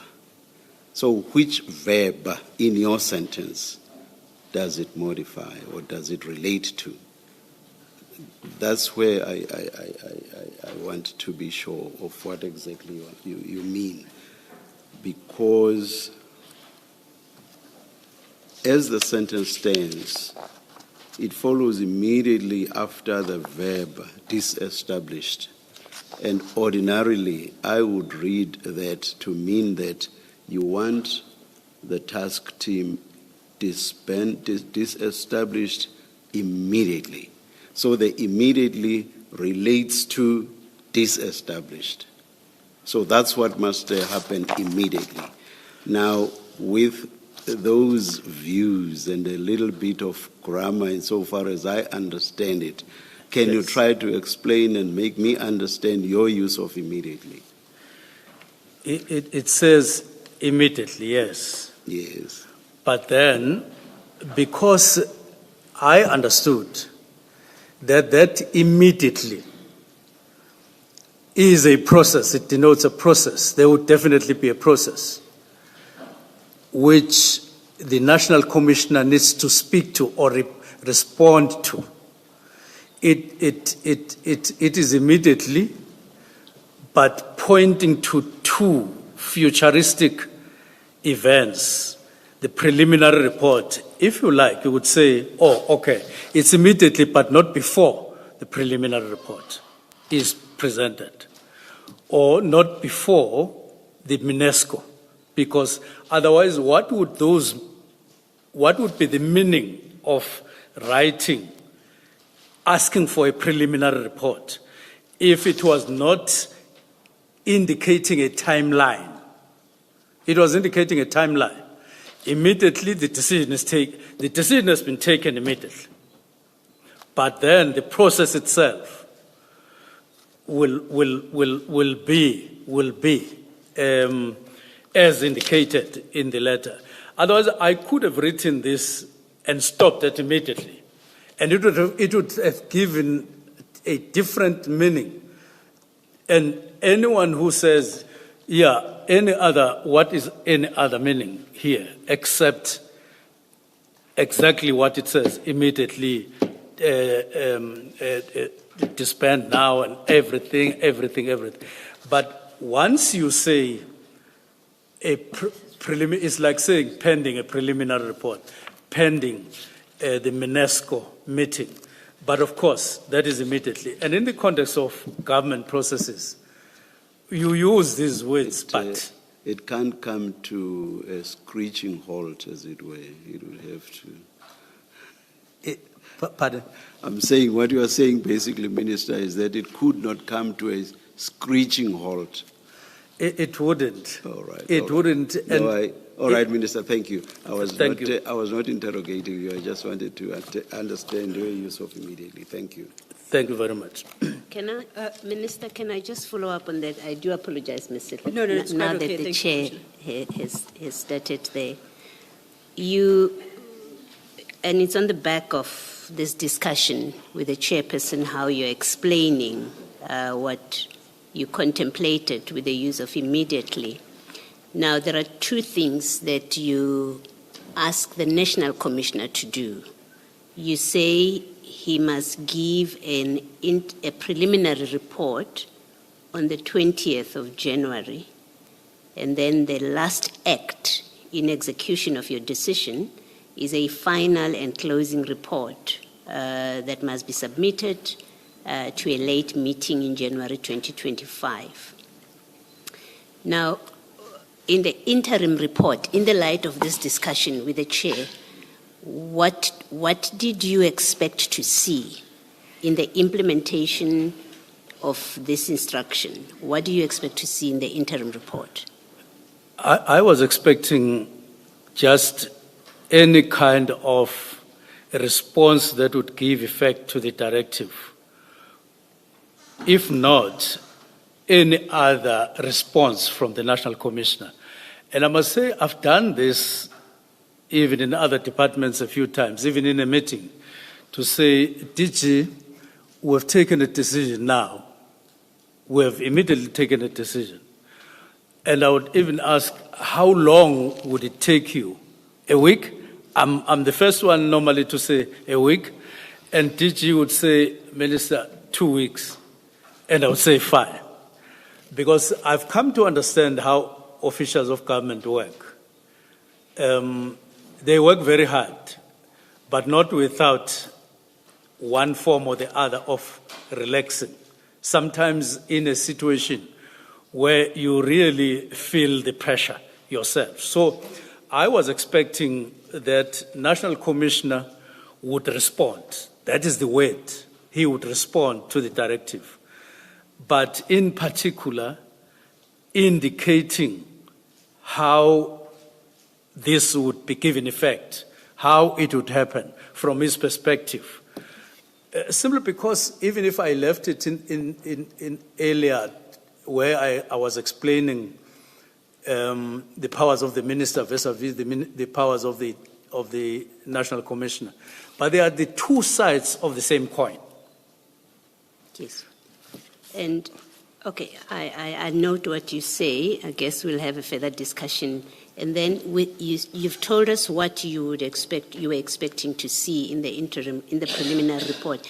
And then in the final report, which must come in January still, it's a Yes. close-up report. What do you expect to see there? I was expecting to see, first get the outcome of the preliminary report. Depending on the preliminary report, then we'll move to the final. I knew that this is quite a tight time frame, but it was deliberate, just to highlight the urgency, to highlight the importance, to highlight what I wanted to draw the attention of the department to right at the beginning of the year. I knew that, as usual, there would be flexibilities in the process. At one point, as an example, I wanted us to hold a workshop, a 3-day workshop, in February or so. But as time went on preparing, they then said, management said, no, Minister, let's hold this workshop in March or something like that. Even the summit, police summit, we didn't hold it at the time that I had indicated first, or we had indicated first as minister. We held it much later. It happens quite frequently that as minister, you want this period and you pronounce it. But then the officials, when they implement, when they operationalize, they find that they come back to you, they propose a different time frame. It happens quite frequently, and I hope not just me alone, all of us. I'm sorry, Minister. Okay. No, I was going to hand back to Ms. Sill. I just wanted clarification of what you were contemplating, and I note your explanation. I guess we'll have further discussion about it. But I think I'll hand back to your evidence leader. Ms. Sillo, just to say, this does not mean that we have started engaging. Indeed. Just sought clarity. No. And my colleague Commissioner Kumalo says that he too wants something clarified. We will.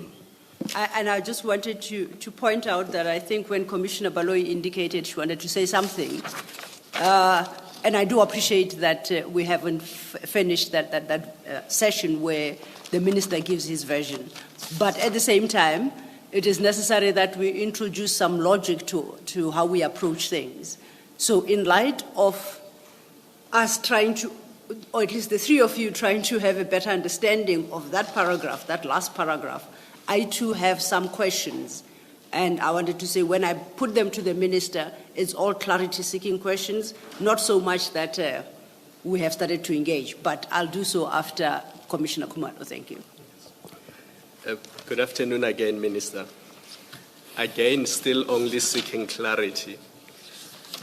I have difficulty with your explanation that immediately refers to you having made a decision immediately, because I'm going to read that sentence. This is what it says. I therefore direct that the political killings task team be disestablished immediately. So my reading of it is that you were directing that something be done immediately, not that you were saying you have made an immediate decision that something must happen in the future. So if you can just...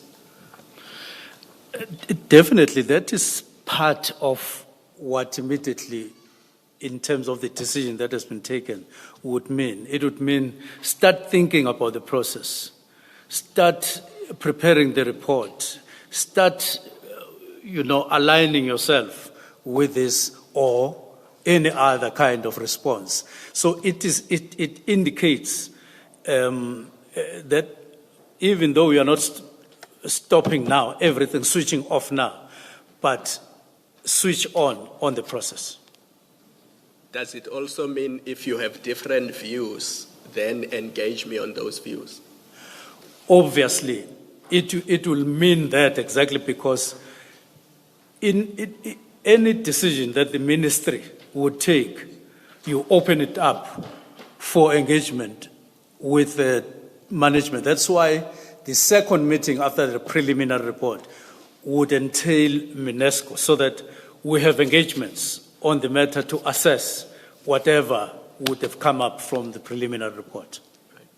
We will come back to the directive, but for now, I'll give back to Advocate Sil. Thank you, Commissioner Khumalo. And by way of clarity, still on the same paragraph, my one question has in part been asked by Commissioner Khumalo. My second question, still on that paragraph, and I refer you to the sentence relating to the filing of the preliminary report. That sentence starts with a word further. You state further that a preliminary report in this regard be submitted. Now, in the context of trying to understand what immediately means, I would like some clarity as to further to what must a preliminary report be filed. My interpretation of that paragraph is further to the immediate disbandment, a preliminary report must be filed. I want to test my understanding with you. Would that be a correct understanding, or do you think I am completely misreading that? Precisely because you say further. It doesn't say to be disestablished immediately and that a preliminary report be filed. It says further, comma, so that has to imply it is further to something. And going back into the paragraph, I am trying to determine further to what. And the only thing that my logic tells me is further to the immediate disestablishment. So I just want to test my understanding with you. I want to see this sentence. It starts, let's start. Observation. Yes, I see. Yes. I see the sentence. Further, so I therefore direct that the political killing system be disestablished immediately. There, correct. Meaning decision taken and then processes, but further to that, going forward, or note, in other words, then prepare preliminary report. So what would precede the filing of a preliminary report is the immediate disestablishment, which, as you say, means that to start the process of disestablishment. Only. Only. Other than switching off. Okay. I'm clarified about the meaning you attach, as I guess as the Commissioner pointed out, Commissioner Khumalo. Perhaps we shall revert to this paragraph over the course of today and tomorrow. But in the meantime, I am aware that you have not completed your version, putting forward your version, and I'm not laying the blame at your doorstep, Minister. I accept that perhaps an engagement started earlier than you had anticipated to finish that exercise. So would it be fair to grant you perhaps 5 more minutes to wrap up to enable the process to move forward? Thank you. Let me try that. On reasons, therefore, on page 56, I think I'll leave it as it is. And page 57, I've touched on budgetary matters. to then go to what is what I consider to be important, paragraph 114. Yes. To indicate that on paragraph 114, since the letter required a report to be prepared by the 20th,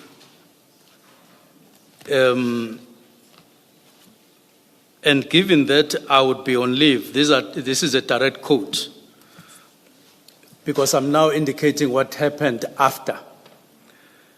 Until I would be on leave until 14 January 2025, I instructed Brigadier Litoko of my office to forward the letter from the Minister to all Deputy National Commissioners, including Lieutenant General Sibia, to instruct them to prepare the necessary report. To me, that kind of response from the National Commissioner was a response which resonated with the letter and spirit of what I had written in terms of the directives on paragraph 114. 114 of your statement, Minister. It's, is it? It can't yes, be. I'm reading. I see that it's 58, 56, 57. Minister, may I don't know what invite happened, you to but- page 59 of your statement, page 59? Yes. And if you have regard to paragraph 176, Yes. my understanding is this is what you've just spoken to now. Yes, the mistake I've done is to make a quotation outside this. I'm Oh. sorry about that. I see the It's fine. error that I It's all made. right. So we're on paragraph 176. Yes. Thank you. Sorry about that. To say what then happens on the 3rd, it's that there is then the directive now of the National Commissioner to his staff in the office to say, write such and such a letter and inform Deputy National Commissioners and follow, and inform them accordingly, which indicated to me two things. One was that we were one with the National Commissioner. When I received the news, or when I got the indication that the National Commissioner has instructed Brigadier Litoko as early as the 3rd of January while he was on leave. That was just a couple of days after the letter of the directive in relation to PKT. And then the next thing is 16 January. That was a separate meeting, and the 17th. I will come back at some other point on those. But what is important is on page 60, paragraph 179, wherein it says, on 22 January 2025, National Commissioner finished a comprehensive memorandum to me acknowledging receipt of my 31st December 24 directive. Now, I want to go to paragraph 180. And then I took that directly from the report, preliminary report of the 22nd, where the National Commissioner says the following, I quote, "In conclusion, the task team has undeniably achieved and far exceeded the purpose for which it was established. No other task team in South Africa has achieved the success nor has been able to investigate and ensure the successful prosecution of perpetrators of politically motivated murders. The directive by the Minister of Police to disband the national task team has been noted. The initial objective and the directive by the President has been achieved, with a noticeable decrease of political-related killings in KwaZulu-Natal as a result of the National Task Team's intervention and relentless pursuit of its mandate. The South African Police Service remains responsible for the finalization of those dockets in possession of the task team, as well as the finalization of the dockets which are currently before court. The following steps are being taken to wind down the task team without compromising pending investigations or court processes.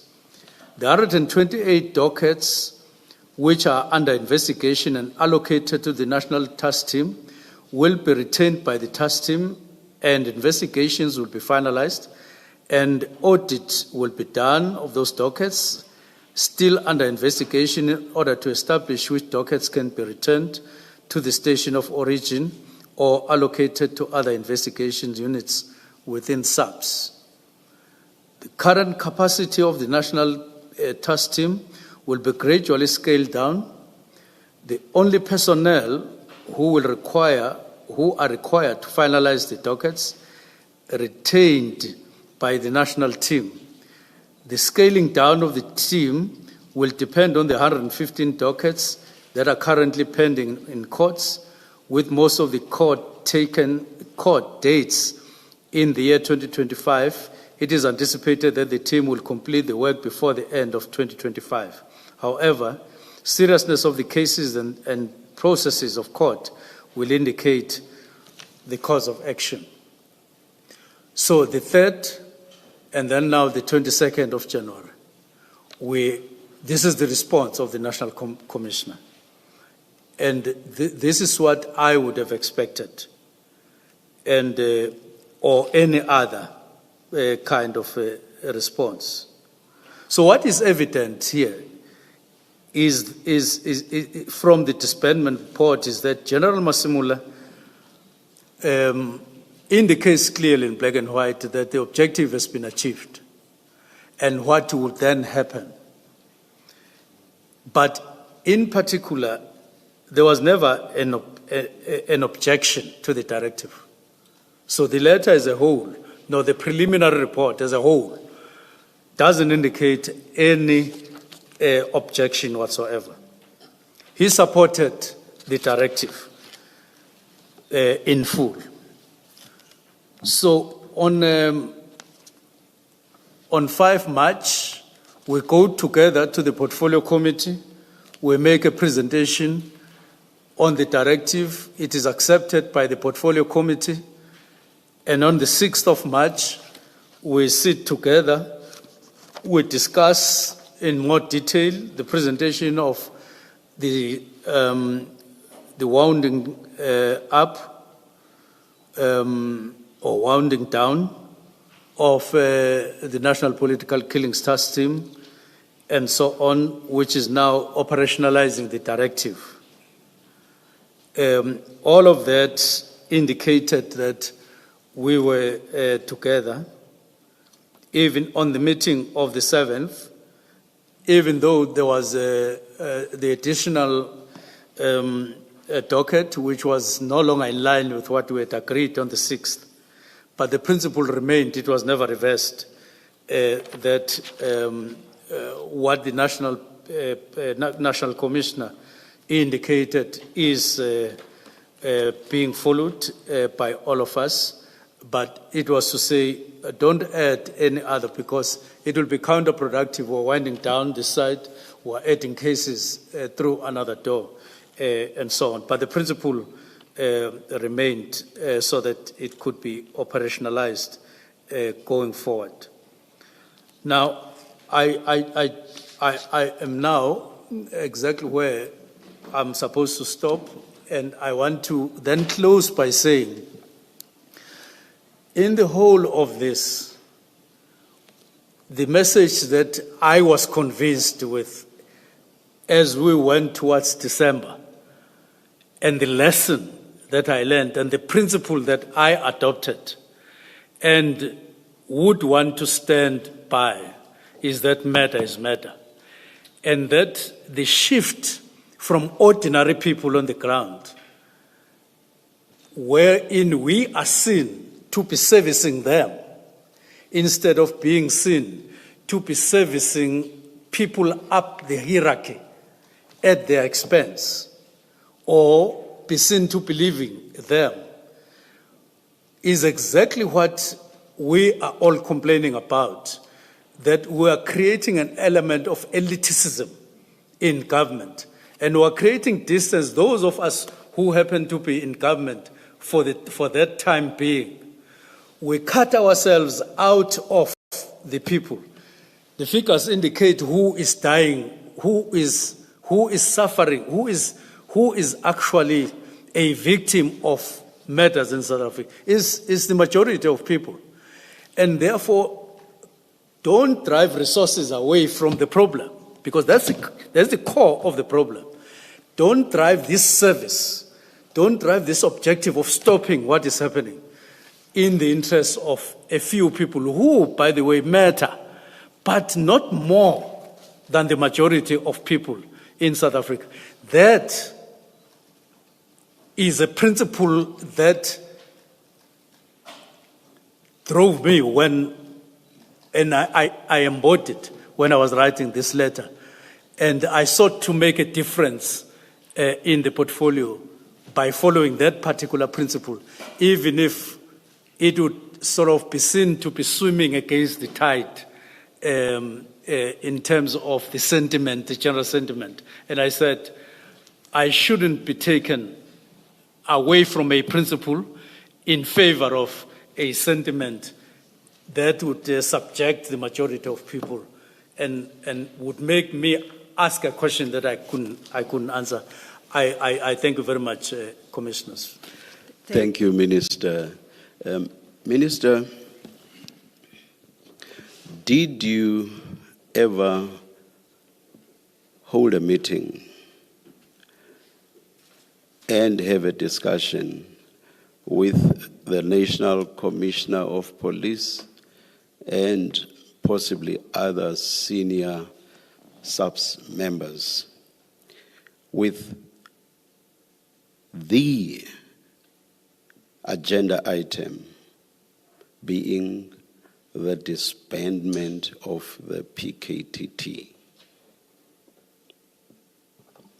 It doesn't matter if there were possibly other agenda items, but the disbandment of the PKTT being a focal point. Did you ever have such a meeting? On the 1st of November, we discussed this matter, and I think there are attachments that point to the content of our discussion on the day. But it was not disbandment, it was review of the PKTT. And on the 22nd, it was the same. Because at that time... Apologies, Minister. Perhaps let's work through that answer with reference to the actual annexures. You referenced the meeting of the 1st of November. The 1st of November. You have attached a document marked SM1 that should be in your file 2 or 5. That should be the first document in that file.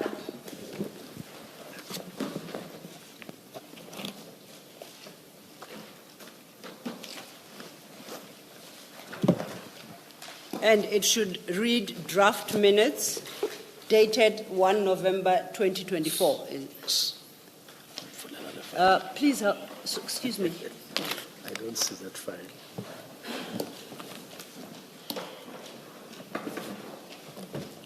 I don't want to take a lot of time. Page 1.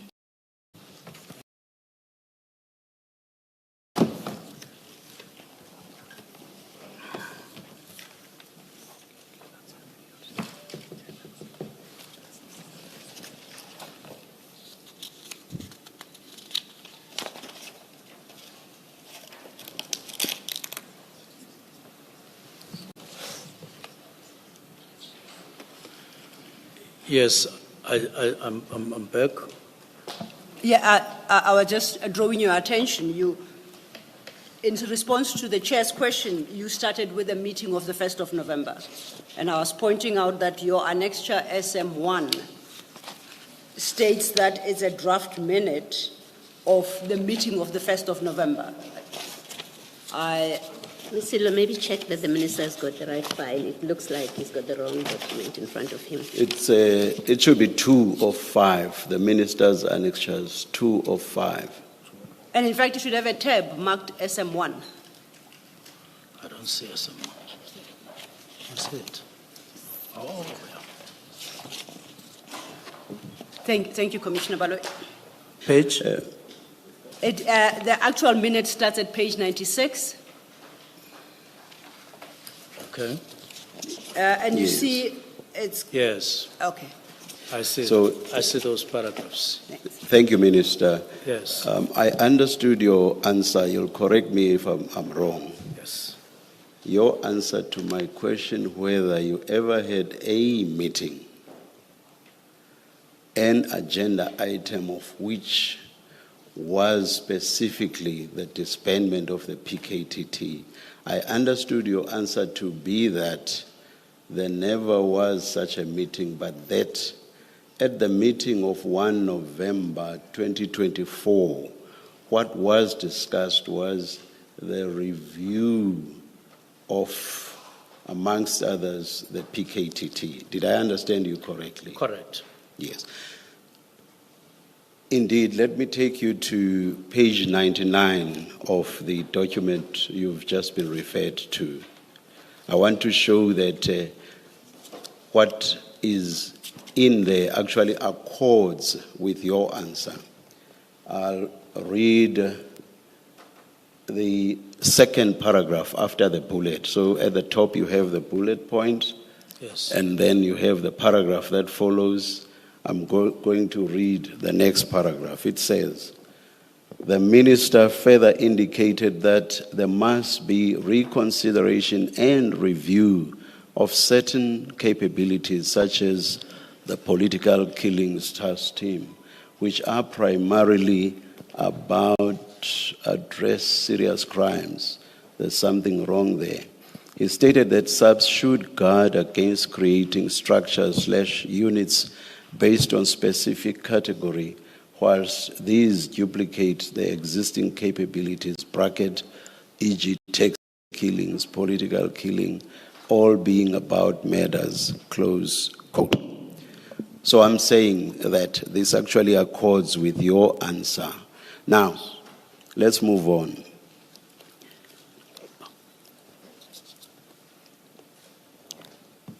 From then, that point, that is from 1 November 2024 up to and including 31 December 2024, did you ever have any other meeting that discussed the disestablishment of the PKTT? We had a more or less similar meeting Similar, meaning still a review. on the 22nd. Still about a review. Yes. So effectively, or perhaps before the question I almost asked, Minister, what was the relationship, working relationship of course, between you and the National Commissioner from the time you became Minister of Police up to the 31st of December 2021? What was the working relationship like between the two of you? It was what I could describe as a very good relationship. Very Working good, very relationship. good working relationship. Yes. Thank you. Now, on the 31st of December 2024, you surprise everybody within SABS, in particular the top management, with your decision of that day. And you do this having a very good working relationship with the National Commissioner of Police. You accept that that is effectively what you did. You as it were, if I were to be metaphorical, you drop a bomb like that. Not exactly. Not exactly. Not exactly. Why not? The reason is in the narrative that starts from 2019 with anticipated reintegration of the team that had been established, then extending. The narrative was always that the NPKT, right from the beginning, is for 6 months. And then it gets extended another 6 months, then a year, then another year. But in the minds of management, in the minds of SABS management combined, both from the ministry and from management, it is anticipated, it is expected, it is something that we should be doing, even when you now had teams functional, murder and robbery. But so, yes, maybe an element of surprise, but not exactly, because it's something that has been in the mind, has been spoken about, and it has always been something that we could do anytime, just required somebody to come forward and say, the time is this one. Minister, the PKTT is in existence, and for the time when there would be interministerial committee meetings at which the PKTT would report, it was always praised throughout, correct? Yes, correct. And in fact, all of these meetings, let me say most perhaps, most of these meetings are post the one event you referred to, which is what was that report? The 2019, the work study. Oh, the work study. Most of these meetings go into the 2000s, and it's not just one meeting. They go into the 2000s. And the work study is in 2019, am I correct? Yes. Yes. It started in 2018. So beyond the work study that you partly rely on, the PKTT is being praised at meetings of the Interministerial Committee, correct? Correct? Yes, correct. Correct. Now you are suggesting that because something had happened or had been said in the work study, therefore, senior management of SABS must have expected that you could just drop what I will continue to call this bombshell, even though they have been praised throughout, right up to the time of the last meeting of the IMC. No, they were actually expecting a disbandment. Can you seriously say that, Minister? Come again, Chair, on the last part. I am saying, Minister, right up to the last meeting of the IMC, which was in the 2000s in terms of years, they were being praised. Yes. And this is way after the work study report. Yes. So what I'm saying is, surely if they are being praised, Minister, they can't expect that, but we're going to be terminated the very following day. So what I'm putting to you is, on what basis can you seriously contend that they must have been expecting that the PKTT would be disbanded? Just on what basis? They are being praised for what they do. On what basis could they think, despite our performance, good performance, insofar as I'm not talking about Dr. De Haas and other people, you know, and I'm by no means judging what they, Dr. De Haas and others have said, not at all. But I'm saying, in accordance with the assessment of the IMC, they are performing very, very well. On what basis can you seriously suggest that they must have been expecting that they could be disbanded any day? Now, firstly, on the basis that subsequent to, and I'm careful, you will correct me, just shortly after the letter of the directive, National Commissioner in the preliminary report says they have achieved what they were supposed to achieve, which is not something that I think just arose after the directive. It would have been there, noticed and identified. That is my point number one. In other words, and secondly, I would say, on the basis that, therefore, they would have been seen even by management not only to have performed very well and commended, but have achieved what they were set up to achieve. And this is backed by stats, the deterioration, the decrease, substantive decrease, especially in 2023, of political matters, indicated by stats, down to 11, and 2024 down to 7 matters. So, and though on the basis, sheer basis of the problem or the challenge for which they were established, and then discussions in the meetings in November,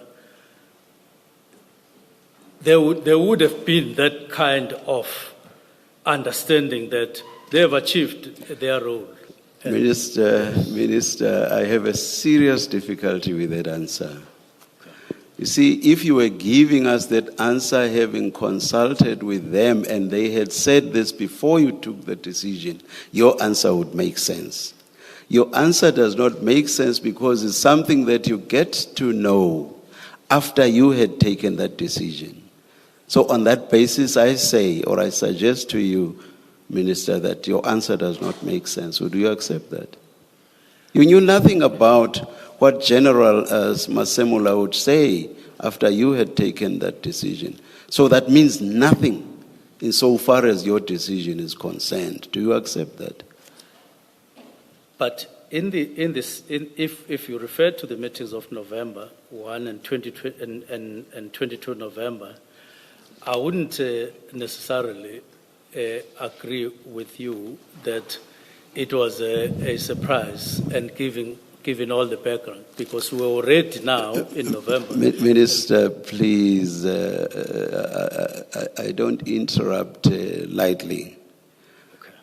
But I'm not talking about what had happened before now. I am asking a question that relates to what you say happened after you had taken your decision. So I do not see how you now go back. I'm saying, your answer that General Masemula says, what the PKTT was set up to achieve had been achieved, sort of aligns with your decision. So I'm saying that answer to my question does not make sense, because what General Masemula says post the taking of your decision could not have been a factor in your mind or could not in any way have informed your decision, because you get to hear of it after you had taken your decision. So I suggest to you that the answer to my question does not make sense. Do you get me now? Do you get me? I get you very clearly. Do you agree with my suggestion to you? I would say the answer to your question lies not necessarily on the meeting, on the preliminary report on the 22nd January. It lies in the meetings in November, before I wrote the directive, of the 1st of November, the 22nd of November, even though it was not directly a disbandment, but the answer lies there, that there is this review, there is this discussion, there is this anticipation. Was a point, Minister, ever reached at the November meetings? Pardon? Was a point ever reached at the November meetings? November meetings which were about a review. Was a point ever reached at those meetings or at any other meeting before 31 December 2024 that there should be disbandment?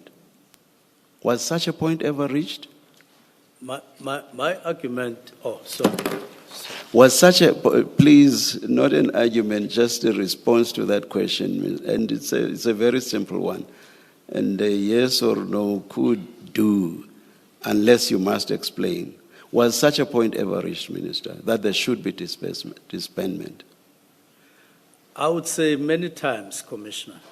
Before 31 December 2024? In the sense that when you are the minister, I'm talking about when you are the minister, let's forget about the work study. Okay. And I don't even agree that there was anything that there should be a disbandment even there. But anyway, the November meetings up to 31 December 2024, was a point ever reached? So I'm giving you a timeline. Was a point ever reached that the PKTT should be disbandment? Was such a point ever reached?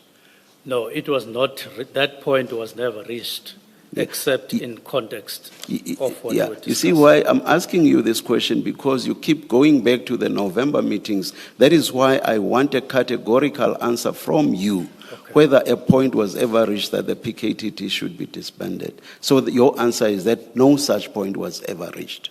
No such point was ever reached directly, as you ask. Well, thank you.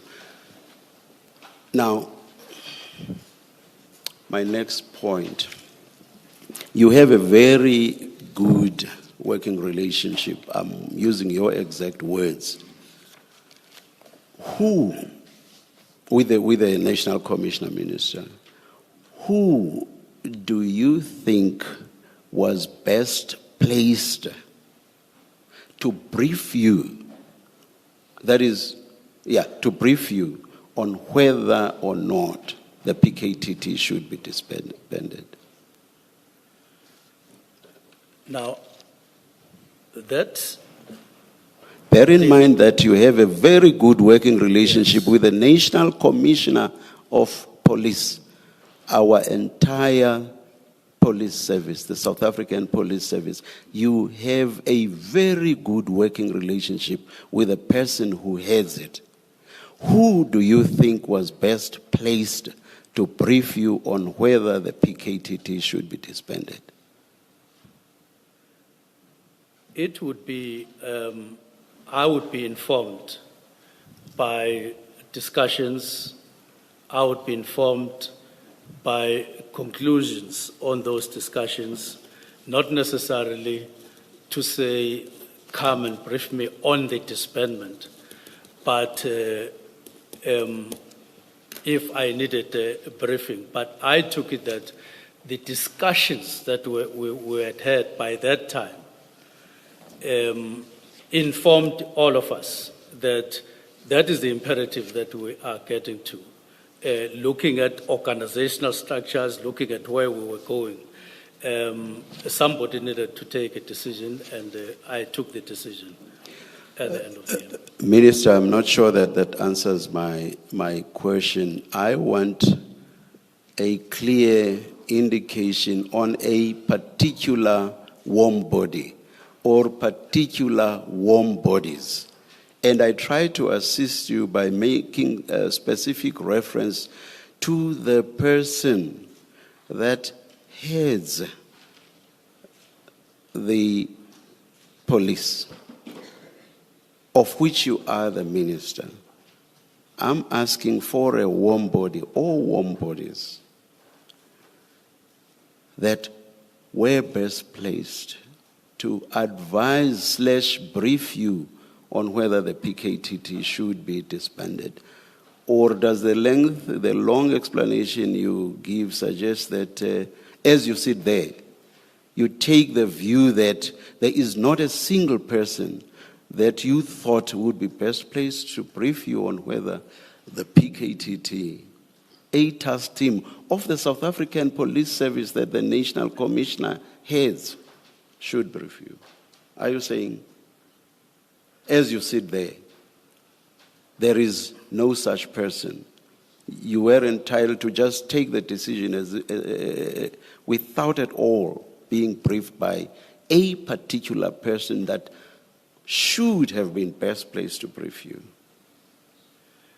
Commissioner, I would So the question is two-pronged, as it were. I've not dropped the first part, which is, who do you think was best placed to brief you?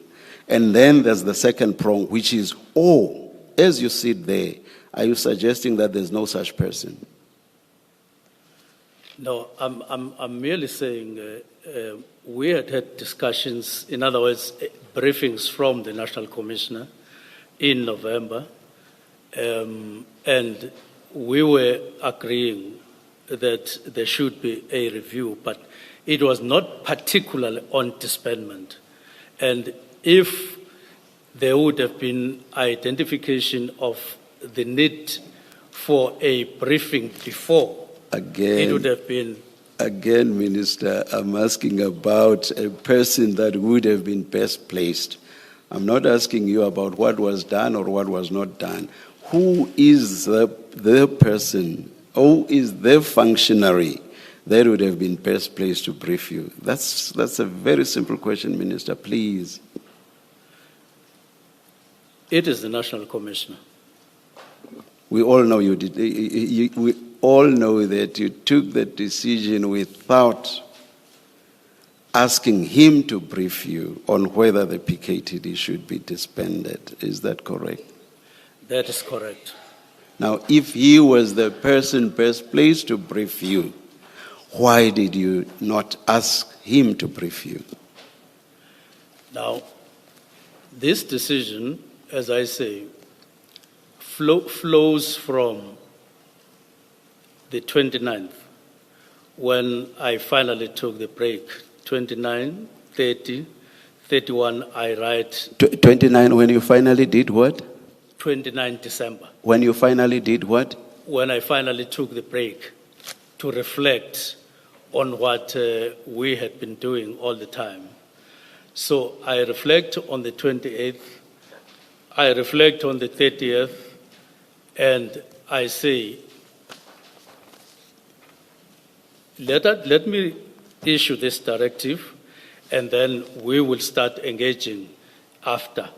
And in the meantime, there would then be space for all of us to engage. If it comes to a point where we have to review the decision through the preliminary report or something else, that I would be prepared to do. If you were open to a review, what was the big rush? Pardon? If you were open to a possible review which could have resulted in the reversal of the decision, what was the big rush? You say 29, 30, 31, you decide. What was the big rush? What was the big rush, Minister? The rush, yes, if I could use your words, Commissioner, was to give an indication that what was supposed to have happened before and the wrongs that were going on in terms of budgeting and so on, let us discuss those at the beginning of the year, but the decision is being taken that we disband, and so that we now focus on the decision, whether we agree, all of us, on this, or we don't agree, it would be fine. I was flexible and I was open to that decision, but don't postpone taking a decision at the time that you think you need to take a decision. And I didn't see anything wrong in taking the decision, but open and flexible to whatever that could come after the engagements. There are decisions that, there are instances where decisions have been taken and you say this decision needs to be taken in the interest of the public, and then we will consult. There are such instances that have happened in government. Minister, I still don't understand that explains the big rush, especially if you say that you were open to being convinced that the decision ought not to have been taken. Why start with a decision and await a possible reversal if you are convinced? It just gives me the sense that you were in a terrible rush. So my question stands, why the big rush? Why this terrible rush? I don't understand. Yeah, I wouldn't necessarily say it was a big rush. It merely was an exercise of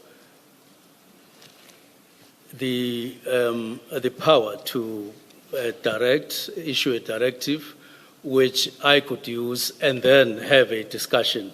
I didn't see anything wrong with a decision and then we discuss. Minister, you ministers don't issue directives for directives' sake. Why could you not rather say to the National Commissioner, National Commissioner, I am minded to disband the PKTT. Please tell me why I should not do so, and only disband the PKTT if you were not satisfied with the reasons that he gave you. Why did you not do it that way? I just don't understand this inverted decision, as it were. Decision, but I may be convinced to reverse it. That doesn't make sense to me. Why did you not say to General Masemula, General, I'm minded to disband the PKTT. Give me reasons why I should not do so. Well, I didn't think that particular way, Commissioners. I thought that I would give the directive and we would sit down and have a discussion as indicated in my letter.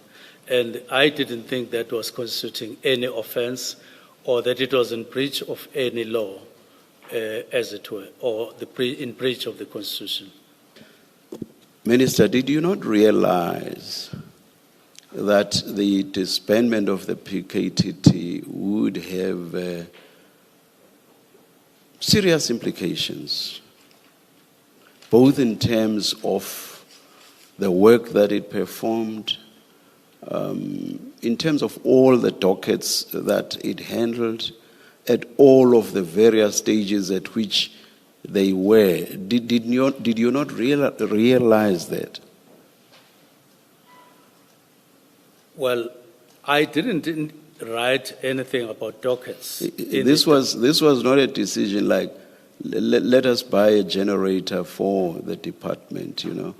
It was not that, yes, that too has financial implications, but I think the implications of disbanding the PKTT would be far-reaching. Do you accept that that is so? I didn't indicate anything about dockets because I understood that when I issued the directive, it doesn't have immediate implications on what was happening in relation to dockets, and it wouldn't have, because that would be a subject of discussion in the preliminary report and subsequent meetings that would take place. This was a mere decision to say, let's start the process of engagement, in other words. Insofar as you were concerned, the effect of your decision would be down the line, as it were. That the effect of my decision would be assessed properly, engaged on, after the decision So, in the preliminary If it report. were to take effect, and I'm saying if it were to take effect because you say there could have been the possibility of a reversal. So if it were to take effect, it would take effect down the line. Do you accept that?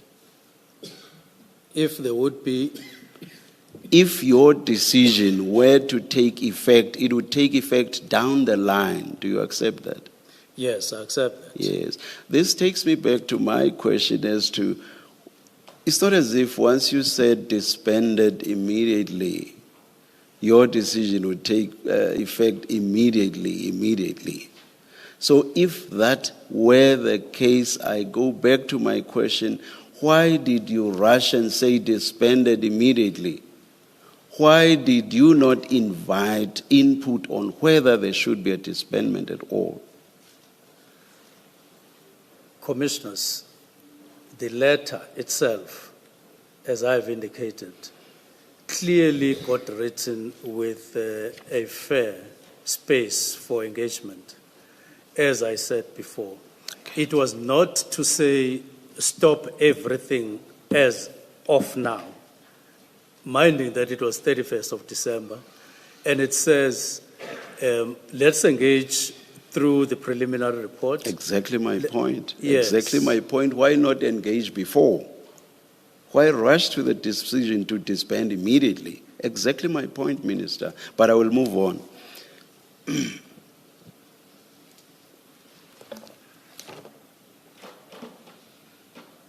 Maybe let me leave my colleagues, perhaps will deal with the disbandment issue and your letter later. I have a few other questions which may not be few because of necessary follow-up questions. General Sintumule told us that there are more than 10 task teams nationally. Do you accept that this is indeed so, Minister? Agreed. Thank you.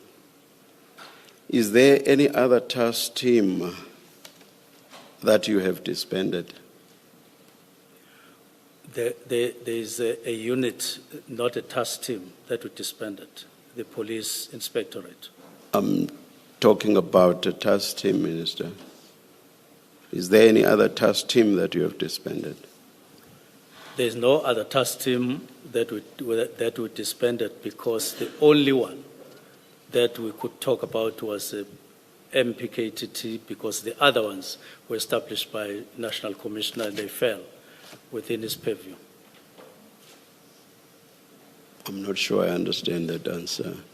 I read your statement, Minister, to say that you can operate even in the, or put it this way, you say that this idea that you cannot play a role on operational matters is incorrect. You say so in your statement. Yes. And some of the operational matters would be matters that concern the purview of function, obviously, of the commissioner, and indeed anything that relates to whatever the national commissioner may have done. Would that not be correct? To the extent that you say that constitutionally, because you say that you can act even operationally, you say that comes from the Constitution. So constitutionally you say you may engage in operational matters, correct? That's in your statement. That is not to say practically go and constitute, decide who must get into the team, who must go and be based where. That is away from that. No, Minister, no, please. I'm just saying, you say in your statement that the Constitution empowers you to play a role even in operational matters. Does your statement not say so?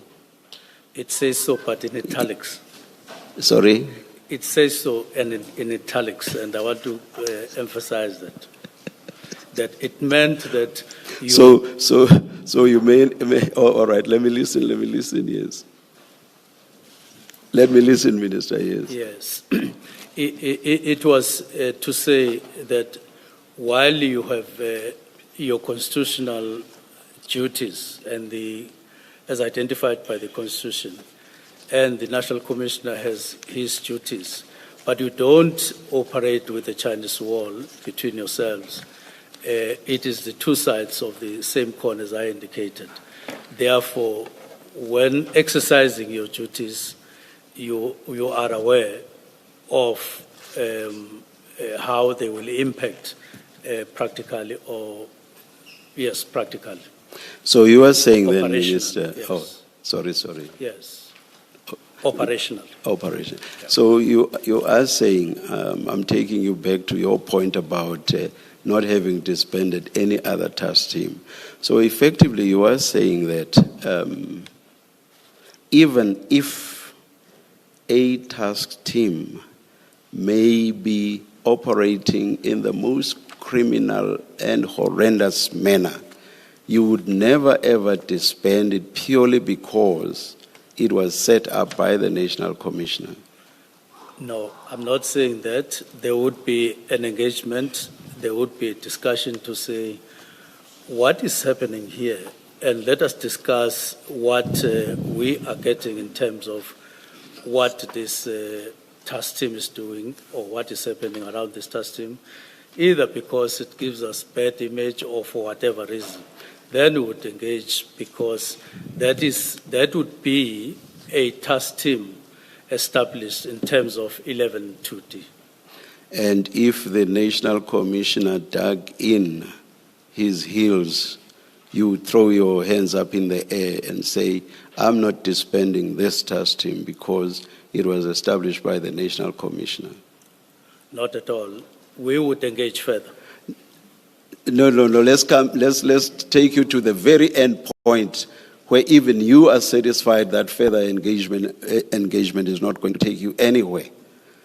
So the National Commissioner is digging in his heels. You would throw your hands up in the air. Not at all. It would mean that we are now incompatible. And because the National Commissioner is appointed by the President, I would go to the President to say we are becoming incompatible with the National Commissioner based on 1, 2, 3. And then he takes a decision. I will leave it at that because I was tempted to say, and then a new National Commissioner is appointed, and that National Commissioner is happy with the existence of that task team, but I will leave it there. Because I just want to test this idea that you can only disband task teams that have been created by whom, by the way? Yes, you can only... Task teams created by whom? Yes, you can only disband the task team as minister. Created by whom? Created by first. Because you, the minister, cannot create any task teams. No, I'm saying this one, as I say, was not created by the National Commissioner. It was created through the intervention of the President, then the task team, the interministerial, and then deciding that there should be a mechanism. But that's what informed the decision. But Yes. The actual creation would have been in terms of statute, and where would that be? It would be in SABC, and it must have been by the National Commissioner ultimately. It may have been informed by what the President said, that filtering down to the IMC, then that filtering down to the National Commissioner. So this must have been created by the National Commissioner as well. Because statutorily, there is no way that something called an interministerial committee could, as a matter of law, set up a task team. That is not possible. They took a decision, commissioners, that there should be a mechanism in the form of a But task the team. actual creation in Operation, law, the yes. actual creation in law would have been by the National Commissioner. Operationally. He would be operationalized. But in law, Minister, it would have been created by the National Commissioner, in law. Yes, it would have, the creation would have been informed by the IMC decision, but in law, the actual creation would have been by the National Commissioner. I see You see, what I'm testing here is this idea that in law, there are some task teams that are created by I don't know whom, and others that are created by the National Commissioner, and that those that are created by whomsoever, you are entitled to disband. But those that are created by the National Commissioner, you cannot disband. I don't understand that as a matter of law.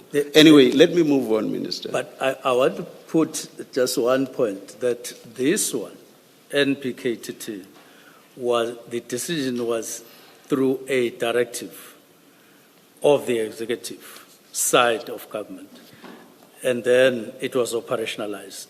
These other ones, National Commissioner can take a decision to establish and to disestablish.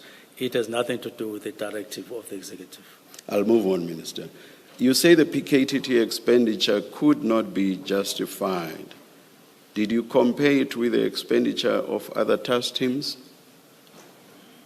No, we were dealing with the overall allocation of the budget, and I only complained about the management, the way we were managing the budget and allocating it. I did talk about less expenditure on detectives, less expenditure on other enablers. So it was not necessarily to be confined to a particular task team. It was spread in the whole organization to say we are not allocating the resources correctly here and here. Minister, you have said the expenditure of the PKTT was not justified. I'm asking you a simple question. Did you compare that expenditure with the expenditure of other task teams? It's a simple question.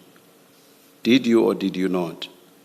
No, I didn't compare it with other task teams, but I do want to say the reason to remove the police inspectorate was exactly the same as that of the task team, the National Political Killings Task Team. So, Minister, for all you know, the expenditure of other task teams could well have been significantly higher than that of the PKTT. Come again? For all you know, the expenditure of the other task teams could well have been significantly higher than that of the PKTT. Or could be less. But could be significantly higher also. And could be significantly No. Do you accept the possibility I'm positing to you, Minister? Do you? Yes. Thank you.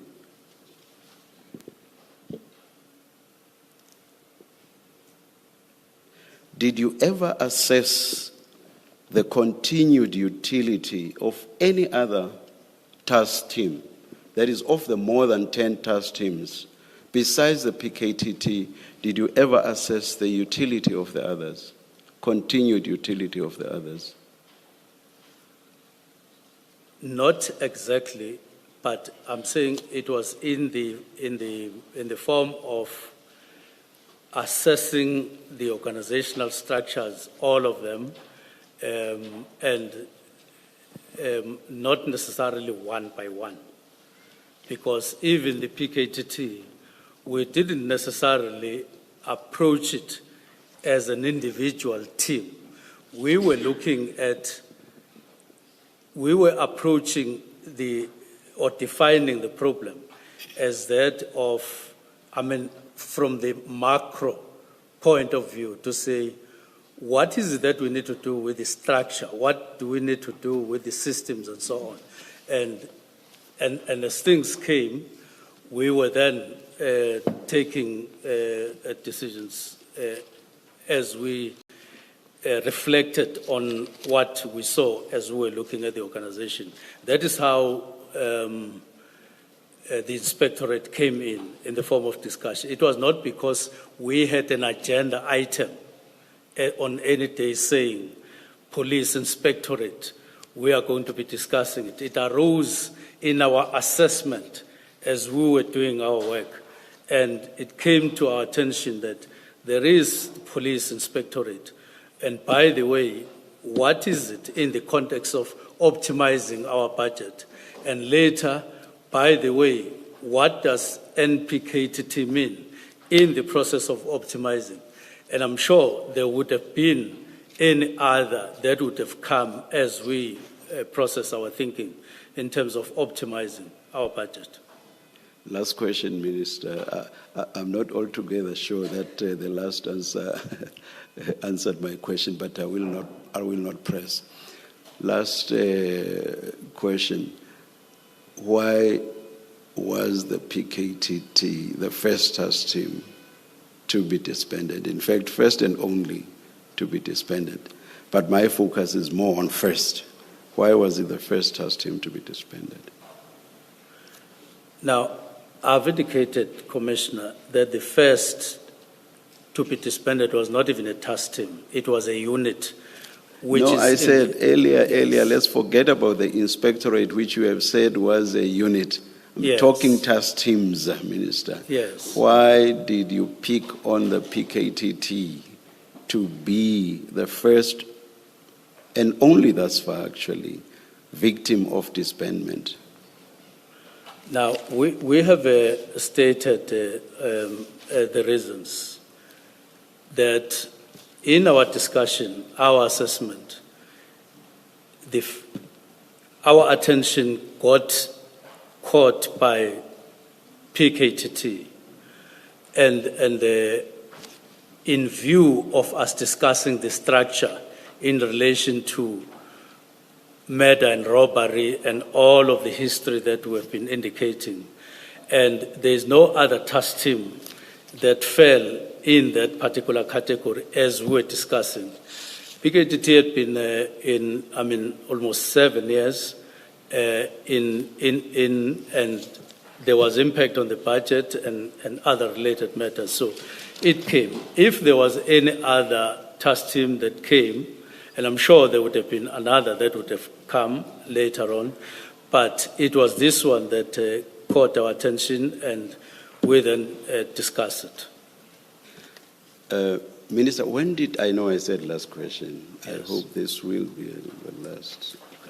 Okay. When did the thought that I must disband the PKTT first strike you? It was 29, 30, 31. On those days when I was no longer moving up and down, I was just sitting and reflecting on what we had been doing in the last 5 months. And I picked up what I thought were the most important things, especially by the end of the 6 months, and things that would have needed to focus on at the beginning of the year, and which had a lot of impact on crime. And we then said, I identified those three. But it was just a process that came when I sat down, 29, 30, 31. Minister, why I'm asking you that is because the very day before, the first one of the 3 days that you mentioned, the 29th. So the very day before, the 28th of November 2024, December 2024, you were at a funeral, I think it was in Mpangen, together with the National Commissioner of Police. And after the funeral, you wished each other well for the end of the year and so on. And you do not for a minute say to the National Commissioner, I am thinking of, in fact, I have decided to disband the PKTT. And starting tomorrow, I'm actually going to work on my document in that regard. But I know what your answer will be. Your answer is going to be, no, Commissioner, you are talking about the 28th, and the thought struck me only on the 29th. I was going to say to you, it is very strange that you did not mention the disbandment to the National Commissioner on the 28th. But I will not suggest it because you say you were suddenly struck by this thought on the 29th. I will leave it at that. But I find it very strange that on something so important with the sort of implications that you yourself realized, because you say you did not expect it, even though you said immediately, you did not expect it to happen there and there. On something so important with such implications that you would only have thought of it within 3 days of the issuance of your letter. So you think now and you act very quickly within 3 days. Poof, you've decided on an issue that is that important with all of these implications. I would, as I say, have suggested that at the latest, you should have mentioned this to the National Commissioner on the 28th at the funeral at Mpangeni. But I say I will not suggest so. You may comment if you want to. Thank you very much. The reflections that I made on the 29th, on the 30th, and on the 31st were not necessarily out of the rest of the work that we had been doing, because those reflections were taking the 5 months that I had been in office.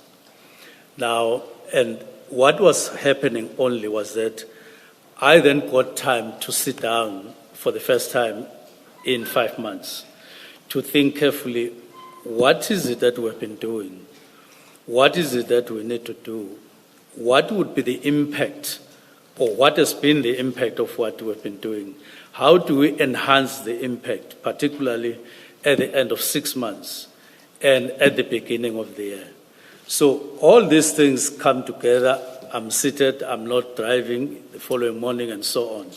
And then it comes to me that there are 3 things that I need to isolate and highlight that would make an impact in the first 6 months. It is these 3 that I ended up writing in the directive. And so it was not necessarily although on the 28th, as I say, I had no solid, or I had not settled on any particular course of action, if any, until I then said, but whatever I did on the 29th, on the 28th, on the 30th, and on the 31st was merely summarizing what we had been doing in the past 5 months. And then I then isolated these 3 directives and I wrote them. Thank you,